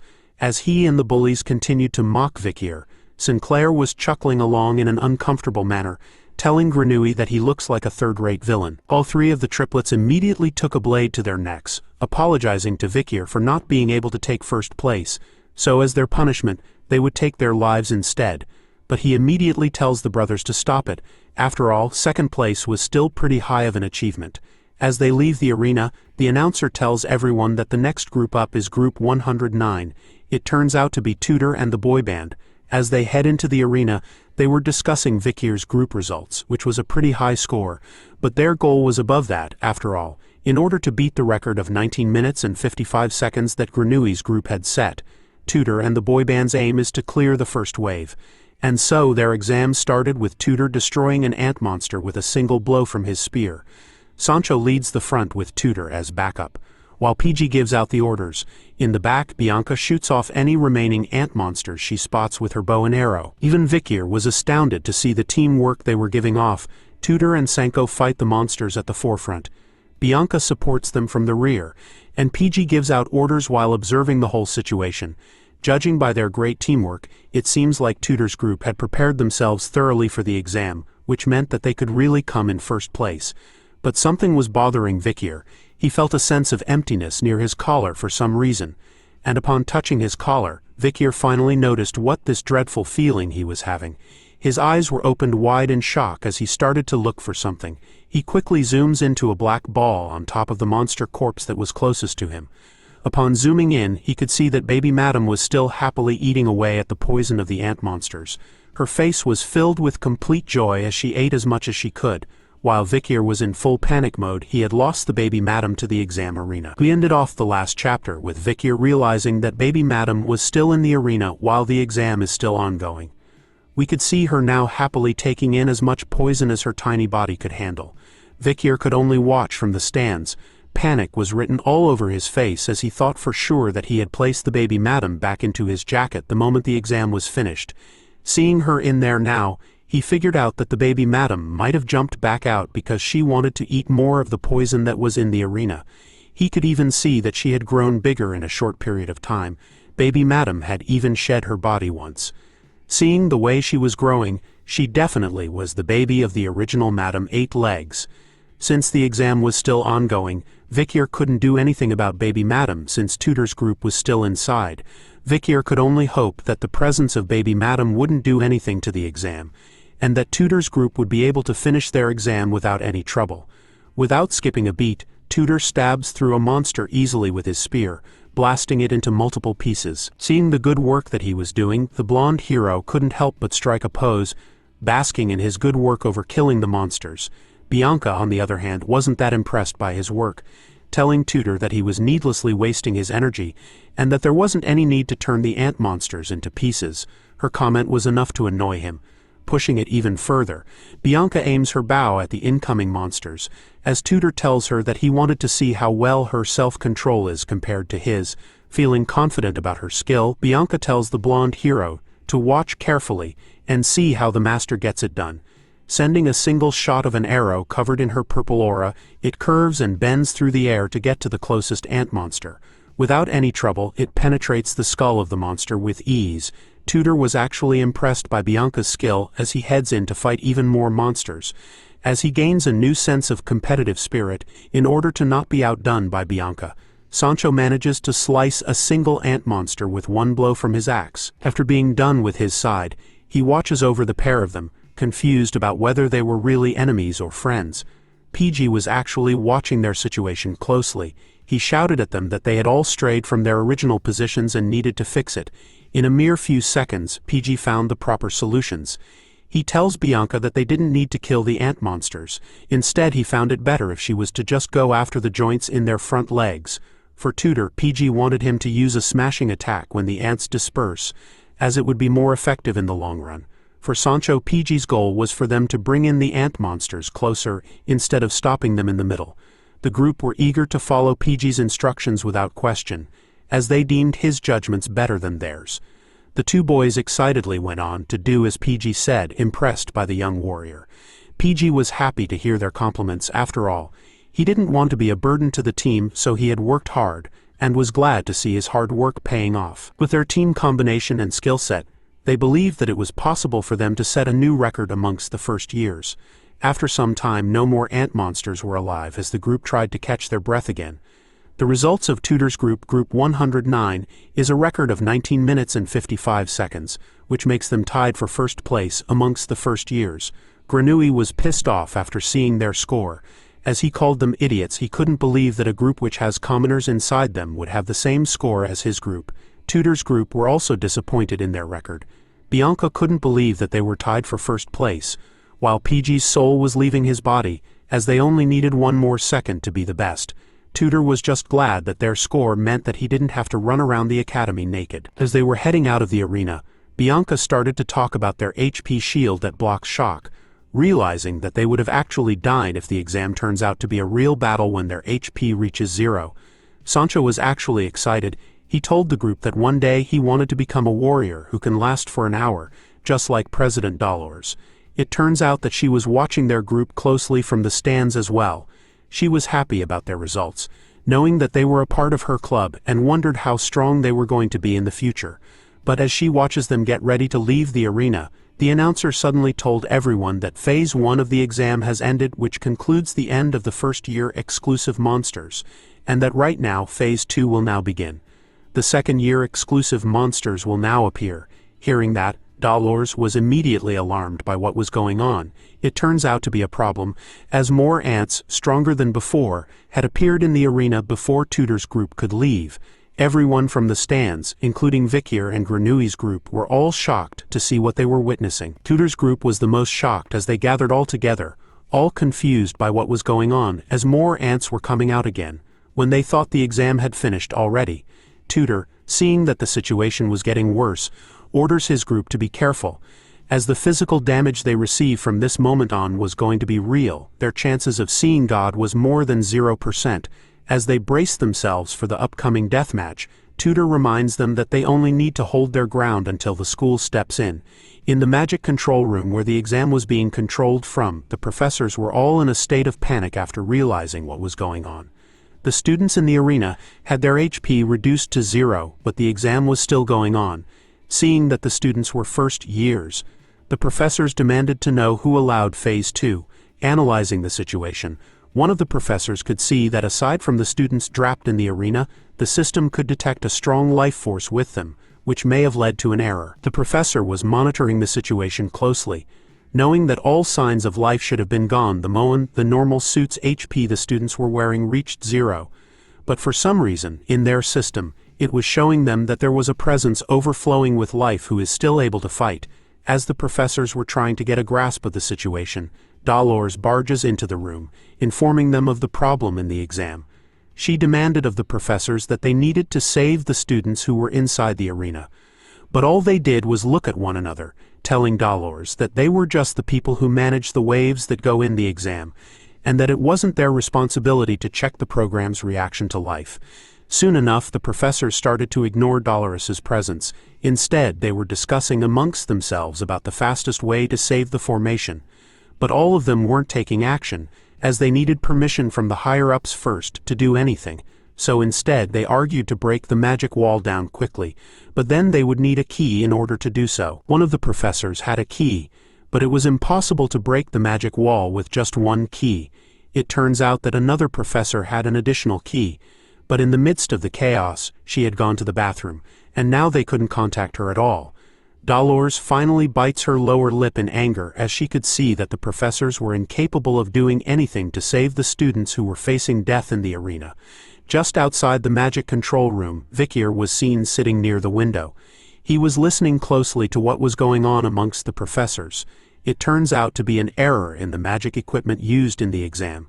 He thought about how during his own test, the system couldn't detect any reaction to life, which means that the magic stones used could only sense life after baby Madam had eaten the poison and grew. Looking back at the arena, Vikier wasn't sure if it was because of the error, but the poison fog from within was spreading at an alarming rate. If they didn't hurry up, Tudor's group would be unsavable. Looking for a way to help, Vikier was quick to spot something with his sharp eyes. There were holes that were created for air circulation, but the hole was too small for a human to fit in. But now he had another trick up his sleeve. Back at the stands, the students were moving around in a mess. Sinclair was clueless about what was going on, and thought that some group had set a better record than her team. As she wandered around, she suddenly screamed as something fast and small bumped into her.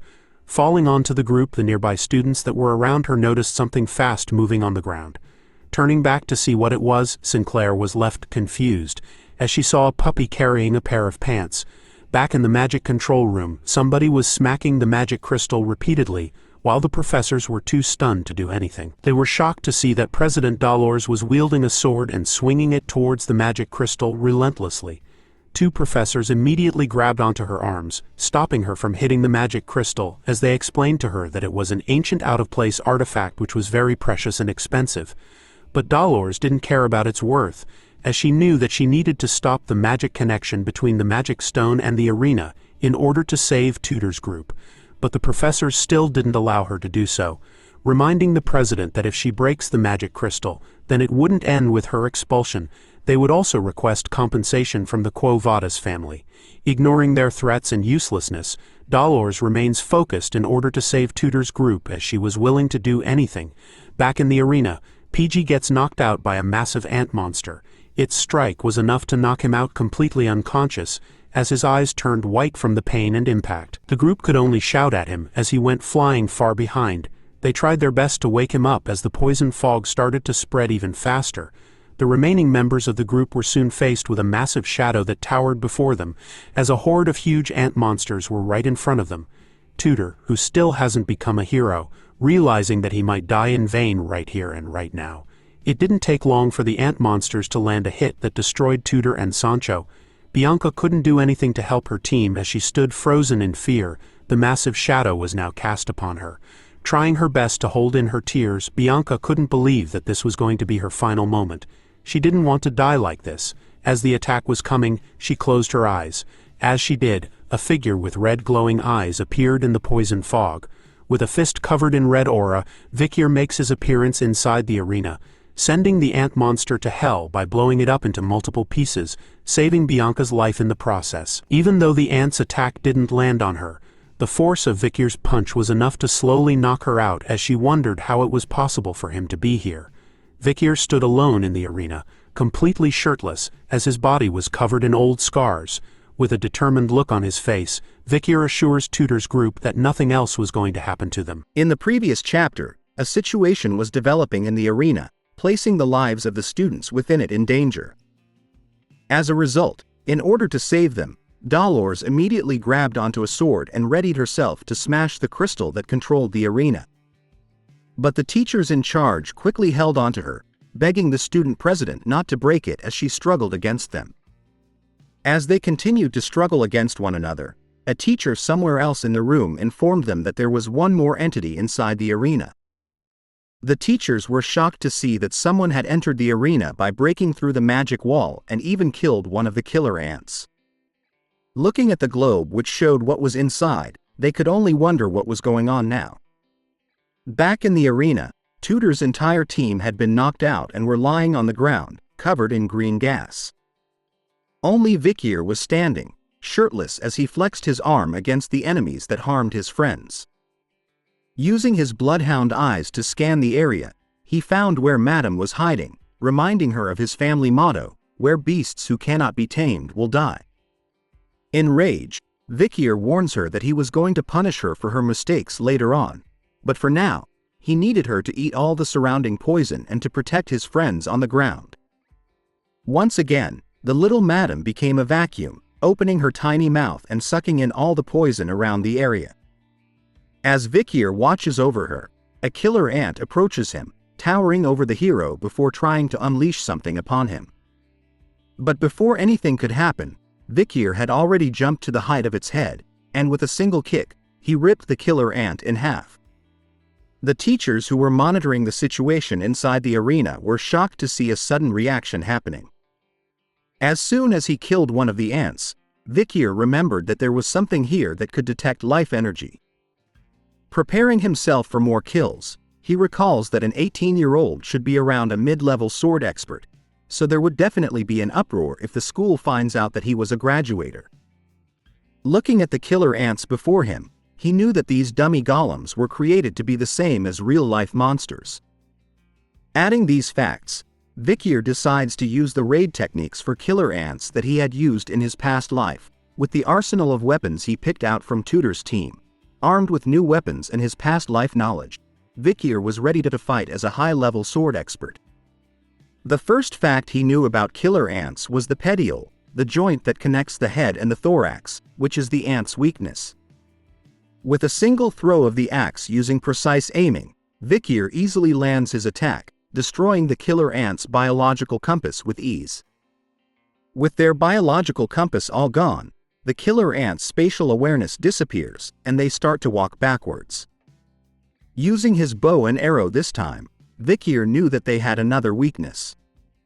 Their skulls are divided into two parts, and their joints that were there are the size of his pinky finger. The exoskeleton there was not as tough as compared to the other places on their bodies, allowing for a single arrow to destroy them.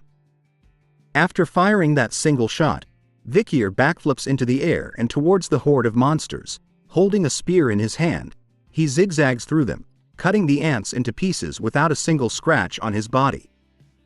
But something else stopped him in his tracks. A huge shadow was casted over our boy as he looked at his new opponent.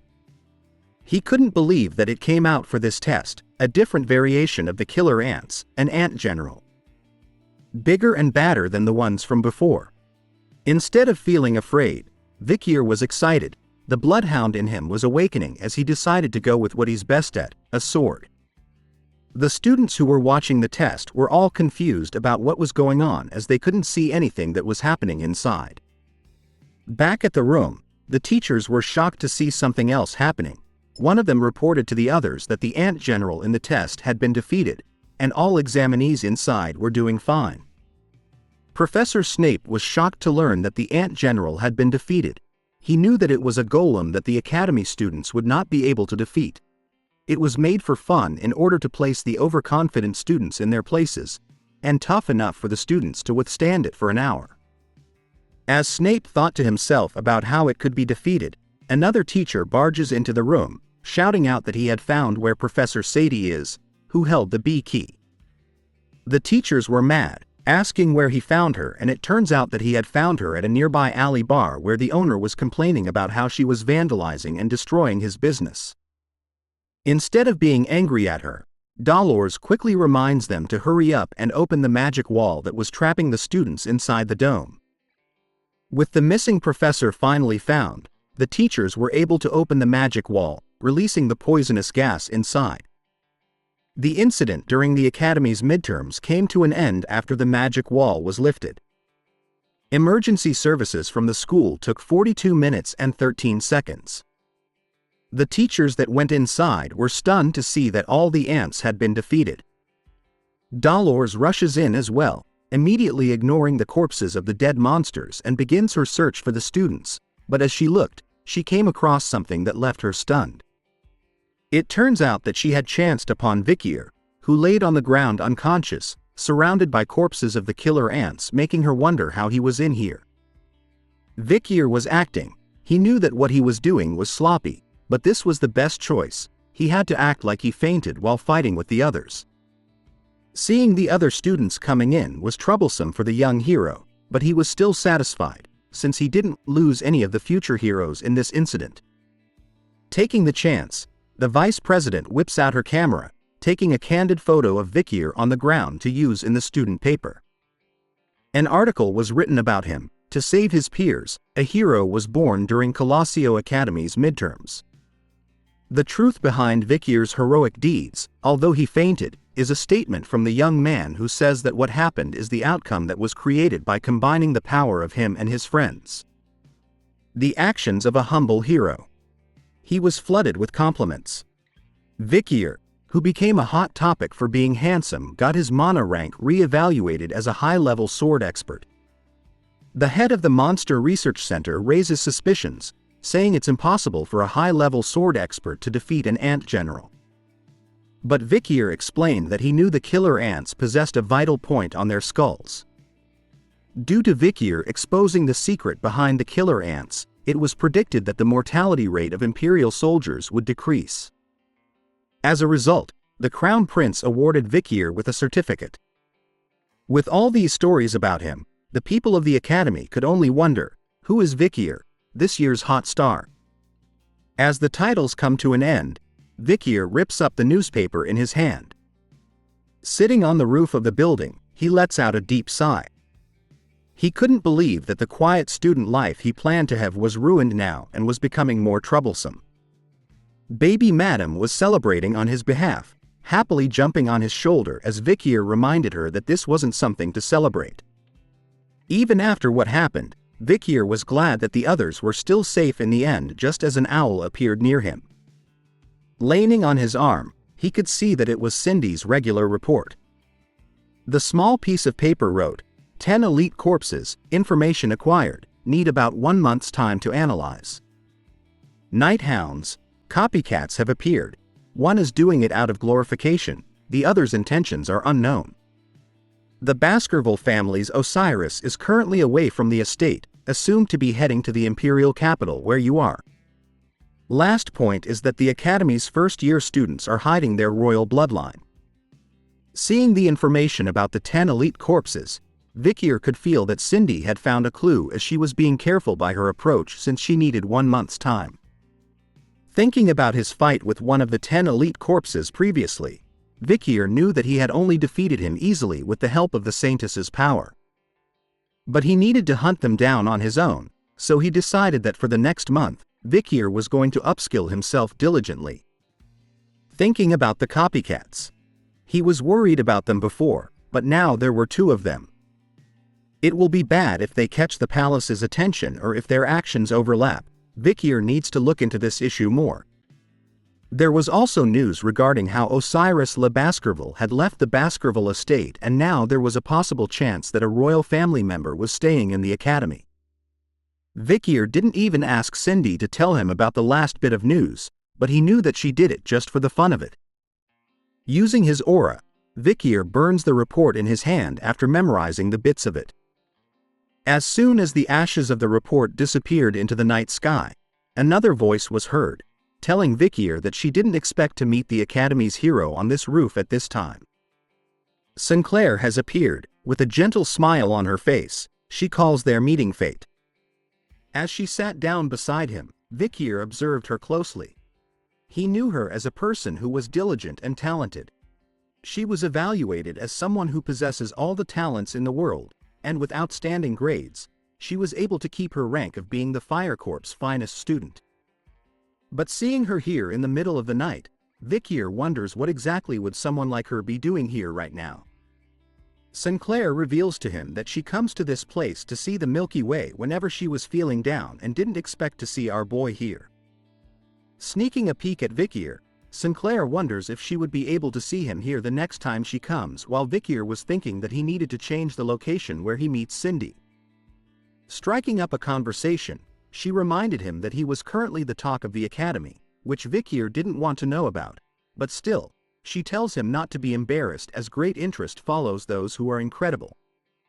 She starts to list out Vikier's achievements so far, from coming in first in theory, to writing 3 to 4 research papers that turned the academic world upside down. Adding on the fact that he is known as a commoner, an irregular and now a high-level expert. Vikier has become someone who puts his peers to shame. But even after hearing about all his glorious achievements, Vikir held a dark expression on his face, whispering that grades were insignificant and that they were nothing to be bothered about. Because he knew that all these things, from money, power and honor, would soon be meaningless. When the world falls, all order will collapse and an era of survival will begin. While thinking about the past, Vikir was brought back to the present when Sinclair mentioned that he talks like he had lived for a long time, just like an old man would. Sensing her good instincts, Vikir decides to pivot as she asks him about what he was doing after midterms. He answers that he was doing his backs and legs. Sensing that she was being shut down, Sinclair was left speechless. While Vikir thought about her, he knew that she was hiding a lot of things. Before he regressed, Sinclair was a commoner who graduated without losing her top student rank once. After that, she cut off all contact with the world and disappeared from history. It was as if she disguised herself as a commoner like him. Which made him think that the royal who was hiding their identity, as per what was written in Cindy's letter, must be her. The next day, we see Tutor stretching his body as he complains about how long the exam period has been, but he was glad that if they finish their attack exam today, then their midterms are done. Because of the accident during the defense exam, they gave them special considerations for sustaining injuries, so the exam schedule was delayed, which is why it felt so long. Tutor was still upset over his bet with Granui as it ended up in a stalemate. Instead, Tutor had found out who he needed to set as his new rival, which meant he gained a lot from the exam. Hearing that, the rest of the boys started to tease Vikir about how he hid his skills from them, but were grateful that he saved them from being injured too much, and that he was a high-level expert. He turns around to remind them that he didn't deal with the monsters by himself, but all the boys could hear was his modesty. Changing the topic, the boys brought up the news that the Night Hound had committed another terrorist attack. PG pulls out a paper from his bag, telling them that the students at Varangian Drill Hall were hurt by the Night Hound. He continues to read the paper about how the students found the Night Hound, and while they were trying to restrain him, the students were harmed. As the boys tried to make sense of the problems caused by the Night Hound, Vikir stood by himself at the back, thinking that this was the doing of the copycat again. Now that he has two copycats, he knows that one of them hasn't committed any crimes recently, but the number of crimes the other one has committed is gradually increasing. The problem is, safety precautions against the Night Hound may become stricter. If that happens, it could affect his future assassinations. Vikir decided that after he had finished his exams, he was going to get rid of the copycats. We changed the venue to the Colossio Academy's attack exam area. Unlike the defense exam, which required the teamwork of a group of 4 students, the attack exam is an exam where individual ability is measured. It will proceed with a one-on-one match between a professor and a student, and points will be given whenever the student lands fatal blows and evades the attacks of the golem controlled by the professors. The motive behind this exam is for the students to go up against golems emulating the professor's movements and gain practical experience from fighting stronger people. However, this exam's critical flaw is that one professor can only take care of 50 students at a time. In other words, the standards of the students' exam evaluations will differ depending on the professor's specific fighting styles. In other words, the standards of the students' exam evaluations will differ depending on the professor's specific fighting styles. Tutor is seen smashing through the exam golem with the tip of his spear. After defeating it once, he felt that the exam was doable. It turns out that the professor testing him was Snape, who remains unimpressed by his actions as he knew that the exam wasn't over as Tutor was soon surrounded by vines emerging from the grounds. But the vines were simply a distraction as the golem he destroyed soon returned, in a bigger and stronger form. Seeing the incoming punch, Tutor braces himself with his spear to take it on. But it turns out to be a fake as the golem kicks him in the ribs instead. One kick was enough to turn his pupils white as Tutor laid on the ground, gripping his stomach in pain. As the golem shrinks back to its original size, Snape gives him a lesson, reminding Tutor that mages can also use their feet and not only their fists. As he uses the golem to help the young warrior get back on his feet, he tells him that since his goal when it comes to fighting is to win, then no matter if he was a mage or not, he needed to use his hands, feet and even teeth to win. As Tutor slowly returns back to his seat, he thanks the professor for the lesson as it was revealed that his score was 35 points. Seeing that, Bianca was the first to be shocked by it, complaining that it was impossible for him to score higher than her since she scored 31 points herself. She continues to complain that the test was a setup and that a one-on-one fight is disadvantageous for an archer. Hearing that, Tutor couldn't believe that she was saying all that when she was the one who took all the individual points during the defense exam. In the midst of their talk, a familiar laugh catches their attention. Grenouille appears, sitting above them, declaring to Tutor that he was the superior one between them. Tutor reminds him that they both have 35 points when it comes to defense and attack exams. But Grenouille points out his single flaw, that was because his theory grade was higher than his, dealing a deadly blow to the young warrior. Feeling hurt over how he lost to Grenouille, Bianca comforts him, since their theory professor was Vinci Mord, who was still lucky.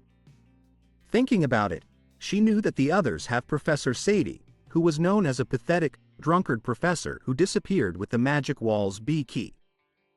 Their seniors have even described her as weird and unprofessional, the #1 professor that all students should avoid. Hearing about all that, Tutor wonders how such a person was able to become an academy professor.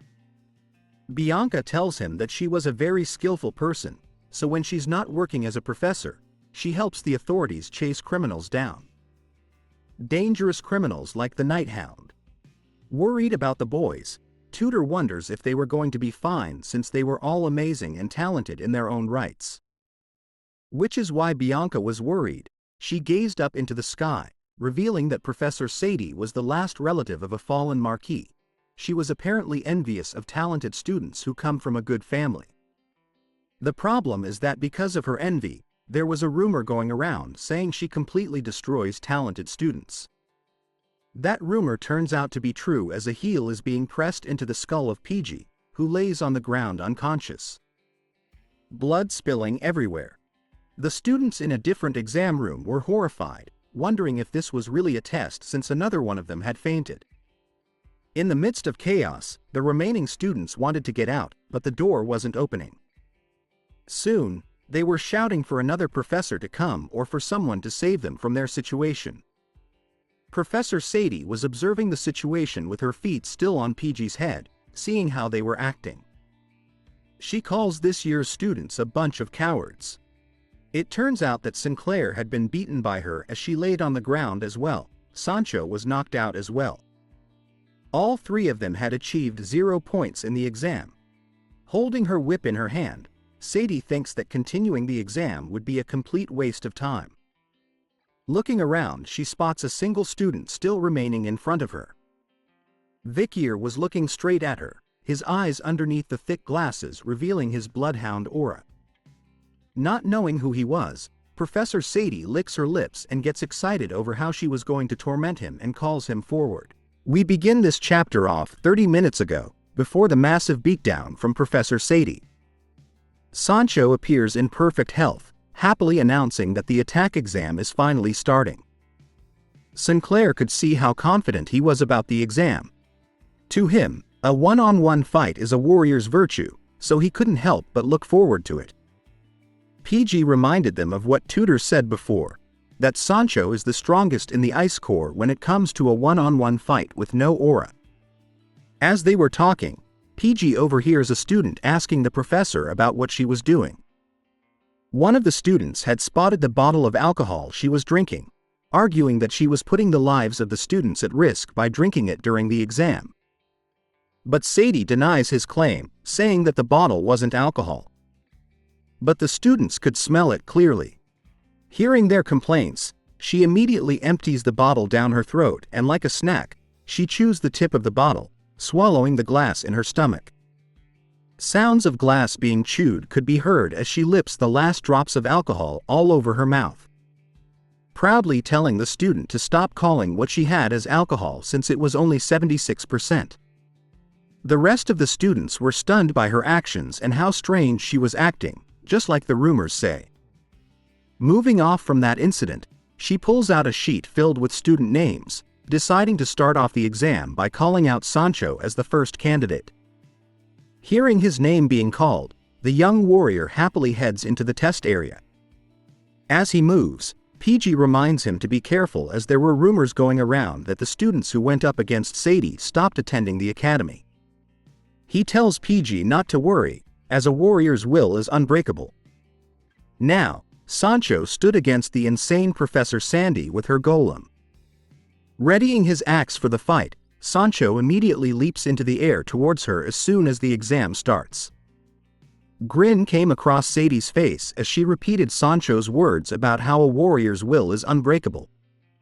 Soon enough, the students were watching in shock, as the sounds of a beating became more and more, echoing throughout the room. The faces filled with shock were soon turned into disgust and horror as the beatings came to an end. Once the dust had settled, Sadie's golem was holding onto a heavily beaten Sancho. Controlling the golem through her magic, Sadie made fun of Sancho, telling the others that she had broken the young warrior's will, calling him out as a failure of a warrior. As she threw Sancho's body back to where the students stood, Vikir and the others rushed towards him. They quickly held him up to get him some help while Sinclair demanded to know what the professor was doing. She couldn't believe that she had beaten a student during an exam to the point that he had fainted. Sadie argues that the whole point behind this test was for students to gain real combat experience. Reminding everyone that this was what the Academy's first chancellor had said, she asks Sinclair if she was going to complain like this in a real fight.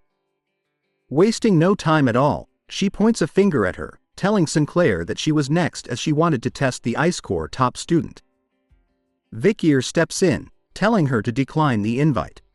He reminds her that the professor's actions were unjustified, and that if they report this to the Academy, then they may be given a chance to retake the exam. Even though his words made sense, Sinclair didn't want to run away from someone who hurt her friend. Seeing her pretty face making frowning noises, Sadie happily tells the young girl that she was going to enjoy ironing out those frown lines. As soon as the announcement that the exam had started, Sinclair went all out, casting 3 magic circles at once. Sadie was impressed by this feat, as it wasn't easy for someone at her age to use 3 third-class spells. But this was nothing to the professor as she asked Sinclair if she ever experienced magic counterflow because of her magic being forcibly cancelled. Before she could cast her spell, Sinclair spots the golem closing in with a punch. With a single blow to the stomach, every single one of the magic circles were destroyed. Just like the professor warned her about, Sinclair's body started to experience a magic counterflow, her veins turning bright blue as light and blood started to pour out from her eyes and mouth. Trembling on her knees while leaking blood and amon from her mouth, Sadie continues to mock the young student, asking her about how much it hurts right now. With a sinister look on her face, she warns Sinclair that if she was unlucky, then she might not be able to use magic ever. She finds the situation funny, thinking about how the top magic student wasn't able to use magic anymore. With a single kick to send her flying back to the student side, Sadie tells her to pray. After all, she had become the top student with a background as a commoner. The next victim is sadly our boy, PG, who stands in front of the crazy professor with a sword, trembling.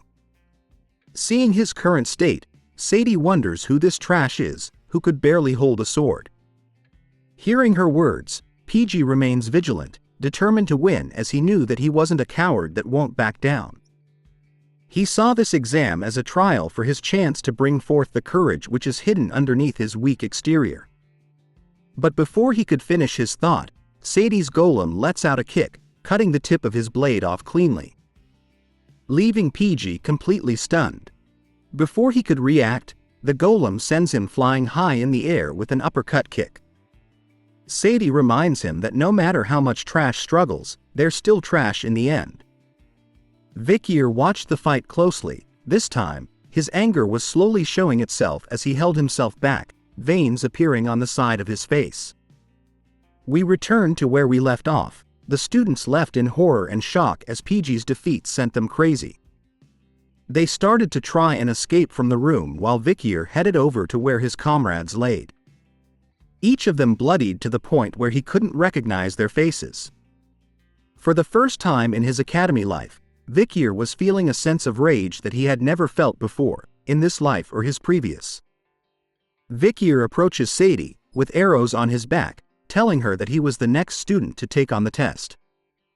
Impressed by his initiative, Sadie calls him a passionate student. In her mind, she couldn't believe she was going to eat the main course now. The other students who were panicking and trying to escape soon noticed that Vikier was going next, the Academy's famous hero, where rumors state that he was a high-ranking sword expert. Even still, they were worried, as Sadie was at least a graduator. Which meant that there was no way a high-ranking sword expert could defeat her. And using the bow and arrow is the worst weapon in a one-on-one fight. As soon as the exam began, Sadie's head was filled with thoughts about how crushing talented students was fun for her. As she sent out her golem to face Vikier, she knew him as the currently highest-ranking student of the academy, making her wonder how much pleasure she would get from beating the top student. Using the arm to reach out for him, Sadie wanted to enjoy the cries of pain he screams after breaking one of his arms. But before the golem could reach Vikier, he had already pulled out an arrow and drawn his bow. Faster than the speed of sound, Vikier unleashes a single arrow, which bounces off the shoulder of the golem, as though he had missed. Only a tiny scratch was left following his attack, but his eyes remained calm. But for some reason, everything stood still. The golem stopped just inches away from reaching Vikier. The students watching couldn't believe that he had managed to stop the professor's golem, while others wondered when exactly he had fired off his shot. In the midst of the speculation, Sadie lets out a horrifying scream as she holds onto the arrow that Vikier had fired. It turns out that he didn't miss, and actually shot her straight in the eye. Sadie was screaming in pain over her eye as she kneels onto the ground, causing the golem to stop moving. Vikier appears from the side of it, clarifying to the professor that he was trying to shoot the golem and instead, his arrow went towards her. With a deep chilling aura, Vikier looks at her with bloodhound eyes, asking the sadistic professor if she was alright as blood continues to spill out from where her eye was. The bleeding lady could not answer back at all. She lets out a horrifying scream, catching the attention of Professor Snape, who was far away doing something else. He turns around in shock over the loud noise. Hearing the scream and where it came from, he thinks that Professor Sadie, the crazy woman, was beating up the students again. Meanwhile, the other students who tried to escape from the exam stared in disbelief at what was going on. Soon after, Professor Snape slammed open the exam room doors. He immediately started to scold Sadie, asking her about why she had locked the doors, as she always did that in order to beat up the students. She couldn't answer back to him at all, as the arrow Vikier had shot into her eye was still deeply embedded in her, causing her to kneel onto the ground. Even Professor Snape was confused to see her in that state, as the ones usually bleeding this bad were the students. As he was distracted by her, the blonde hero spotted something else going on. He immediately rushes over to the students who had already been badly hurt by her. They continue to lay on the ground, blood leaking from the wounds they received from Professor Sadie. As Vikier walks by, Snape turns to ask him about what was going on. He explains to the professor that during his exam, he was surprised by the charging golem that Professor Sadie had summoned, so in response, he shot an arrow, and that same arrow just happened to bounce off the golem, hitting her in the eye instead.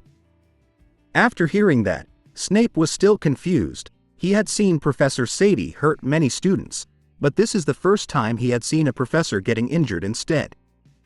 And it just so happens that the professor who does the injuries became injured herself, as though it was some sort of karma. Reeling in the pain, Sadie could only show a face filled with hatred and anger. Bringing the exam to an end, Vikier's points were totaled. He had landed 1 attack and 1 critical hit, earning him a total of 11 points for the exam. President Dolores arrives, immediately doing first aid to the injured students, casting them in her holy light and healing their wounds. Looking closely at them, she could see that Sinclair has an internal wound because of mana counterflow. Sancho had contusions all over his body, while PG's jaw is completely shattered. Seeing how wounded and injured they were, she realizes that these injuries were not from students taking an exam, but injuries that were meant to kill them.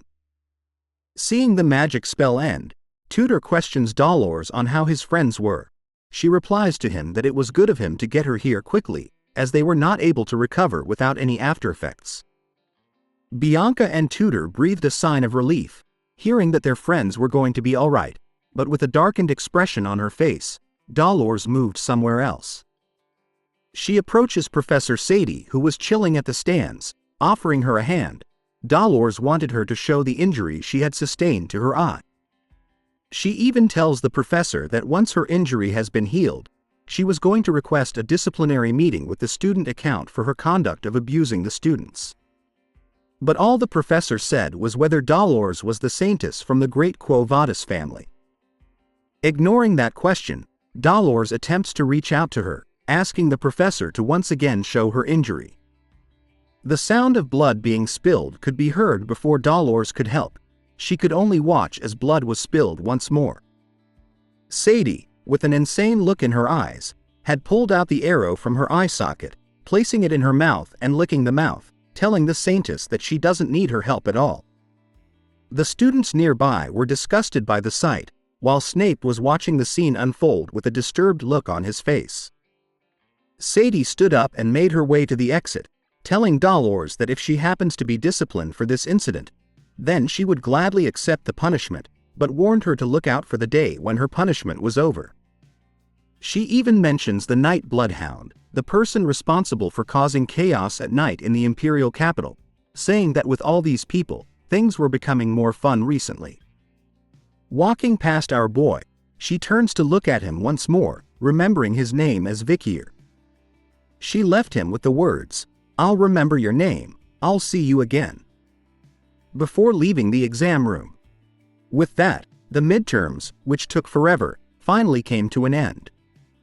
The students gathered before a large board to check on their exam results. Ranked first was Sinclair, second Granui, third Tutor, fourth High, fifth Bianca, sixth Middle, seventh Sancho, eighth Low, 21st Vikier, 199th was PG. The students who were assigned to Professor Sadie for the attack exam and lost a large amount of points were able to retake the test thanks to the faculty, and Sinclair, whose points were restored, came first among the first years. But the attention of the students that was supposed to be focused on her was redirected to someone we know very well. A familiar figure is seen walking by as a pair of students took notice, pointing in his direction and asking each other if he was the one. All the students, lined along the corridor, could only stare at our boy, discussing the rumors that he was the only one in history to land a critical hit on Professor Sadie. Some even mentioned that it wasn't a critical hit, but that he had destroyed her eye instead. The students believed that Sadie had gotten what she had deserved after all the trauma she had given to the students. The students began to wonder if they should call Vikier a hero for what he did to her, and even the nickname Eye Slaughterer Vikier started to spread around the campus. Hero Vikier whispered to the students as they believed that the nickname had a nice ring to it. Hearing the whispers all around, Vikier started to wonder if they were what he was getting since he acted emotionally. Vikier's life during the day was needed so that he could work during the night, so Vikier didn't want to gain a lot of attention, but he moved during the exam without thinking after he saw his group of friends getting attacked by a sadistic bastard. As he continued to walk, Vikier was approached by a female student who wanted to hand him a letter, shyly confessing that since a long time ago, she had liked him. But before her words or letter could reach Vikier, one of the triplets appeared, like a blood-crazed hound. His eyes were lighted as he bit the letter in her hand with his mouth. All three of the triplets surround the poor girl, asking her about who she was to block their path as one of them rips the love confession letter to shreds. The triplets started to act like bodyguards for Vikier, leading the way and pushing aside anyone that blocked his path. They started to trash talk the other students, threatening them and shouting at them to get lost. Using their hairs, the triplets happily signaled to Vikir that they had gotten rid of the students blocking his path. Seeing the job get done, Vikir praises the boys for their good work. Finally arriving at the newspaper club, Vikir enters the room, thinking that he needs to be more careful so as to not let his day life affect his night life too much. Upon entering the room, he spots something. President Dolores was focused, reading a newspaper in her hand closely. Sitting beside her, Vikir asks about what she was reading that was causing her to frown so much. Dolores was caught off guard by his sudden appearance, asking him about when he had entered the room as she couldn't even feel his presence when he entered. Seeing the way she acted after reading the newspaper, Vikir asked if there was any new article on the Nighthound. Setting it down, Dolores reveals that the paper had written that the destruction of the landmark of the imperial capital, the central clock tower, and even damaging the royal memorial was all the doing of the Nighthound. The paper didn't even have any physical evidence, but they stated that all of those cases were committed by the Nighthound. Their current perception of him was strange to her. Vikir takes notes of this, thinking about the fact that there was someone like her who believed in him, which was more comforting than he thought. Taking the time to read the article himself, Vikir read that the clock tower is a building that symbolizes peace and order, and those who live in the imperial capital take a look at it at least once a day. Seeing as they destroyed a city's landmark, maybe they have a lot of grudges against society. This bloodhound might not be following what the others are doing, including the royal memorial. Based on the information he received from Cindy yesterday, it said that contact between her informants was cut off, which is suspicious. Thinking about it deeply, Vikir wonders if he should clean up the copycats, prompting him to go investigate. As soon as night arrived, so did the real Nighthound. Vikir stood in front of the royal memorial, which is a shared cemetery where the Empire's heroes lie. Thinking about it, he realized that the 9th demon corpse, Dantalion, was hiding near the Indulgentia orphanage, so in order to confirm whether that was a coincidence or not, Vikir decided to check it. Sneaking around the memorial, Vikir hid behind a tombstone, deciding that he could find out right away about why Cindy's informants had disappeared. Zombies roamed the area, groaning slowly as they walked around aimlessly. Zombies had a risk rating of C. They are common corpses who can be seen in places such as graves, battlefields, abandoned houses, sewage systems, etc. Looking at their faces, Vikir was not sure what these people did when they were alive for them to become zombies, but he knew that some of them were Cindy's informants. Using both of his hands, Vikir reaches his back, thinking that it's been a while since he had used Anubis, which made him think that he should use it tonight. Screwing the bow together, he thinks of the weapon as good since it was portable and easy to carry. Vikir couldn't believe that Ayin had given him a weapon like this. Once the weapon was ready, Vikir immediately drew its string, aiming an arrow glowing bright red, covered in bloodhound aura towards the area with zombies. Within seconds, he lands multiple headshots, killing each of the zombies before they could react. Seeing that there was nothing left, Vikir walked past the now officially dead bodies. He talked about how the arrows he used was on a different level compared to the arrow he was supplied with during the midterms. He found out that it was a lie when people say that masters aren't picky with their weapon of choice. As he moved around the memorial, a familiar scent reached out to Vikir as he took a whiff of it. His bloodhound eyes were alerted to it as he quickly turned to face where the smell had come from.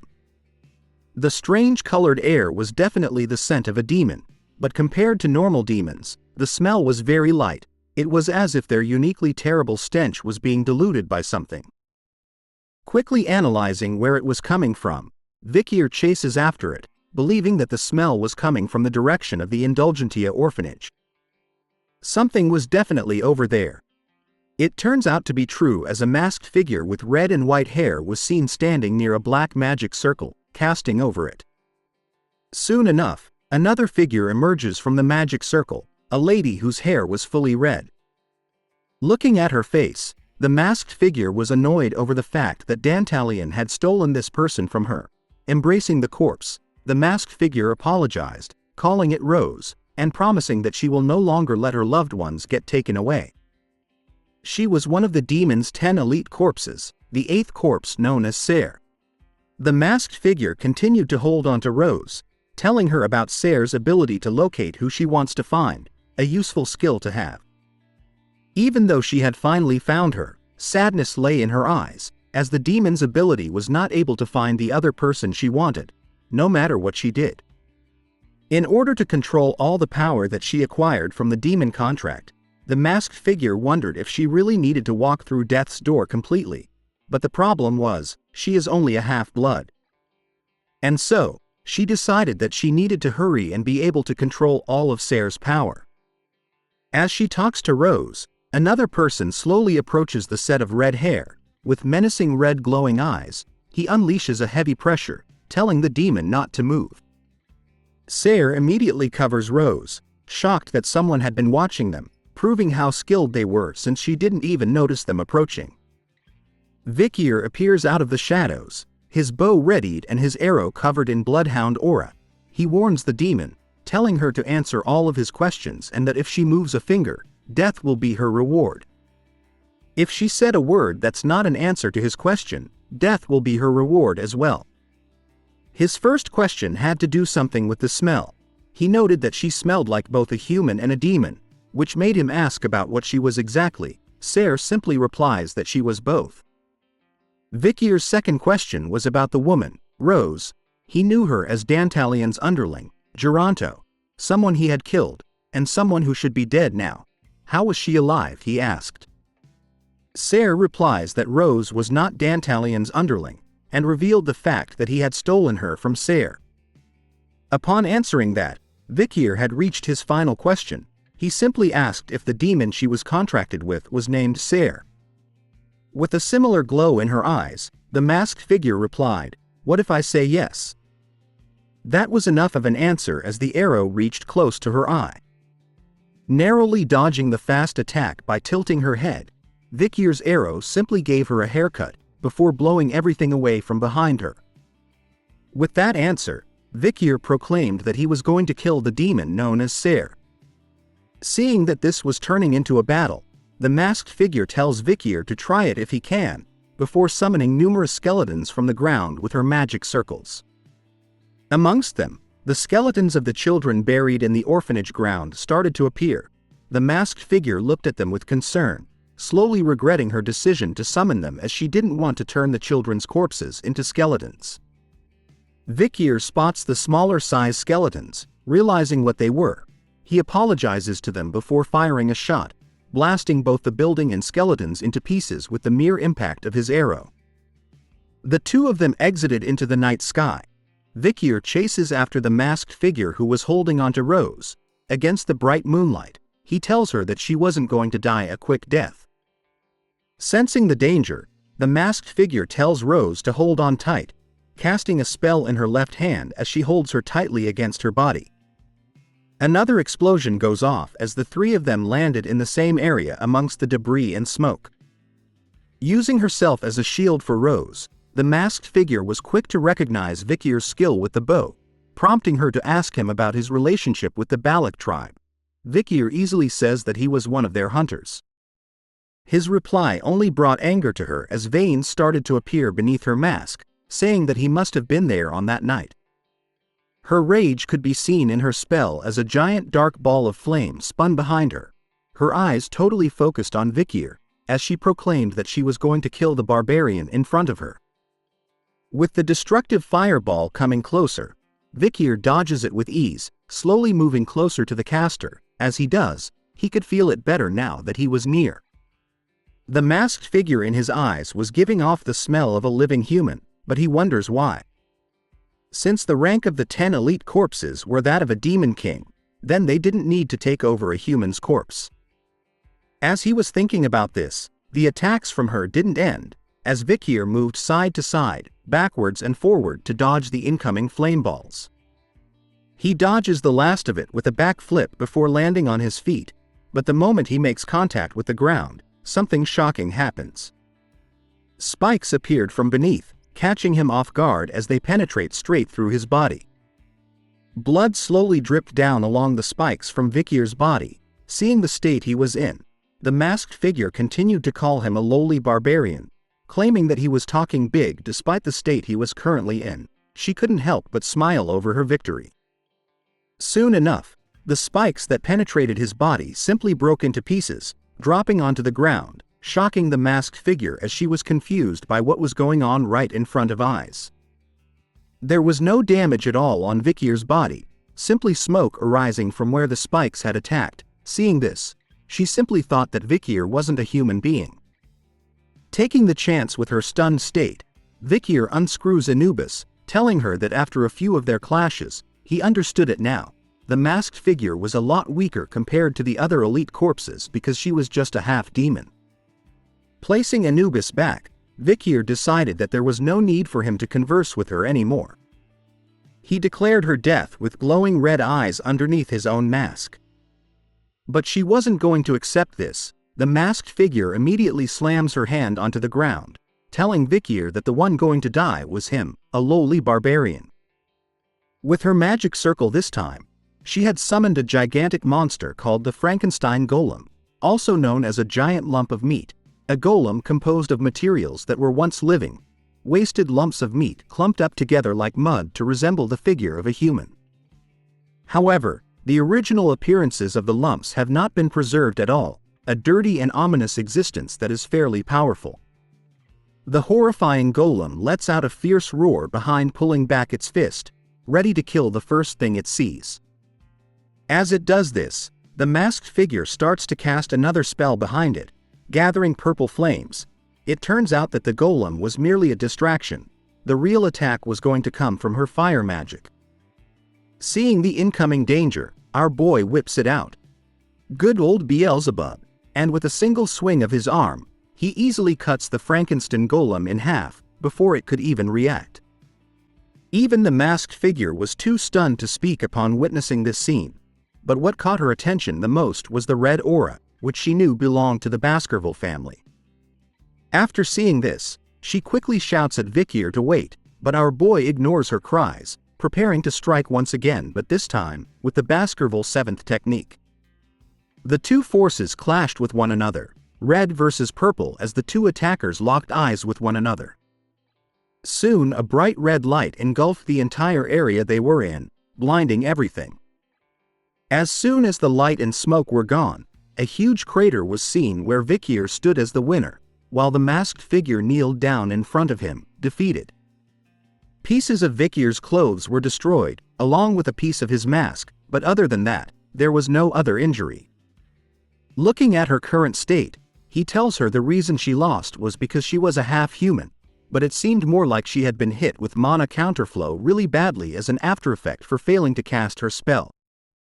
Looking back at their fight, it was after Vikir showed the red aura that the masked figure's focus became lost as she told him to wait. Her mask was now gone, as she whispered the words, "Don't leave me." Vikir couldn't understand it, so he asked her about the reason why she had struck a deal with a demon. As he raises Beelzebub into the air, ready to execute, he tells the half-human that all deaths have a story behind them. And so, Vikir executes his mission, his blade disappearing as he swings down. Before Vikir could deal the final blow, Rose jumps in to save Ser, using her own body as shield against the young bloodhound's devastating blow that's meant to kill. This was quite an unusual sight. Normally, the undead possess a strong jealousy for what they didn't have, giving them a temperament that makes them blindly bite and extort from the living. Though this doesn't apply if their master has a strong will and absolute control over them. If their master loses consciousness, the dead soldiers cannot be controlled, but Vikir could sense that something was different about Rose and her connection to the masked figure before him. Even without a hint of life in her eyes, Vikir could see that she was different. He wonders why she doesn't have the will to fight, like the corpse queen who was kneeling on the ground. As he was thinking about it, his lack of decision to end the fight with the Demon King was disrupted by a bright light in the background. Sounds of people were coming closer to where they were. Shouts could be heard as they spotted Vikir and the Corpse Queen. Amongst the voices of the guards, Vikir immediately turned around as he noticed Professor Sadie's voice among them. As soon as he turned around, Rose summoned a magic circle, surrounding herself and the Corpse Queen in a bright blue light. Sensing that, Vikir immediately turns back, ready to strike and end this once again. He aimed Beelzebub directly at the Corpse Queen's body, but before his blade could reach her, Rose saved the day once again, using her body a second time to absorb the attack from Vikir. She could only spit out blood as a result before disappearing in an instant, leaving Vikir alone and annoyed by what just happened.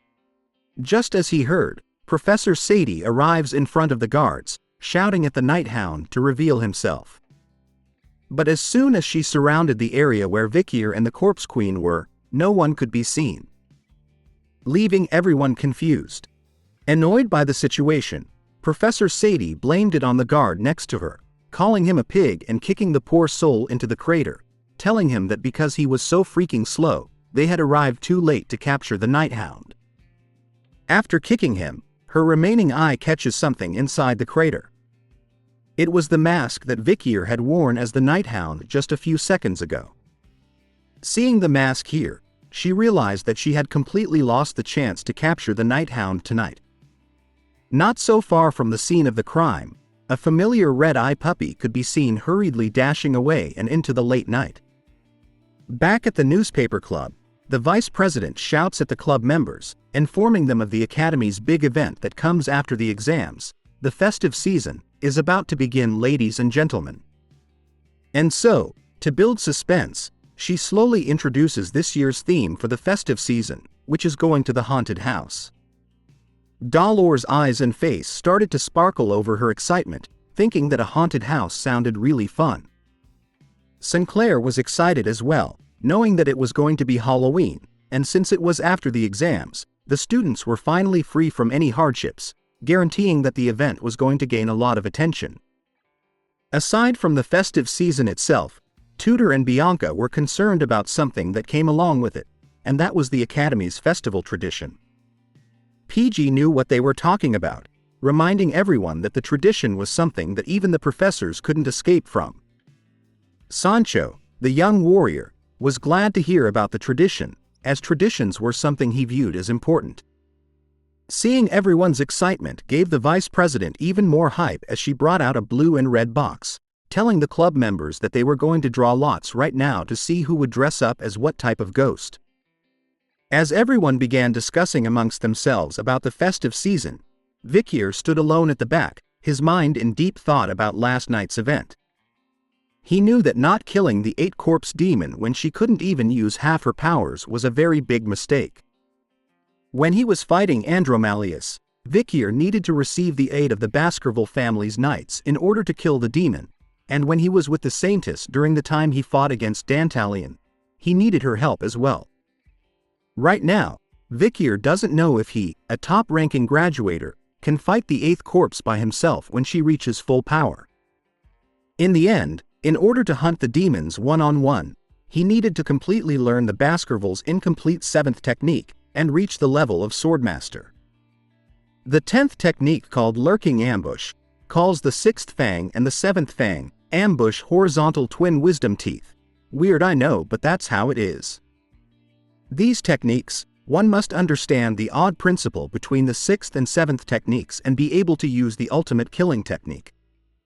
The theory behind the 6th and 7th techniques is written in the Swordsmanship book. In order to overcome the wall of the 6th technique, one must abandon all human emotions, and in order to learn the 7th technique, one must gain one's human emotions back. Vikir still didn't understand why one needs to recover the emotions they just abandoned. This needs a completely different approach compared to the entry-level graduator core training methods, where one learns how to kill their emotions and turn into bloodhounds. Thinking about all these weird techniques and training methods, Vikir started to wonder how Hugo became a swordmaster in his previous life. As Dolores' turn came up, she picks a piece of paper with something that surprises her. Her reaction was enough to catch Vikir's attention, drawing him back into the present.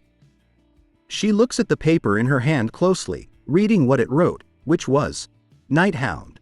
The vice president was worried about it, knowing that the Night Hound had just attacked the Quo Vadis family's orphanage recently. So she immediately apologizes to the president, But to her surprise, Dolores replies that everything was fine and that she was going to dress up as the Night Hound for the festive season. She even blushes at the thought of it, holding the paper tightly on her chest to prevent anyone from taking her outfit. Soon after, the vice president excitedly goes over to Vikier, telling him that it was his turn to pick, especially since he was the center of attention. As he places his hand into the box, Vikier was glad to see everyone having fun with this activity, reminding him that they were still young kids. But upon reading the costume he had selected, a sense of dread overcame the young bloodhound regressor. He couldn't believe that he had actually picked this result. Seeing the shocking look on his face, the other members quickly wanted to know what it was Vikier had gotten, even pushing and pulling one another just to see his result. There was one thing Vikier completely forgot about in his past: the tradition during the Academy's festival. And now, we turn to the day of the festival itself. Everyone in the Academy were outside, on the streets filled with orange lights, tents and stalls as far as the eye could see. The crowd of citizens cheer loudly as they stood outside a certain pub stall. Tudor appears with long blonde hair while wearing an undead's armor. He happily swipes his long hair, flexing his hard abs while holding a rose in his mouth, asking a beautiful lady on whether she wanted to share poems and alcohol with him at Lukian's bar. Sancho appears with a hearty laugh dressed as a samurai. Holding a plate of food, he excitedly tells everyone to come to Lukian's bar. If they do, they would get one free serving of hot blood stew, a stew that can make a warrior's blood boil. Sinclair appears as a noble vampire, her sharp fangs visible as she compliments the crowd, telling them that they brighten up the bar, hoping for them to come as she'll be waiting for them. PG was dressed as a fairy. With an embarrassed look on his face, he nervously handed over a flyer, telling them to please take it. The students he was giving the flyer to were amazed. They couldn't believe that there was such a cute girl at their academy. Without realizing it, they wanted to get to know PG's name. But Bianca appears, dressed as Frankenstein's monster, and grabs a hold of both of them, reminding the students that they couldn't hit on their members, which prompts them to give an apology right away. As she held onto them, someone in a red dress walked by, catching her attention. That figure slowly approached the bar where a blonde character was serving dishes inside to the customers. It turns out to be President Dolores dressed as the Night Hound. Turning around to see who was calling her, the president's eyes seemed disappointed as she nervously looked down. It turns out that Professor Snape had arrived in their pub, dressed in a sexy red Chinese outfit. He remained unbothered by his current appearance, only asking Dolores about what she was wearing. He reminded her that even though it was a festival right now, she wondered how her costume would impact society, as he couldn't believe that she would actually impersonate the uncontrollable heinous criminal known as the Night Hound. But Dolores remains confident in her choice, telling the professor directly that she likes her costumes. Seeing no hesitation in her choice of words, Professor Snape lets it go, reminding her that she would have to bear the consequences of her actions before heading into the pub himself. He also reminded her that as her academic advisor, he had no authority to tell her what she can and can't wear, so she was free to do as she pleased. The other members of the club started to gather. They couldn't believe that Professor Snape was actually at their pub. PG adds on that during the festival, the professors would dress up and go to the stalls of their class and club to increase their profits. Seeing the students gathered outside, Snape was kind of upset, because if it weren't for the custom of the academy, then he wouldn't have come to the pub, as he thought that the prices of the dishes they served weren't even that great. After waiting for a couple of minutes, Dolores appears by his side, bringing him his order of fries and fried chicken. Looking at it presented on the table before his eyes, Snape could see that the quality of ingredients were poor, and that the dishes were made by someone who isn't certified in food and safety. The food was prepared poorly and they were full of MSG, as he guessed. Taking a bite of the blood stew, Snape had zero expectations, believing that he was going to taste trash. After eating and swallowing the first bite, the professor was in complete shock. His lipstick was even smudged all over his mouth. He couldn't believe that something this delicious would come from his own students. He savored each bite, describing each taste in his mouth. The exquisite smoky flavor and savory taste comes out from the meat when it's torn. The potatoes that come from the Morg family's region releases a savory taste as they softly break apart. Snape was in complete bewilderment over how good the food was. He instantly stood up, demanding to know who it was that cooked the dishes before him, even accusing Dolores of recruiting an outside chef to help them. Despite his hard allegations and attitude, the president assures the professor that no outside help was present and that it was one of their members who was doing all the cooking. That person was someone Snape knew very well. As she pointed in a certain direction, we were brought to see somebody dressed like a witch, standing in front of a stove, cooking intensely with high heat. Wearing bright red lipstick, Vikier finally appears, dressed as a beautiful witch. He captures the heart and soul of everyone with his looks and cooking skills during the festive season. It was revealed in the previous chapter about the Academy's long-standing tradition, which was that men would wear women's clothing, and women would wear men's clothing as seen from the streets where the students proudly wore their costumes. In other words, the identity of the male student dressed in an alluring witch costume in the kitchen is Vikier van Baskerville, the main character of this story. PG appears in a panic, reading out loud the next order: 3 plates of Vikier's special fried chicken. The orders kept coming in. Next was 2 plates of sausages, as well as 6 portions of Vikier's special sausages and stir-fried vegetables and 5 portions of Vikier's special rice balls. Despite the large volume of orders, Vikier remained cool in the intensely warm kitchen, turning back to assure the others that he got this. Tudor appears with his face smashed between numerous biceps. He noted that ever since word had gotten out about their kitchen, male customers have been pouring in. Sinclair was in the same situation. Despite her noble appearance, her face was smashed between arms as well, informing the others that they had a huge influx of female guests too, and that they needed to get their orders. Despite all the shouting and noise, Vikier remained focused on cooking out the dishes. He thought about these memories. He couldn't believe that he would get the chance to make the dishes that he ate a lot when he was on the field. When the time of the fall dragged on, it was hard for the people of that time to find proper food. So, in order for the warriors on the front lines to survive, there was a need to make anything taste good. Processing inedible ingredients to make them edible, knowing which parts of a poisonous vegetable needed to be cut off, how to make spoiled meat fresh again. Things like that were common during his time in the war. As a result of all his experiences and experiments, Vikier's teammates suffered the most, not from the demons, but from his cooking. Back in the present, Vikier chopped some potatoes, knowing that they were from the Morg family, which had developed an awful taste while having a strong earthy smell to them. Their texture was also akin to chewing on sand, simply yuck. But through his past life, Vikier knew that if you cut the potatoes into thin pieces, season them with salt and vinegar, and stir-fry them in a wok on high heat with mandrake leaves and sabak tree seeds, then their earthy smell will completely disappear, bringing out their crispy texture and sweetness. He had turned a food that would send you to hell into a heavenly dish. As he presented the dish to them, both Dolores and the professor were smitten by his looks in the witch costume. Realizing what they were feeling, both of them quickly hid their faces to hide their feelings of seeing Vikier in costume. Bianca rushes into the kitchen, shouting at Vikier about why he was hiding in the kitchen. She scolds the poor fellow, telling our boy that he needed to get out and show his face to the world. But Tudor cuts in, informing Bianca that Vikier was needed more in the kitchen. Without him, the kitchen would be dead. The two started to argue. Tudor supported Vikier staying in the kitchen as so many people had been bewitched by his cooking, while Bianca argued that with his looks in the witch costume, going outside would help them double their profits.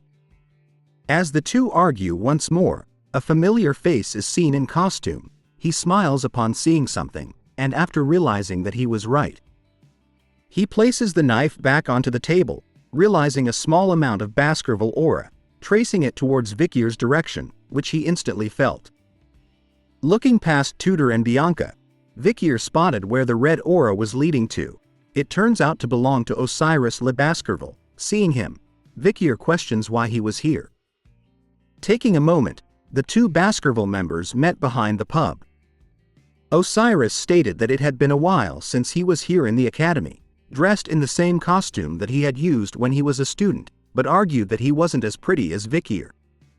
Noting that, Vikir was quick to answer why his brother was here in the academy.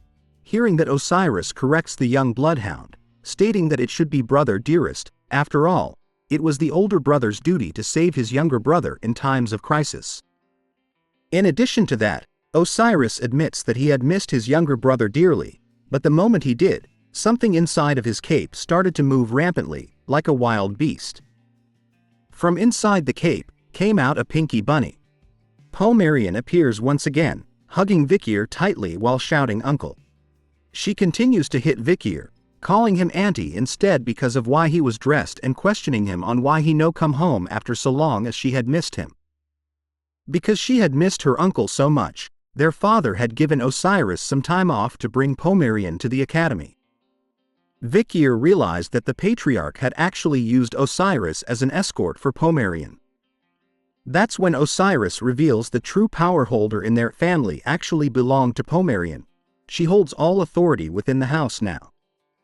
Last month, Pomeranian said she liked the blood bean chocolate, so father destroyed the monster region in the western front line and made a cacao farm there, just to suit her sweet cravings. And then, Pomeranian started protesting that she missed Vikir, whining and crying like a baby. At the end of her hunger strike, which lasted a long time of 2 meals, Hugo actually gave in to the young lady, allowing her to visit him while he was in the academy. Hearing that, Pomerian wore a smug look on her face as she faked everything according to plan. Osiris wanted Vikir to know that after he left, Pomerian had become depressed, and that it has been such a long time since they last saw a smile on their princess's face. What shocked Vikir was the fact that Osiris could smile the way he was smiling right now. He couldn't believe the face he had on. One stage of becoming a swordmaster is regaining one's emotions. Vikir thought to himself that Osiris may not know it himself, but these feelings were really good for him. Soon after talking, Pomerian was fast asleep on Osiris' shoulder, completely knocked out. He tells Vikir to spend time with her while they are at the academy. He also informs him that the trade he had set up was progressing well with their alliance with Mesamadunero's merchants. Vikir had already heard about it. The commissions of the past affairs investigation were created before he had entered the academy. Osiris Le Baskerville was exclusively taking charge of it, and has revealed the wrongdoings between the Baskerville and Mesamadunero families. Because of that, the Baskerville family officially apologized to the Mesamadunero family. Vikir had also heard that in the process, the old Baskerville members who participated in the wicked scheme were beheaded. Due to this event, Cindy also vented some of her anger and joined forces with the Baskerville family. Although only she herself will know if she has truly forgiven the Baskerville family or not. As they headed out, Osiris recalled something, taking out an item from within his cape, telling Vikir that their visit wasn't just for Pomerian. He hands over an envelope sealed with the Baskerville logo and a ring. Taking it, he questions his brother over what it was. Osiris reveals that the ring was found near the place where Set, the demon who stole Set's body, died. He believes that the ring possesses a unique skill, and that their father had told him to give it to Vikir since he contributed the most during the execution of the demon. Looking at the ring in his hand, Vikir wondered if it would allow him to use the barrier that Andromales had used before. The ring was called the Divine Immortal's Ring. It has an ability to call forth a barrier, which was currently turned off, and an inscription written with the words, "God's domain ends here." To add on, Osiris reveals that the letter in Vikir's hand was a letter written by their father with words he wanted to tell his son. Shivers immediately went down Vikir's spine as he felt cold all of a sudden. He couldn't believe that the letter was actually from their father. Osiris assures him that feeling surprised was all right and that he had received a letter as well. Since their chat has come to an end, Osiris bids Vikir farewell, reminding him to take his time while reading the letter. Vikir stood alone, waving his brother goodbye, while passers-by were immediately attracted to his looks as they couldn't stop staring at the witch. Opening the letter, Vikir wondered what it was that Hugo wanted to tell him. Standing in the midst of the festival, Vikir began to read the letter, to Hugo Le Baskerville's son. Son, by the time you are reading this letter, you must be thinking about becoming a swordmaster like Osiris, my first. Those few sentences were enough to shock Vikir, but he continued to read on. Shocked that Hugo had actually realized that Vikir's level was that of a top-ranking graduator. Hugo letter continues on. You must be stuck at the 7th Fang right now since you are still a top-ranking graduator. In order to execute the 7th technique perfectly, you need to reach the level of swordmaster, so I have written down the process I went through in my journey to reach that level. Vikir was shocked to learn that Hugo was actually telling him the secrets to becoming a swordmaster. As soon as he finished reading about the process needed to become a swordmaster, Vikir crushes the letter in his hand. His face filled with disgust and anger over the process that Hugo had revealed to him. Back at the pub, Bianca was chilling and wondering if she needed to market herself in order to get more customers, but as she sat there, a familiar red-haired individual walked past, catching her attention instantly. She watches the duo with red hair, noting that even with the mask on their faces, she knew that they were a pair of beautiful girls. The Corpse Queen and Rose have joined the festival. Thanks to the Halloween celebration, the Corpse Queen and Rose were able to blend into the crowd easily. They even had time to stop by a stall, buying so much food that Rose's hands were filled with them, her eyes showing some signs of life as she drools over what they bought. Seeing her this way, happily chewing away at the food, the Corpse Queen rubs Rose's head, asking if the food was yummy. Looking around the place, she slowly realizes that this was the Halloween festival of the school. Thinking back, she wonders what would have happened if that incident didn't happen. She continues to wonder about what would have happened, what would her life have been, if she didn't sign a contract with the demon known as Sire. Then maybe she would have entered the academy alongside her friends, especially a particular guy we all know. Focusing back into reality, the Corpse Queen had a single purpose on why she had risked her life by entering the festival. She needed to confirm something with the Night Hound. Even though he appeared recently as the most evil villain, bringing terror to the knights in the imperial capital, he still knew about the 10 elite corpses. She doesn't know why, but he has become obsessed with the demon she contracted with, Sire, who was currently inside of her. Knowing that, it was certain that he would show himself in a place like this, filled with so many humans. Not only that, it was his swordsmanship that caught her eye the most during their fight. The swordsmanship that she saw at that decisive moment had a bright red aura, similar to the one she saw on the night of the incident. Combining all these facts and her instincts, the Corpse Queen wanted to know if they were right by taking off the mask belonging to the Night Hound. Her chest started to tighten as she thought about it more, causing her knees to buckle as she grasped at her chest, comforting herself. What should she do if he really was the Night Hound? What would he say if he saw the way she was right now? All these questions plagued her mind as she could only think about how much he had changed since they had been apart. She wanted to see him so badly. "Stop thinking," said another voice in her head.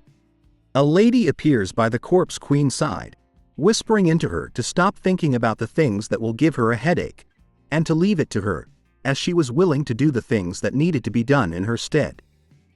The mysterious lady appears in full view, a woman clad in robe, her face hidden as angel wings sprouted on her back. Seeing this form, the Corpse Queen calls her Sire. As the two of them began their talk, time froze all around them as every human and thing stopped in their tracks, except the both of them. The Corpse Queen was quick to lash out, telling Sire that what she was doing was a violation of their contract.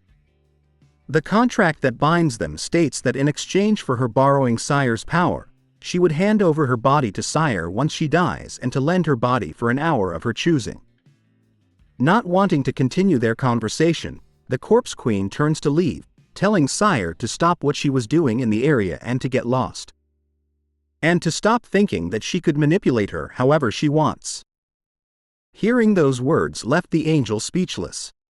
But a close zoom into her face reveals a completely new demonic look, cracks appearing all over her angelic face with a sinister smile, looking like Valak from The Conjuring. Sire had finally shown her true form, discarding the angelic form, showing off her new demonic look with horns on her forehead and sharp claws. She taunts the Corpse Queen, asking her about what she could do by herself, reminding her that all the people she loves were disappearing, and that there was nothing she could do about it. The demon reminds her of the incident where she stabbed her beloved uncle in the heart with her dagger. And so far, the only thing she has done by herself was destroy those who are around her. On the other hand, thanks to the demon, she was able to find her sister. It was all because of her skill, which lets you see the person she wanted to meet. But all those things didn't matter to the Corpse Queen, because in the end, she couldn't even find the person who means the most to her. The Corpse Queen reveals that the biggest reason she agreed to the contract with Sire was to find his corpse. But in the end, the demon couldn't even find him, even though they had looked everywhere in the forest of the Le Rouge at Le Noir Mountain. With a new sense of rage, the Corpse Queen threatens the demon not to get in her way now, as she finally found a clue that might let her see him again. With those final words, the ability that froze time around them started to break down. Sire looks at her with curiosity, intrigued over the fact that the Corpse Queen's mind was still strong and that it hasn't been completely destroyed yet. But as she was thinking about it, something drew her attention even more. She quickly scans the area, smelling the scent of a demon's blood nearby, locating it to a stall near them. She warns the Corpse Queen to leave the area immediately, as the place reeks of a disgusting aura which was unique to a demon hunter. Hearing those words, the Corpse Queen makes her decision. Instead of running away, she runs towards the area where the smell was coming from, hoping that the person she wants to find was there. Her decision angers Sire as she screams at her about where she was running off to. But she chose to ignore those words, hoping to find the Night Hound. As fireworks exploded in the air, she finally reached Lucion's stall and sees Dolores in the Night Hound costume, making her think that he was actually a woman. Dolores continues to remind a customer that if they couldn't follow the rules, then they will be kicked out, unaware that the Corpse Queen was looking at her. After realizing that the person in front of her was just somebody wearing a costume that resembles the Night Hound, she became annoyed and started casting her black flame magic once again. With a slam of her hand onto the ground, magic circles started to appear everywhere, surrounding the entire festive area. Skeletons started to emerge around everyone as they spotted what was going on. Innocent civilians started to scream and panic, rushing to escape the endless horde of undead emerging from the ground. Tudor and Bianca were together, thinking that she was a villain for summoning undead soldiers, especially since black magic was heavily controlled by the Empire and is considered a taboo. As the undead started to surround everyone, a bright holy light bathed them. Dolores casted her own holy magic against them, informing all members of Lucian to assist her in keeping their customers safe. She tells Anna, who was hiding behind the signboard beside her, to go and get a professor from the academy. Worried about her, she asks Dolores about what she was going to do. Without any hesitation, Dolores clasps her hands together in a prayer stance, reminding the vice president that her specialty was fighting against the undead. Seeing the divine power radiating from the false Night Hound, the Corpse Queen tells Dolores to get lost as she needed to meet the real Night Hound. Hearing that, Dolores wanted to know why she wanted to meet him, Sir Night Hound. Noticing the way she talks about him, the Corpse Queen wanted to know about her relationship with the Night Hound. Dolores happily tells her that they were soulmates. The image of the man she wanted with another woman made her snap inside instantly. In a fit of rage, she commands her undead soldiers to attack Dolores right away, vowing to rip her soul into shreds and to turn her into an undead soldier. Even with the incoming wave of undead, Dolores wasn't going to lose to them. As she casted her divine power against them, another magic was casted alongside hers, easily wrecking the undead. Dolores covers her face but spots a familiar friend. It was Sinclair, who came to back her up with her staff. She warns the first year that the situation was too dangerous, urging her to leave immediately. But Sinclair wasn't going to back down against the fight with the Corpse Queen, because for some unknown reason, her gut was telling her to fight. The one-on-one had turned into a 2-against-1. "What a scene," said the Corpse Queen as she fires off her fire magic at them. Using her divine power, Dolores created a barrier in time, protecting them from the harsh black flames.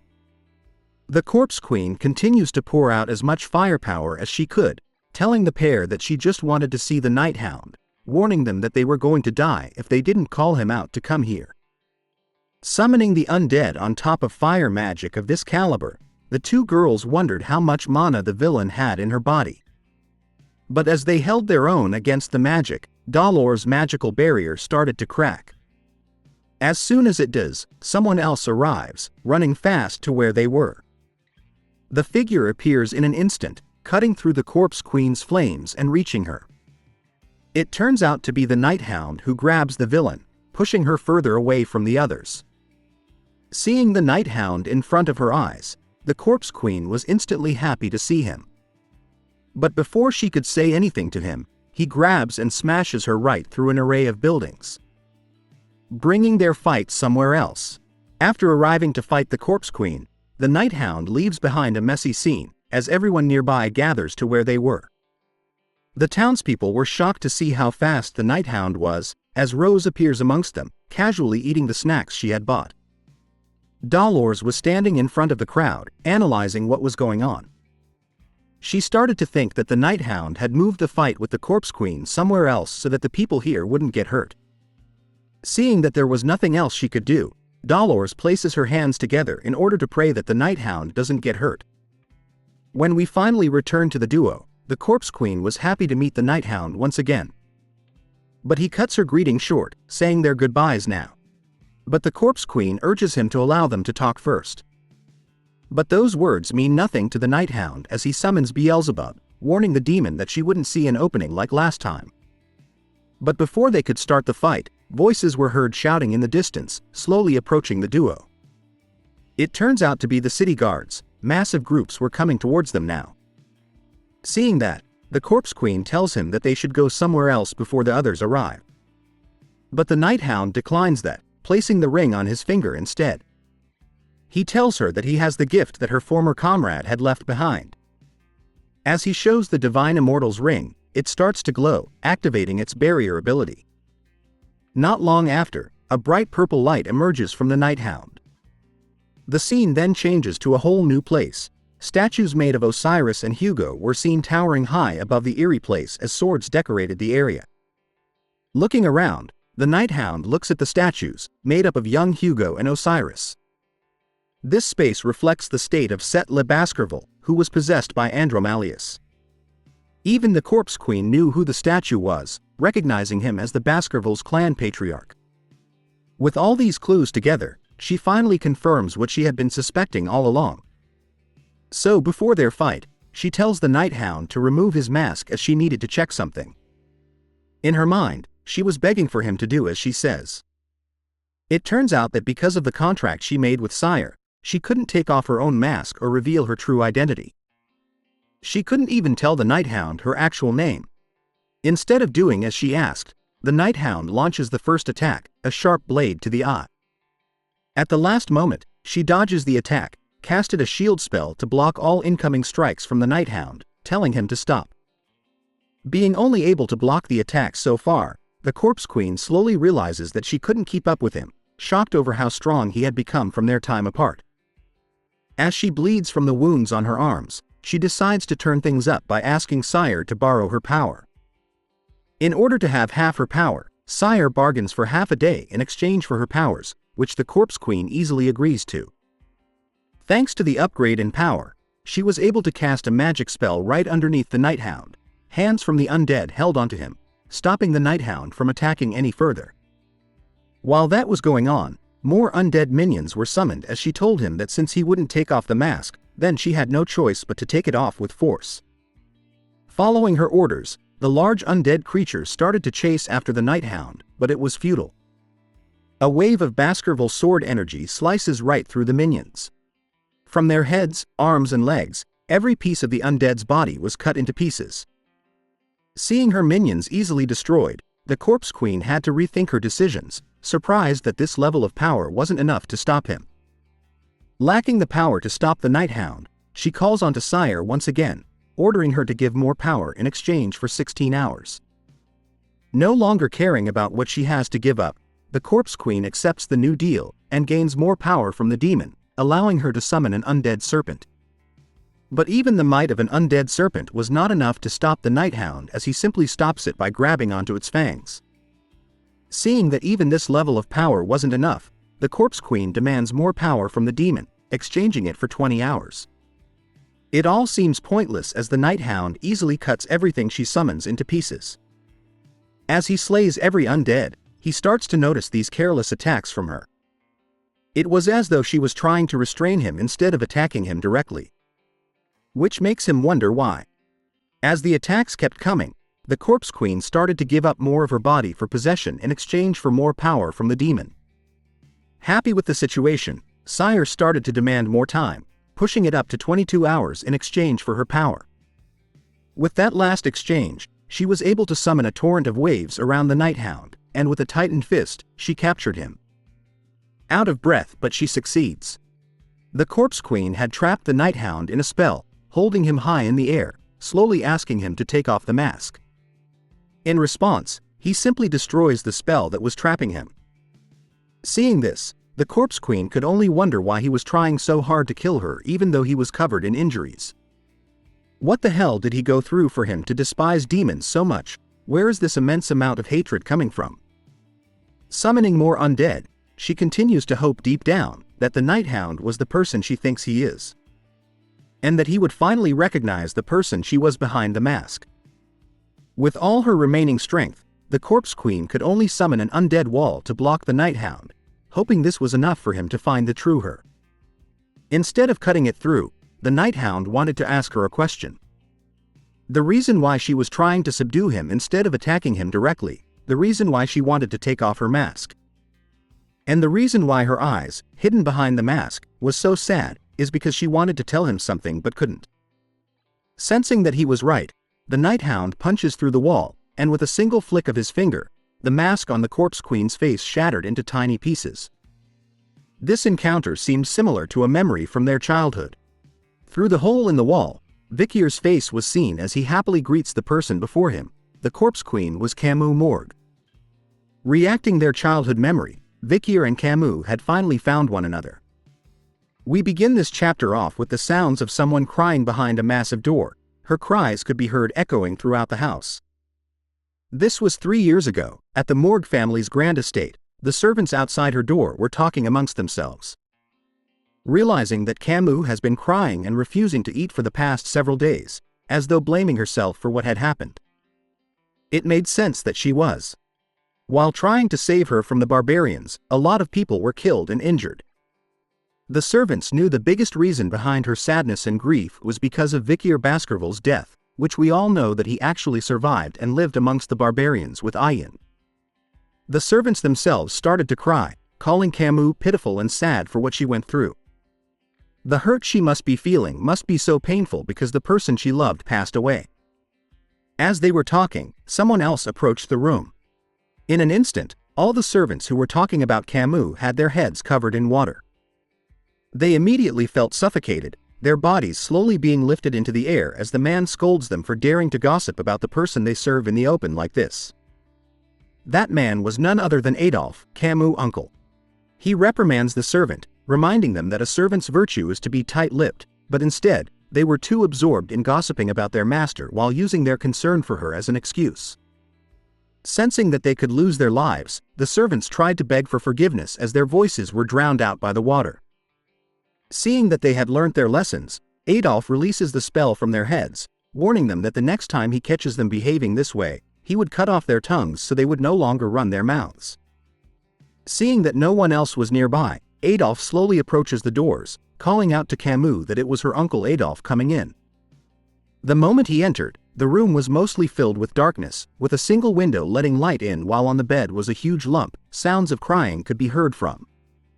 Adolf sits gently by the bedside, telling Camus about how he heard that she wasn't eating, and that the matriarch of the family, her mother, was getting very worried.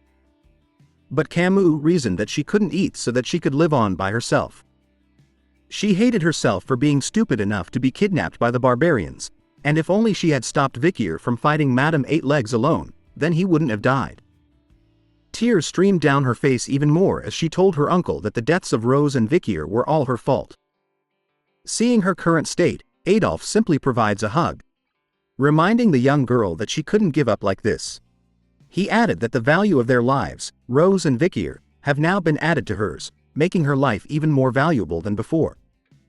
He reminds her that the duty of the living is to live and carry on the lives of the dead. Hearing those words, Camus questions her uncle if she should live in their place.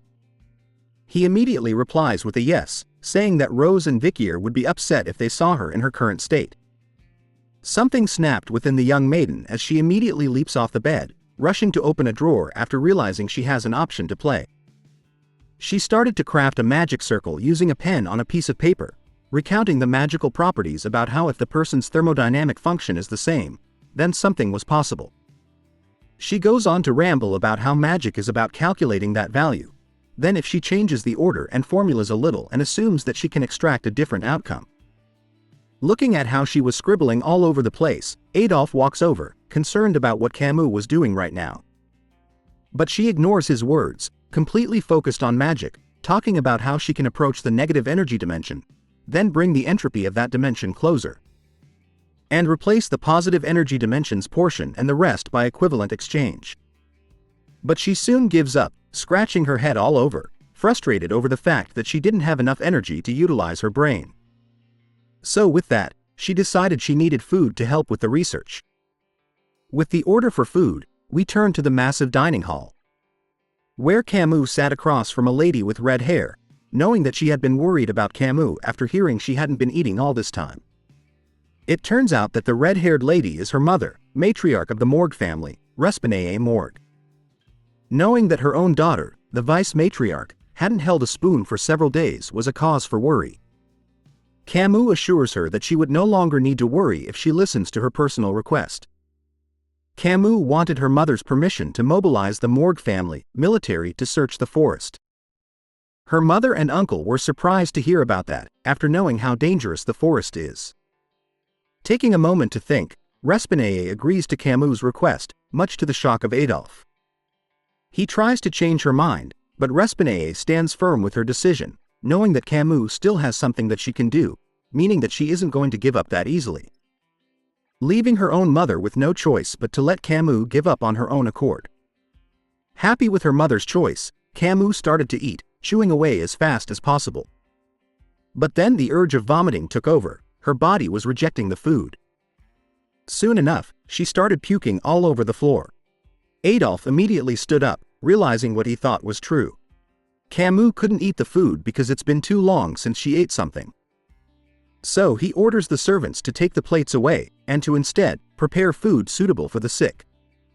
But as the servants came to take the food away, Camus urged them to back off. Her face filled with determination and a side of vomit, she stumbles back onto the dining table, vowing to everyone present that she was going to eat all of the food. With a new profound sense of purpose, Camus started to chow down, ignoring the spoons and forks, using her bare hands to eat everything. Her mind was only filled with Vikier, knowing that she wouldn't have lost him if she hadn't been kidnapped by the barbarians back then. She wouldn't have lost him if she had stopped him from fighting the huge ass spider by himself. All of those are karma stemming from her. Death is something that was unfairly given to him, when it should have been her. Wiping off her drool, Camus was determined to restore that unfairness. That day, news spread throughout the Morgue family that the vice-matriarch, who was engulfed in despair, had started to move again. However, people were not expecting her to move the way that she did. We now turn to the Morgue family's Hall of Darkness. A man with white hair sat on a throne, his gaze filled with intent. This man is the head sorcerer of the Morgue family, representing the Hall of Darkness, Snake Morgue. He questions the robed figure standing before him, asking what brought the vice-matriarch of the Hall of Light to his place of darkness. Camus removes her hood, telling Snake that she would like to defect from the Hall of Light and enter the Hall of Darkness. Snake was startled by her sudden request, reminding her that the Hall of Light was the visible symbol of the Morgue family, while the Hall of Darkness is its shadow, where research and experiments on black sorcery are conducted, far away from the people's eyes. Answering her request, Snakes questions the Lady of Light if she knew what it means to join the dark side. Camus replies that she had prepared to live her life hiding in the shadows and abandon her mother, her uncle and her rights to the vice-matriarch. Snake knew about her request to mobilize the military, which is currently searching through the forest, leading him to ask if her intentions were to resurrect Vikier with black magic. Camus proudly reveals that she was. She intends to use the spell of perfect revival. Shocked by her proclamation, Snake reminds her that what she was going to use belonged to ancient black magic where one can completely revive the dead. Camus was going to use foreign magic, which is strictly forbidden with the Morgue family and the Empire. With all these facts, Snake harshly declines her entrance into the Hall of Darkness, urging Camus to leave. After being rejected, Camus shows off her own black magic, telling Snake that she has no choice but to learn the ancient black magic by herself. Snake was instantly stunned by her magic, surprised to see that Camus was able to control the spirit in her hand. He couldn't believe that Camus was able to teach herself black magic, which was thought to be impossible. If that was the case, it wouldn't be an exaggeration to say that she has reached a new level by herself. With all that he was seeing, Snake concluded that Camus might be a once-in-a-century genius like her mother, Respinae, the matriarch of the Morgue family. Seeing her abilities with black magic, Snake walks over to her, accepting her choice to join the dark side, while reminding her that his word is absolute in the Hall of Darkness, and whether it was something she could accept.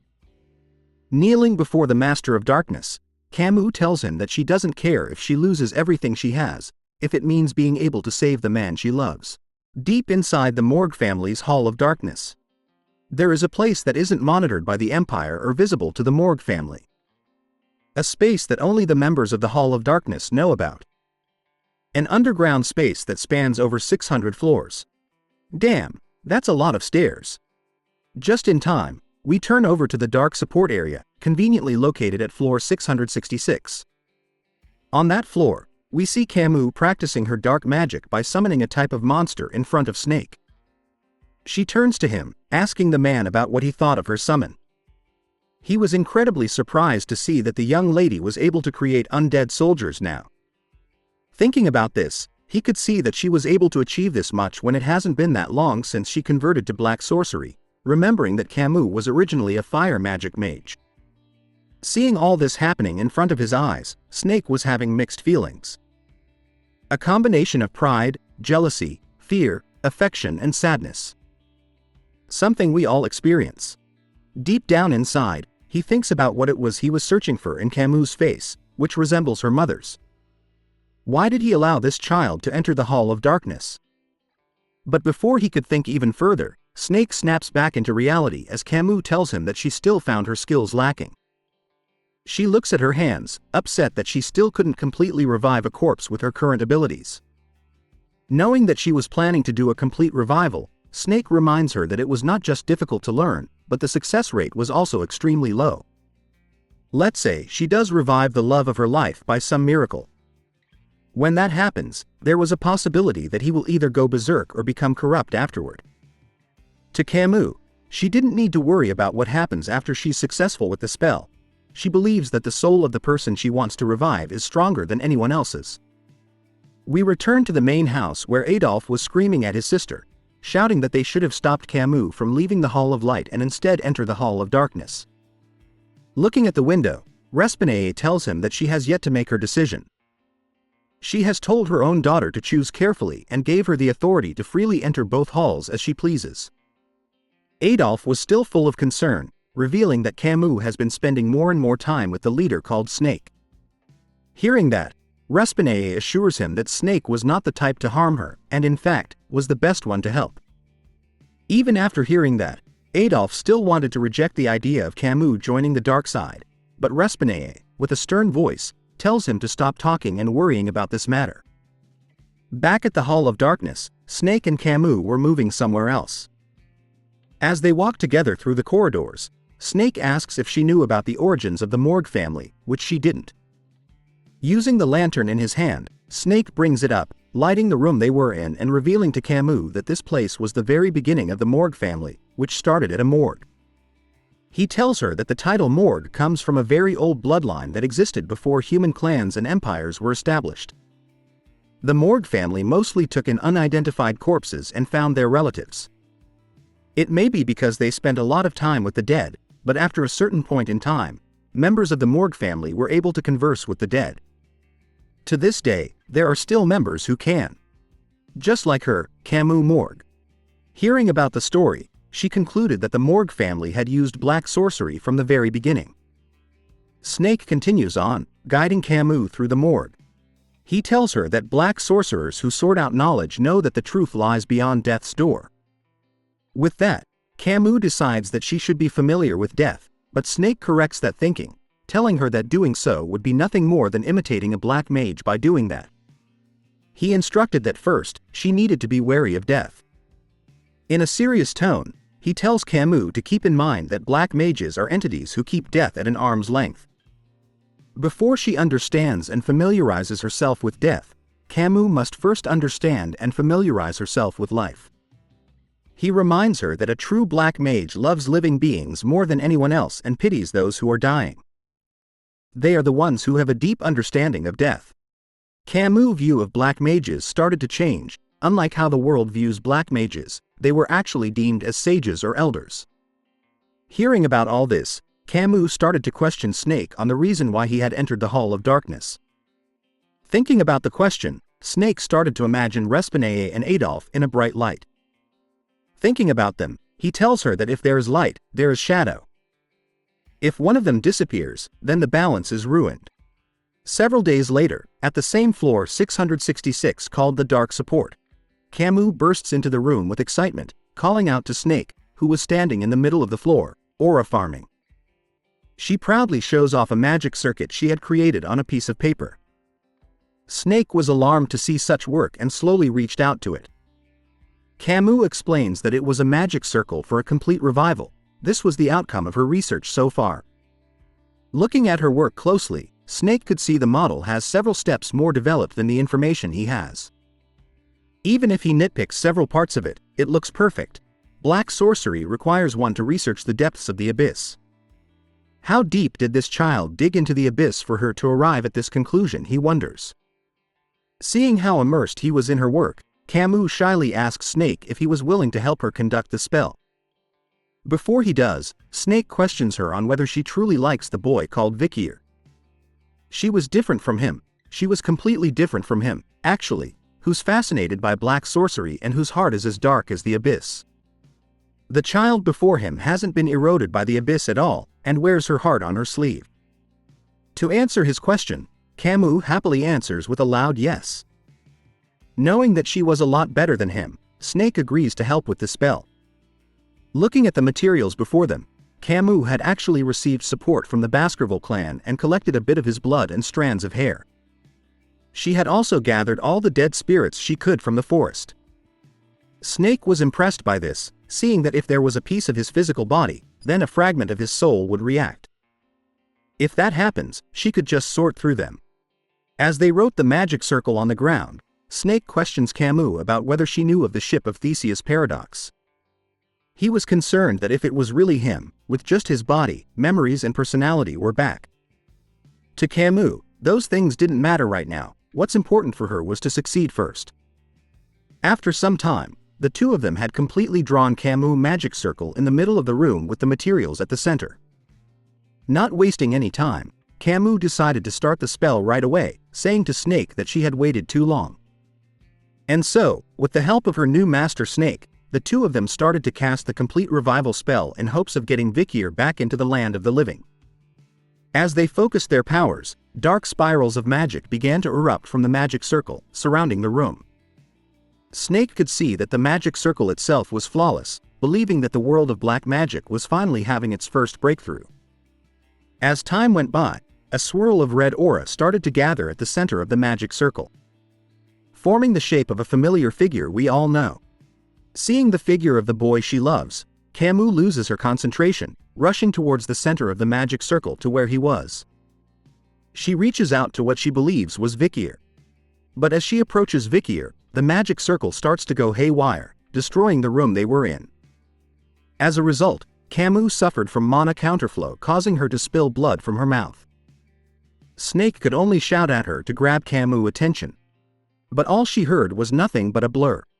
Suffering from a rebound caused by mana counterflow, Camus slowly watches everything she wanted fall apart, thinking that she had failed. As she opens her eyes, she sees a white door in front of her, alone in the new space. Camus starts to think that she had died too. All kinds of questions started to pop in her head. Why did the magic fail? She thought it was perfect. Is it because the piece of Vikier's body was too old? Or was his soul not even in the forest? Maybe he's already attained enlightenment and turned his back on this spiteful world. Then what meaning does her struggles hold now? The young lady wonders as she stares into the bright light. Tears started to pool in her eyes, as she started to think that it was better for her to just die. A hand appeared on her face. It was Snake. He crossed over, revealing to Camus that he didn't want to enter the Hall of Darkness. It was because he couldn't be with his sister, because he couldn't stay in the same light, only being able to live in the shadows. However, something came to his mind when he saw how Camus wore her heart on her sleeve. If only he was honest, if only he had the courage to challenge the impossible. Maybe things would have been different for him. Pushing her away, Snake tells her to never lose hope, and that he wishes for her to reunite with the one she loves. With that final push, Camus was swallowed into the waters, slowly watching Snake walk into the door of light instead of her. In a sad turn of events, we return to reality, where Snake laid in a bloodied mess while Camus was completely unharmed. She looked in horror, as the man known as Snake, her master, lay dead in a pool of blood, right in front of her own eyes. Quite some time has passed since Snake crossed over to the other side, his dead body laid on floor 666. Long enough for flies to wander around his corpse. Camus was lying right beside, not moving an inch, as the result of their failure was obvious due to the state of the room they were in. Eyes started to open with a hazy look in them as she wondered how much time had passed as her burnt body wouldn't move as she wanted. She wonders if this is the price one has to pay for using a forbidden spell to bring back the dead. No one will come here to where they were, to this hidden space deep within the Hall of Darkness. Camus felt that it might be better for her to die off like this. Her master, who died for her instead, will probably find her current state ridiculous. But she had already tried everything. Camus no longer has the will to live anymore. But if there is something that she finds unfortunate, it was that she couldn't meet him in the end. As she closed her eyes, believing that it was the last time, Camus thought to herself that she might see him once she dies. But a voice tells her that she looks like she wants to live, awakening the young lady. Camus started to wonder how she was hearing a voice here, thinking it was a hallucination. But the voice states clearly that it was real, that it had appeared because it had felt her intense feelings. Looking back at what she read in the books, Camus figures that the voice belongs to a demon. The voice admits that it was a demon. Seeing that she knew what it was, the voice decides to speed things up. In exchange for the demon saving her with its power, it suggests that they strike a deal together. But Camus responds that she doesn't want to live anymore, so instead, the demon asks her what she wants. Looking at the failed magic circle, the demon figured out that she wanted to resurrect someone. There was a dead person she wanted to see. Seeing the dead happens to be the demon's speciality. The voice reveals part of its form, a grotesque mouth with sharp fangs and blue aura surrounding it. The demon introduces herself as Sire, the demon of the dead and decay. She offers to help the young lady meet the person she wanted to resurrect, in exchange for a deal between them. Hearing the offer, and thinking about how Snake wanted her to reunite with the one she loves, Camus closes her eyes, thinking about her future decision. Since there was nothing else she could do, Camus agrees to the deal with Sire, since this was a method she has not yet tried, a deal with a demon. Her eyes regained their fire, as she knew she couldn't give up now. We turn to the Hall of Light, the main house of the Morgue family, where the servants were shouting about the return of Camus. Adolphe rushed to see her, breathing heavily as everyone was stunned to witness what was going on. Camus has returned to the main household. Adolphe wanted to let her know how worried he was about her, even concerned about what happened to her hair and to explain what she has been doing these past 10 days. Believing that it was Snake who did it, Camus silently walked past everyone, her eyes looking down, only telling him that she was tired and sorry. "How sad," said Sire as she appears beside Camus, mocking her for ignoring her uncle that way, especially since it has been a long time since she's seen him. "Be quiet," commanded Camus to the demon, reminding her to prove her competence, or else she was going to break off their contract. And that was how her contract with Sire began. This is the contract written between the two. First, the elite corpse Sire will lend a portion of her power to Camus Morgue and assist her so she can meet Vikier van Baskerville. As payment, Camus Morgue will hand over all control of her physical body for 1 day to Sire and fall into a complete slumber. Additionally, Camus Morgue is prohibited from divulging anything concerning Sire or demons to others. With the contract, Camus gained 2 powers from Sire: the ability to find anything she wants and the ability to bring back the dead. These abilities were first proven when she finally found Rose, her younger cousin, who was killed by the barbarians. Soon enough, Camus decided to look for what she really wanted. But Sire was having a bit of a problem. Using her magic, the demon was surprised as it was a first for her too. She couldn't feel the soul of the man Camus had been looking for, Vikier van Baskerville. Even with that, Camus still wasn't going to give up.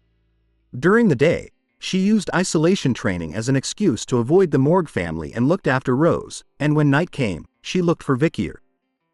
The more time had passed, the more she drifted apart from her mother, her uncle, and her family. But she didn't have much time to dwell on that.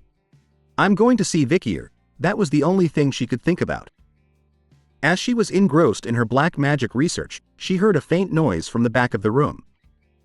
A stranger had appeared, making her ask who it was. Dantalion had made his appearance, warning the young lady that he wasn't here to see her, but the demon she was with. And so, he orders her to bring Sire out. After that day, Rose disappeared. Sire reveals to Camus that Dantalion was her comrade, the 9th corpse, who said he needed a slave. So she gave Rose to him, adding on that once he conceals his presence, it would be hard to locate the demon. Camus was furious over the demon's decision to hand over Rose to Dantalion. Hearing her complaints, Sire assures that she could always resurrect Rose if she dies again by fixing her body once more. The way she talked about Rose made Camus realize that Sire was truly a demon deep down her core. And so, the day Camus left to find Rose once again, a miracle happened. She met the Night Hound, who was the love of her life, Vikier van Baskerville. With that, we return to the present, with Camus on her knees, tears coming down after Vikier had finally found her. He takes a look at her through the hole he punched through the wall with, teasing the young lady that she looked a lot different from the last time he saw her. Camus was on the verge of blurting out all the things she wanted to ask him. Her mind was filled with all types of questions. Why are you saying things with such composure when it's been so long since they saw each other? Why didn't you come find her if he was alive? Did he know how hard it was for her? Does he know how much she struggled just so she could see her again? But all these questions were left unsaid, as Camus couldn't say them out loud. Walking closer to her, Vikier could see that she had made a deal with the demon. Even though she couldn't speak, Camus wanted him to see her as a cool woman in her final moments. Even without asking, she can feel that the depth of his eyes has never looked this deep before. Vikier had grown to become so handsome. Unlike her, who ruined everything and everyone she came across. Sensing that her time was coming to end soon, when that happened, she knew Vikier would have to fight Sire. So the last thing she could do for him was to not let him fight alone again. But since she was able to see him again, Camus calmly thanks Vikier for recognizing and finding her one last time. Just like when they were kids, she gives him a grade. 100 out of 100. With a sad smile on her face as spikes appear from the ground, pointed straight at her. As the spikes aim to end her life, Camus reminds Vikier to be happy for the both of them. In a stunning turn of events, our boy actually went ahead and gave the young lady a hug. using his own body as a shield to protect her from death. He calmly tells her that he could understand what she couldn't tell him because of the contract with the demon. He knew that she didn't land any critical hits when they fought, and that ending her life was her way of telling him that she couldn't talk about it. Sensing her presence fading away, Vikir leaves her with some final words. "Don't worry about me and leave it to me." His eyes filled with a new sense of rage unlike never before, assuring his childhood friend that he was never going to lose to a demon. And just like that, Camus disappears from the world while Sire took complete control over her body. We begin this chapter with the sky burning crimson as the towering statues of Hugo Le Baskerville and Seth Le Baskerville loomed imposingly at the base of the monuments. Vikir embraced Camus and, for a fleeting moment, silence enveloped them. But it was short-lived. Soon, the demon seized control of her body. Her appearance shifted. Her clothes, her face, even her hair, transformed. With eerie delight, she greeted him, pleased to make his acquaintance. Serre whispered to Vikir and revealed that she had heard much about him from her roommate, Camus. Vikir's eyes gleamed with irritation, his gaze sharp and unamused as it locked onto her. The spikes had impaled Vikir's body, leaving him gravely wounded. Yet, despite his injuries, his composure never wavered. Cold and deliberate, he demanded to know what she had done to Camus Morgue. Serre's focus sharpened on Vikir, her gaze flickering toward him with something akin to twisted fascination. A smile curled on her lips as she taunted him, asking if he was truly concerned for Camus. Without giving him a chance to respond, her third eye became disgustingly huge, its grotesque iris unveiling Camus, limp and unconscious, her limbs ensnared by Serre's pulsating muscle tissue. Serre's grin widened, exposing rows of needle-like teeth as her expression darkened. In a hushed, mocking tone, she explained that Camus was sleeping deep within her right now, that she had every right to claim the girl's body for the day. Then she sneered, questioning how long Vikir intended to hug her for. Before he could react, Serre summoned her power. In an instant, skeletal warriors materialized overhead, their spears poised to strike. The undead lunged forward, their weapons slicing through the air.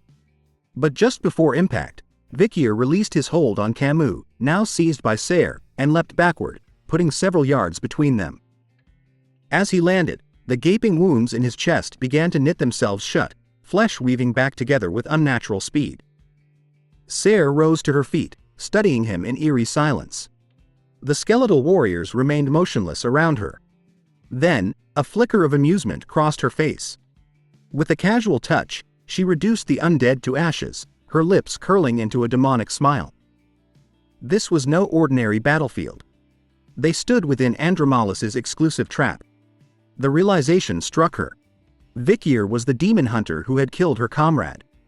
A dark irony settled in her mind. The man Camus had been searching for was none other than the infamous demon hunter himself. Serre's slender fingers drifted absently to her chin, her nails lightly grazing her skin as her mind churned with suspicion. Her gaze lifted slowly, drawn to the distant heavens.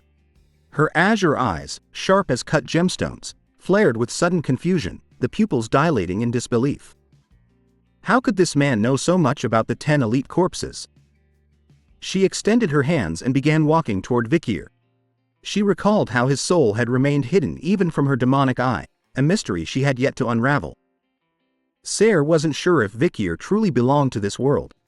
He sat with one hand resting on the ground, watching her silently, offering no response. His stillness spoke volumes. A faint smile appeared on Serre's lips. To her, he had always seemed cold and distant. Perhaps she thought he would react if she told him the sorrowful tales of Camus. In an instant, the wounds inflicted by the spikes on Vikir's body vanished as though they had never existed. He turned his gaze toward the demon, his eyes burning with fury. Serre then revealed a dark truth. Camus, in a desperate attempt to save a single man, had resorted to the forbidden magic of complete revival. The spell had failed, leaving Camus paralyzed and unable to move. "She's a pitiful, naive girl," Serre said with disdain. In the destroyed room, she laid on the floor for several days. She already tried everything and didn't have the will to live anymore. With a chilling smirk, Serre asked Vikir if he wanted to hear something amusing. Her azure eyes gleamed with malevolence as she pointed to herself. Just before death could claim Camus, she had called out to a demon. And in that final, hopeless moment, she became Camus' last and only hope. Vicier's eyes widened, a flicker of confusion breaking through his usually stoic expression. Serre's words struck deeper than he expected, the story unraveling in front of him like a cruel revelation. Camus, what had she done? With a mocking tone, Serre twisted the knife further, recounting how, even after forming their contract, it had been heartbreaking to hear Camus whisper his name, longing for him, mourning him. The image of her returned to Vicier's mind, unbidden but vivid. Camus, swallowed by darkness, her small frame trembling as she shut her eyes and pressed her hands over her ears, trying to silence the world. She kept apologizing over and over, blaming herself for being taken by the barbarians, blaming herself for leaving him behind. She had relived that tragic day endlessly in her mind. She truly believed she should have died in his place. That guilt had eaten away at her. The deeper she sank into the darkness, the more unbearable the thought of his death became. And yet, in some quiet corner of her shattered soul, a spark of hope lingered. What if he was still alive? As she lay helpless on the cold ground, her body barely clinging to life, a single thought haunted her. If Vicier is still alive, why hasn't he come for me? She hadn't wanted much, just not to be left behind, just not to be alone. With a mocking lilt, Serre mimicked Camus' voice, taunting Vicier with a faint, aching longing. I miss you. Blazing with hatred, Vicier drew his sword and charged. His intent to strike and kill the demon was unmistakable. Serre raised her hands calmly, a smile curling on her lips. His eyes cold and unwavering, Vicier slashed at her with deadly force. Yet, just before the blade could land, he froze. Serre's gaze locked onto the sword, her azure eyes gleaming with smug delight. That arrogant smile deepened as she grasped the truth. Vicier understood the demon-forged contract that tied her life to Camus'. If Serre died, so would Camus. In a swift motion, she activated the magic circle etched beneath them. Black lightning erupted with a deafening crack, and from the ground, a skeletal head emerged, undead and monstrous. Between its gaping jaws stood Serre and Vicier, suspended in a deadly standoff. She was certain that Vicier could not bring himself to kill the girl who waited for him for so long. As the undead snapped its jaw shut, Vicier reacted swiftly, evading the attack with a well-timed leap. Landing with a fierce expression, he fixed his gaze on the ground, readying himself for a counterattack. He closed the distance to the undead, unleashing a series of powerful slashes. But, to his surprise, none of them had any effect. Confusion flickered across his face just as Serre's eyes lit up with excitement. With a confident smile, she watched him struggle. If Vicier had assumed she would rely solely on magic, something he could cut through like Camus, he had underestimated her. A simple graduator stood no chance against her true strength. Seizing the moment, the undead gained momentum and clamped down on Vicier with a crushing blow. The force of the strike left him immobilized. Without hesitation, the undead charged forward, using its full power to slam Vicier into the ground. Again and again, it battered his body before hurling him against the base of the sword statue. The impact was devastating. The statue cracked under the force, and blood began to spill once more from Vicier's wounds. Serre taunted him, jeering that, rather than saving anyone, he was the one on the verge of dying. Wounded and still, Vicier lowered his gaze to the ground, lost in thought. Memory surfaced. His battle with the big-ass spider, the presence of Madame, a creature of overwhelming power. Despite the pain, he reached for his sword, steeling himself to fight once more.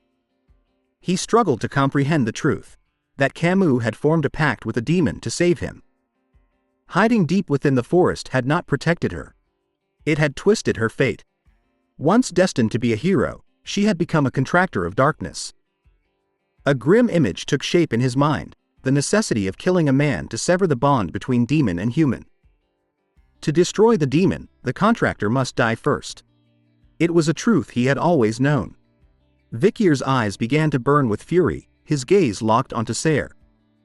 He didn't fully understand why he had claimed he wouldn't lose to a demon while still under the sun, but the words had been spoken from a place of conviction.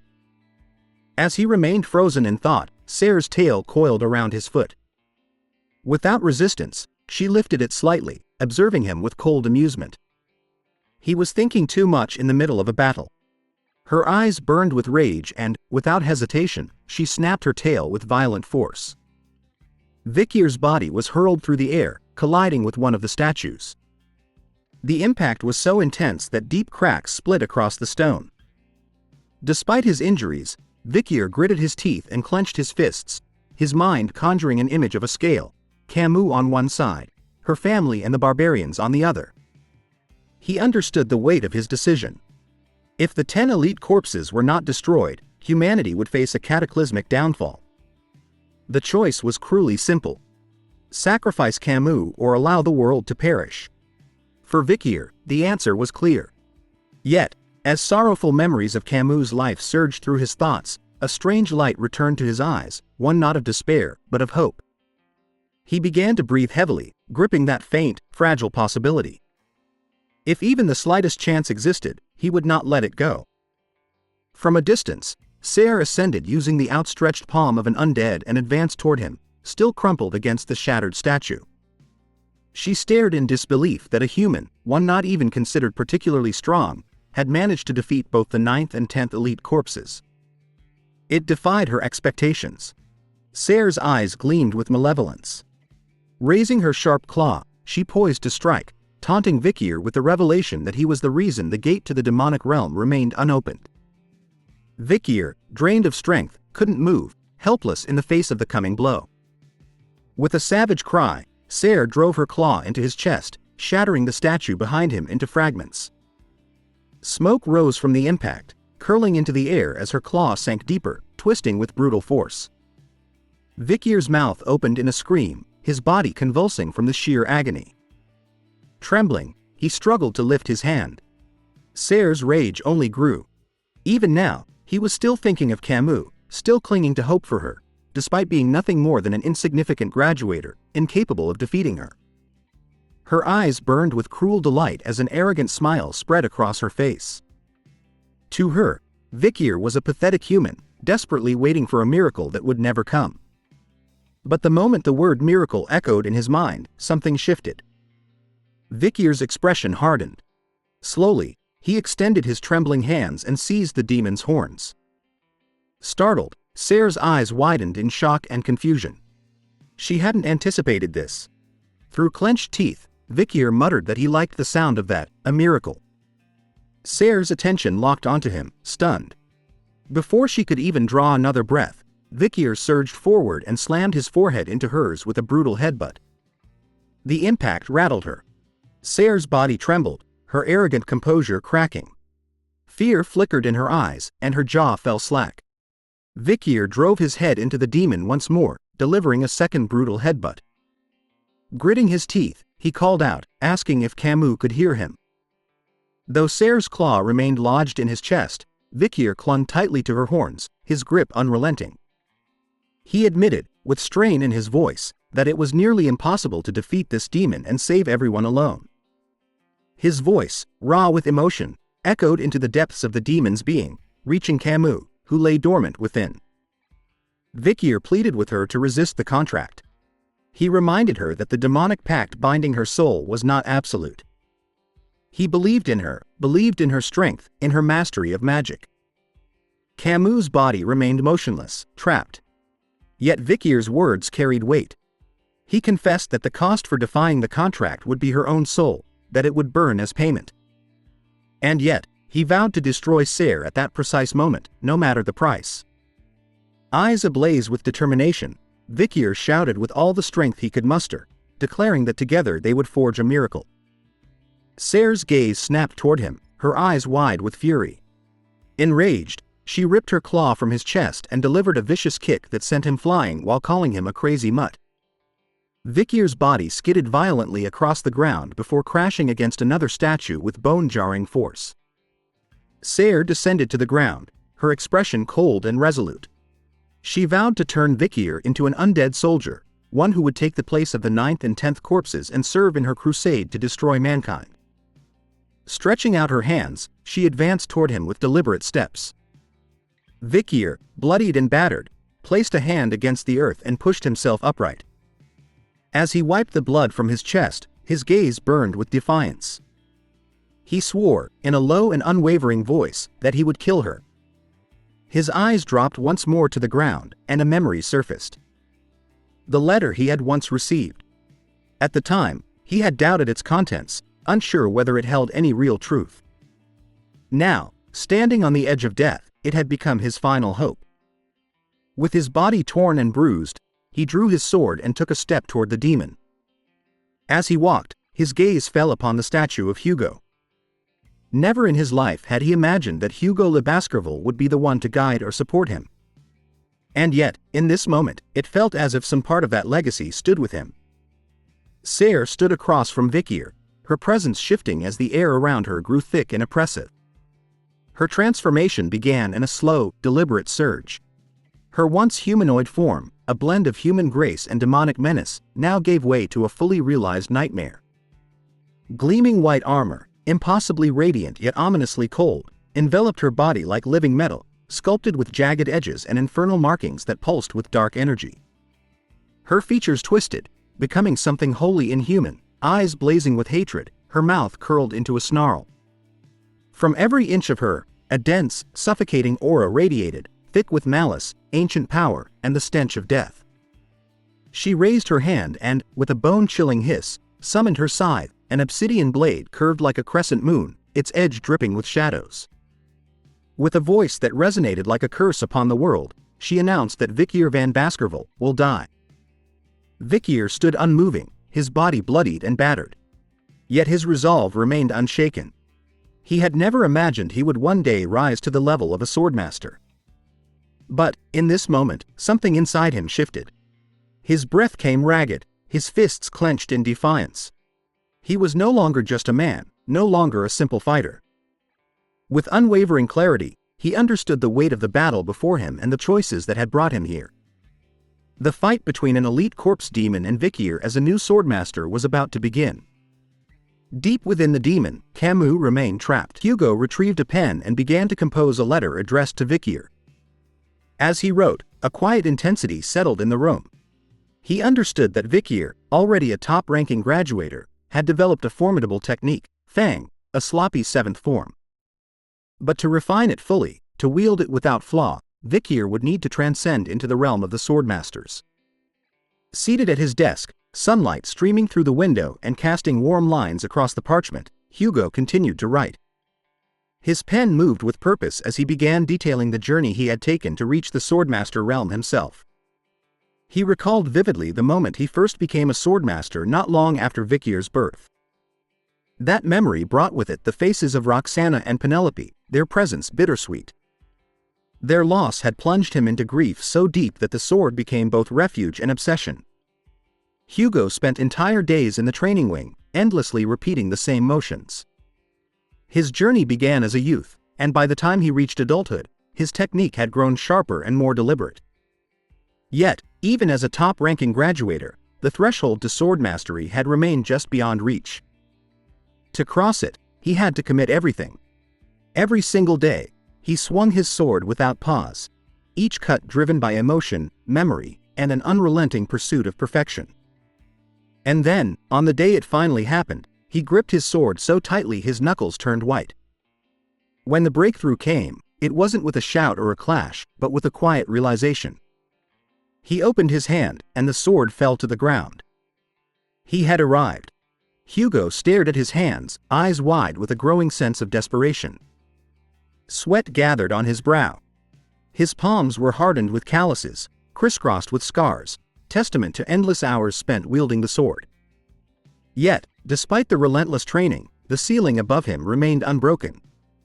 He could not reach the realm of swordmaster regardless of how many times he swung his sword. In search of answers, he turned to the library of 10,000 epistles. It was there, buried within the countless tomes, that he discovered the words of a previous swordmaster, wisdom passed down to distant descendants. The book he found contained not just words, but a faintly glowing magic circle etched into its pages. According to its teachings, to become a graduator, one must discard all emotion. But to become a swordmaster, one must reclaim them. That revelation fractured something within him, his carefully cultivated stoicism. His identity shattered like a mirror struck by steel. He resolved to follow the path described and began to relearn the essence of emotion: happiness, anger, sadness, pleasure. He chased them all with the fervor of a man starved for something intangible. He laughed when he should have been furious, frowned when joy should have touched his face. The effort to artificially induce feelings twisted the natural flow of his expression. He began to lose control. Bit by bit, his personality distorted. What once defined him dissolved into contradiction and confusion. The journey to become a swordmaster became a maze. And the sword could no longer satisfy the emptiness that had taken root within. In a desperate attempt to quench this growing void, he poured himself into the only legacy he could shape: his bloodline. Using his power and influence, he revived the strength of his clan, fathering many children in a bid to expand his reach and power, to create something enduring where fulfillment had eluded him. The image of his children crawling across a field scattered with swords surfaced in Hugo's mind, small, fragile bodies navigating the blade-littered ground as tradition demanded. Following the unyielding rules of the family, he had sent them to the Cradle of Swords, a trial meant to forge warriors from the moment they could walk. But something unexpected happened in the place he least expected. As Hugo observed from the shoreline alongside the butler and several others, one child suddenly broke away from the rest and hurled himself into the water. Alarm surged through the group. No one knew why a child so young, so unaware of the world, would struggle with such fierce determination, nor why he endured the pain of the icy water flooding his tiny frame. Hugo placed a hand over his chest, startled by the pounding in his heart. His eyes widened as a strange sensation surged through him. Mana began to stir, not from will, but instinct. He was feeling something he hadn't felt in years. A rush of emotions overwhelmed him: happiness of finding talent, anger because he sent such a young life into a cruel place, sadness from injuries on the child and himself, and pleasure from looking forward to this child's future. Those emotions swirled together, overwhelming the cold rationality that had long defined him. Without hesitation, Hugo leapt into the water. He moved through the waves with purpose, seized the child by the foot, and hauled him to safety. That single act, spontaneous, instinctive, and brimming with raw emotion, was his turning point. By the next day, he found out that he finally reached the realm of the swordmaster. Now, in the present, sunlight filtered through the office window as Hugo continued writing the letter to Vikir. His expression was solemn, his pen steady. He included a final truth: becoming a swordmaster and even finding Pomeranian were things he owed to Vikir. The path to mastery, he wrote, was not paved by cold perfection, but by the capacity to feel deeply and live fully through the chaos of emotion. He trusted, without doubt, that Vikir too would find that path. Serre funneled mana into her scythe and swung it with violent force, unleashing a torrent of slashes through the air. Vikir crossed his arms in front of his chest, raising the Beelzebub sword just in time to block the barrage. Sparks flew from the clash, and his eyes widened with surprise. Her strength was formidable. As the battle intensified, Vikir's gaze darkened with rage. Hugo, in this life, had become someone utterly unrecognizable compared to the man he had once known. The bitter realization churned inside him. Across from him, the demon Serre grinned wickedly, her eyes gleaming with malevolence. With a clenched fist, she summoned a massive magic circle beneath her, warping the battlefield with its ominous glow. Vikir, now stripped of the power of the Saintess's power, knew he had to depend on himself now. To survive, to win, he would have to reach the level of swordmaster on his own. Through his own awakening, the circle beneath Serre flared to life, and jagged spikes fashioned from skeletal remains erupted from the ground, striking Vikir's body with brutal precision. His chest tore open as he was flung into the air, blood splattering through his gritted teeth. Pain rippled through him, each breath a torment, just as Hugo had once said. Rage and sorrow burned deep within him. Vikir crashed to the ground, his body skidding and bouncing against the shattered terrain. Serre looked on with delight, her smile wide, her eyes dancing with cruel amusement. To her, he appeared broken, weak, a shadow of his former self. But then her smile faltered, her delight turned to fury. Vikir was still moving, still breathing. And worse, his eyes were not filled with despair. They were glowing with something far more dangerous. Despite his body being torn and bloodied, deep wounds streaking across his limbs and face, Vikir stood tall. His chest rose and fell with strained breaths, but his eyes, burning with unshakable confidence, never wavered. A faint, almost feral smile curled on his lips as he locked his gaze on Ser. Ser, catching that look in his eyes, snarled with fury. Her scythe pulsed with power as she unleashed a storm of slashes. All of her strength poured into the barrage. The air split apart as the blades of mana flew toward Vikir. He barely had a moment to react. Before he could even raise his sword, the slashes were already upon him. His eyes flared in shock as the attack collided with brutal precision, enveloping him in a deafening explosion. Smoke and dust filled the air. Ser planted her scythe into the ground and watched, her expression unreadable, as silence followed the storm. From within the haze, Vikir's body was hurled into the air, his form crumpling with the debris. Blood sprayed from his wounds. One of his legs had been severed, and agony flashed across his face as he gritted his teeth hard enough to crack bone. Pain lanced through him. But even as he bled, something darker, hotter, burned in his core. With what little strength he had left, Vikir pushed off a chunk of shattered rock and activated the seventh technique of Baskerville. His movements were jagged but driven by raw will, propelling himself forward. Rocks scattered beneath his feet as he closed the distance between them. Ser turned, eyes narrowing in disbelief as she saw him charging, still standing, still fighting. Her body tensed, scythe raised, a murderous gleam flickering in her gaze. Vikir roared, fury igniting every fiber of his being, and brought the Beelzebub sword down with all his might. The blade cracked against Ser's skull. But instead of cleaving through, it bounced off with a sharp metallic clang. Her head snapped back, but she remained standing. Confusion gripped him. Questions flooded his mind. Why hadn't it worked? What kind of power was protecting her? But before he could make sense of it, Ser's lips twisted into a smug, arrogant smile. Her expression dripped with disdain. Pathetic. She sneered, her voice laced with venom. Still haven't learned a thing. With a swift, vicious motion, she seized Vikir by the face, her fingers digging into his flesh as she leaned in, her eyes glowing with malice. She taunted him, declaring that it was impossible for someone like him to break through her armor, an invincible shield forged from darkness. Vikir instinctively grabbed her arm, but his grip was weak, trembling. His eyes shimmered with a mix of shock and desperation, while Ser's gleamed with wicked delight. She hurled him to the ground with monstrous force, the impact shattering the terrain and sending shockwaves through the battlefield. "You call that an attack?"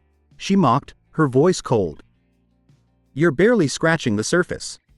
Without a moment's pause, she dropped to one knee and slammed her hand against Vikir's throat, pinning him to the ground with crushing force. Her body radiated a thick, ominous aura, shadows curling around her like serpents in the dark. Eyes closed and lips tugged into a pleased, sinister smile, she relished the moment. To her, Vikir was already defeated. Ser's grip only tightened, holding him immobile against the cold earth. A magic circle ignited beneath her, pulsing with purple runes that shimmered with dark energy. "So tell me," she whispered, mocking. "Did you really believe Camus could break free from the demon's contract? That she'd ever wake up and resist me?" Her laughter echoed across the ruins, bitter and triumphant. From the glowing magic circle beneath them, several hands erupted, one of them seizing Vikir by the head. Smoke curled from his nose as a searing rage built within him, but he could do nothing. More hands followed, wrapping tightly around his limbs and torso, locking him in place. In a heartbeat, he was completely immobilized. Ser's eyes gleamed with cruel delight. She rose to her full height, raising one hand toward the sky as though summoning divine judgment. Her lips curled into a grin as she taunted Vikir, daring him to resist what came next. Above them, a second magic circle formed in the sky, pulsing ominously. From its depths, a storm of spectral hands rained down, dozens, then hundreds, striking Vikir's trapped body with devastating force. The sheer power of the impact blasted a crater into the earth, smoke and dust engulfing the battlefield in a thick veil. When the haze cleared, Vikir lay at the center of the crater. One of his arms was gone, and blood spread beneath him in a growing pool. His body was mangled and broken, his flesh torn and soaked in crimson.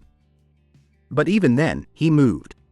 Ser's gaze locked onto him, her expression shifting from triumph to confusion. He was still alive. With a trembling hand, Vikir pushed against the ground. The act of moving, of simply lifting himself, was excruciating. Every breath was a battle. Every motion dragged through pain.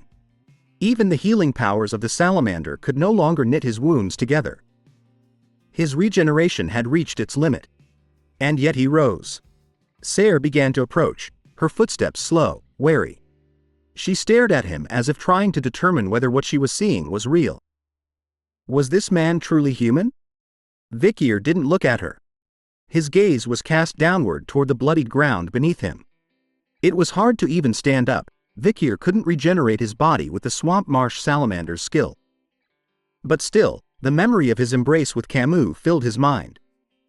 Remembering that moment, Vikir, despite the agony coursing through him, began to move. He rose unsteadily to his feet, the smoke around them slowly thinning. With only one arm remaining, he drew the Beelzebub sword and started walking forward, every step toward the demon a defiance of death itself. Then, through the lingering haze, Camus' voice rang out. She called Vikir an idiot, her words biting with affection, saying she hadn't fought her way back just to see that expression on his face. Vikir froze. His bruised, bloodied face turned slowly toward her, his one eye wide with disbelief. For a moment, the battlefield seemed to fall into silence. Ser, too, was stunned. Her eyes flared with confusion and rage, unable to comprehend what was unfolding. Camus reached up, her hands trembling, not with fear, but resolve, and began peeling away the demon's skin from her face. Her eyes glimmered with clarity and courage. With a soft, determined smile, she told Vikir she had done exactly what he asked. Panic overtook Ser. She shouted, reminding Camus of the cost. If she resisted the demonic contract, her soul would be shattered beyond repair. But Camus didn't flinch. Using both hands, she tore away more of the demon's corrupted guise from her face and neck. Her voice rang with steel as she told Ser the truth. She wouldn't last long, not like this. Then, with fire in her eyes, she turned to Vikir and told him to cut Ser into pieces. She added, almost playfully, that if he failed, her neck would just have to become the sheath for his sword. Vikir's gaze dropped to the ground. A breath escaped his lips, a low, tired sigh, but a smile tugged at the corner of his mouth. Even now, at the edge of death, she still joked like that. She wasn't just surviving. She was fighting with everything she had. At that moment, Vikir understood. She was truly born to be a heroine. And for that, he decided she deserved a perfect score, 100 out of 100. Camus tore the last of the demon's skin from her neck and stood tall, smiling, the fire of resistance blazing behind her eyes.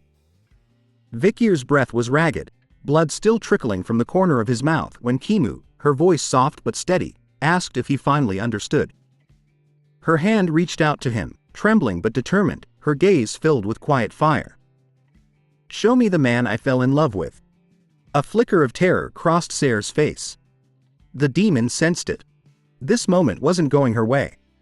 Panic twisted her features, and, in a desperate move, she forcefully reclaimed control of Camus' body. Behind her, a massive magic circle unfurled like an ominous halo, casting an eerie red glow across the battlefield. They're insane, Ser hissed through gritted teeth, her voice dripping with fury and disbelief. She extended both hands, snarling. Did you really think this would be enough to break my armor? Without waiting for an answer, skeletal tentacles erupted from the magic circle, writhing through the air like cursed serpents, each one aiming straight for Vikir. But Vikir didn't flinch. He unsheathed his blade, its steel glinting with an intense, pulsing mana. The sword began to hum with energy, resonating with his heartbeat. He stepped forward, unwavering, and, in a single breath, he moved. His swings were fluid, deadly, precise. The tentacles were cleaved midair, shredded into harmless fragments before they could reach him. Sayre's eyes widened in disbelief. Her confident smirk crumbled into a stunned silence as she watched Vikir walk through the chaos like a storm given form. Then it happened. Vikir's chest began to glow faintly, a warm, radiant light emanating from his heart.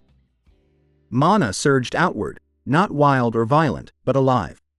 It was no longer just power. It was emotion, raw and untamed. Rage, sorrow, joy, love. It all pulsed through him at once. He understood now what Hugo had meant. The heart wasn't just muscle. It was memory, meaning, and every feeling they had tried to bury. Inside the demon's third eye, Camus hung in suspension, her arms bound, her vision dark, but she felt him. She knew he hadn't forgotten her. With tears glimmering in her lashes, she lifted her head. A faint stream of light began to pierce through the shadows. Her lips parted in awe as she whispered his name. The demon's third eye was sliced open in a single stroke, and Vikir, bloodied and smiling, knelt before her. His sword rested across his lap as he looked up at Camus with the gaze of someone who had found something long lost. Camus' breath caught. Her jaw dropped as the moment washed over her. Vikir wasn't just angry because she'd been hurt. He wasn't only sad because she had to fight alone. He was alive in that moment, because she was there, because this reunion, impossibly, had come to pass. All of those emotions surged into his body like a flood, and his hand gripped his sword tighter as the mana intensified. His eyes burned with elation and, with a cry of determination, he moved. In the blink of an eye, Vikir blurred past Sayre, his blade flashing like a falling star. He landed behind her, the battlefield still. Sayre gasped. She didn't understand. She couldn't understand. She turned her head, confusion etched across her face as the pain began to ripple through her. Vikir didn't say a word. He simply walked away, his back to her, as his mana erupted inside her like wildfire. And, for the first time, the demon screamed, a raw, guttural sound that echoed across the battlefield as mana burst violently from her body, erupting in chaotic streams in every direction like cracks splitting through a dam. That was the perfected form of the Baskervilles clan 7th technique, performed by a swordmaster. Thanks for watching the latest part from the voice of Manhwa. Subscribe for more content and don't forget to comment below what you want to see in the future. Like and share for more.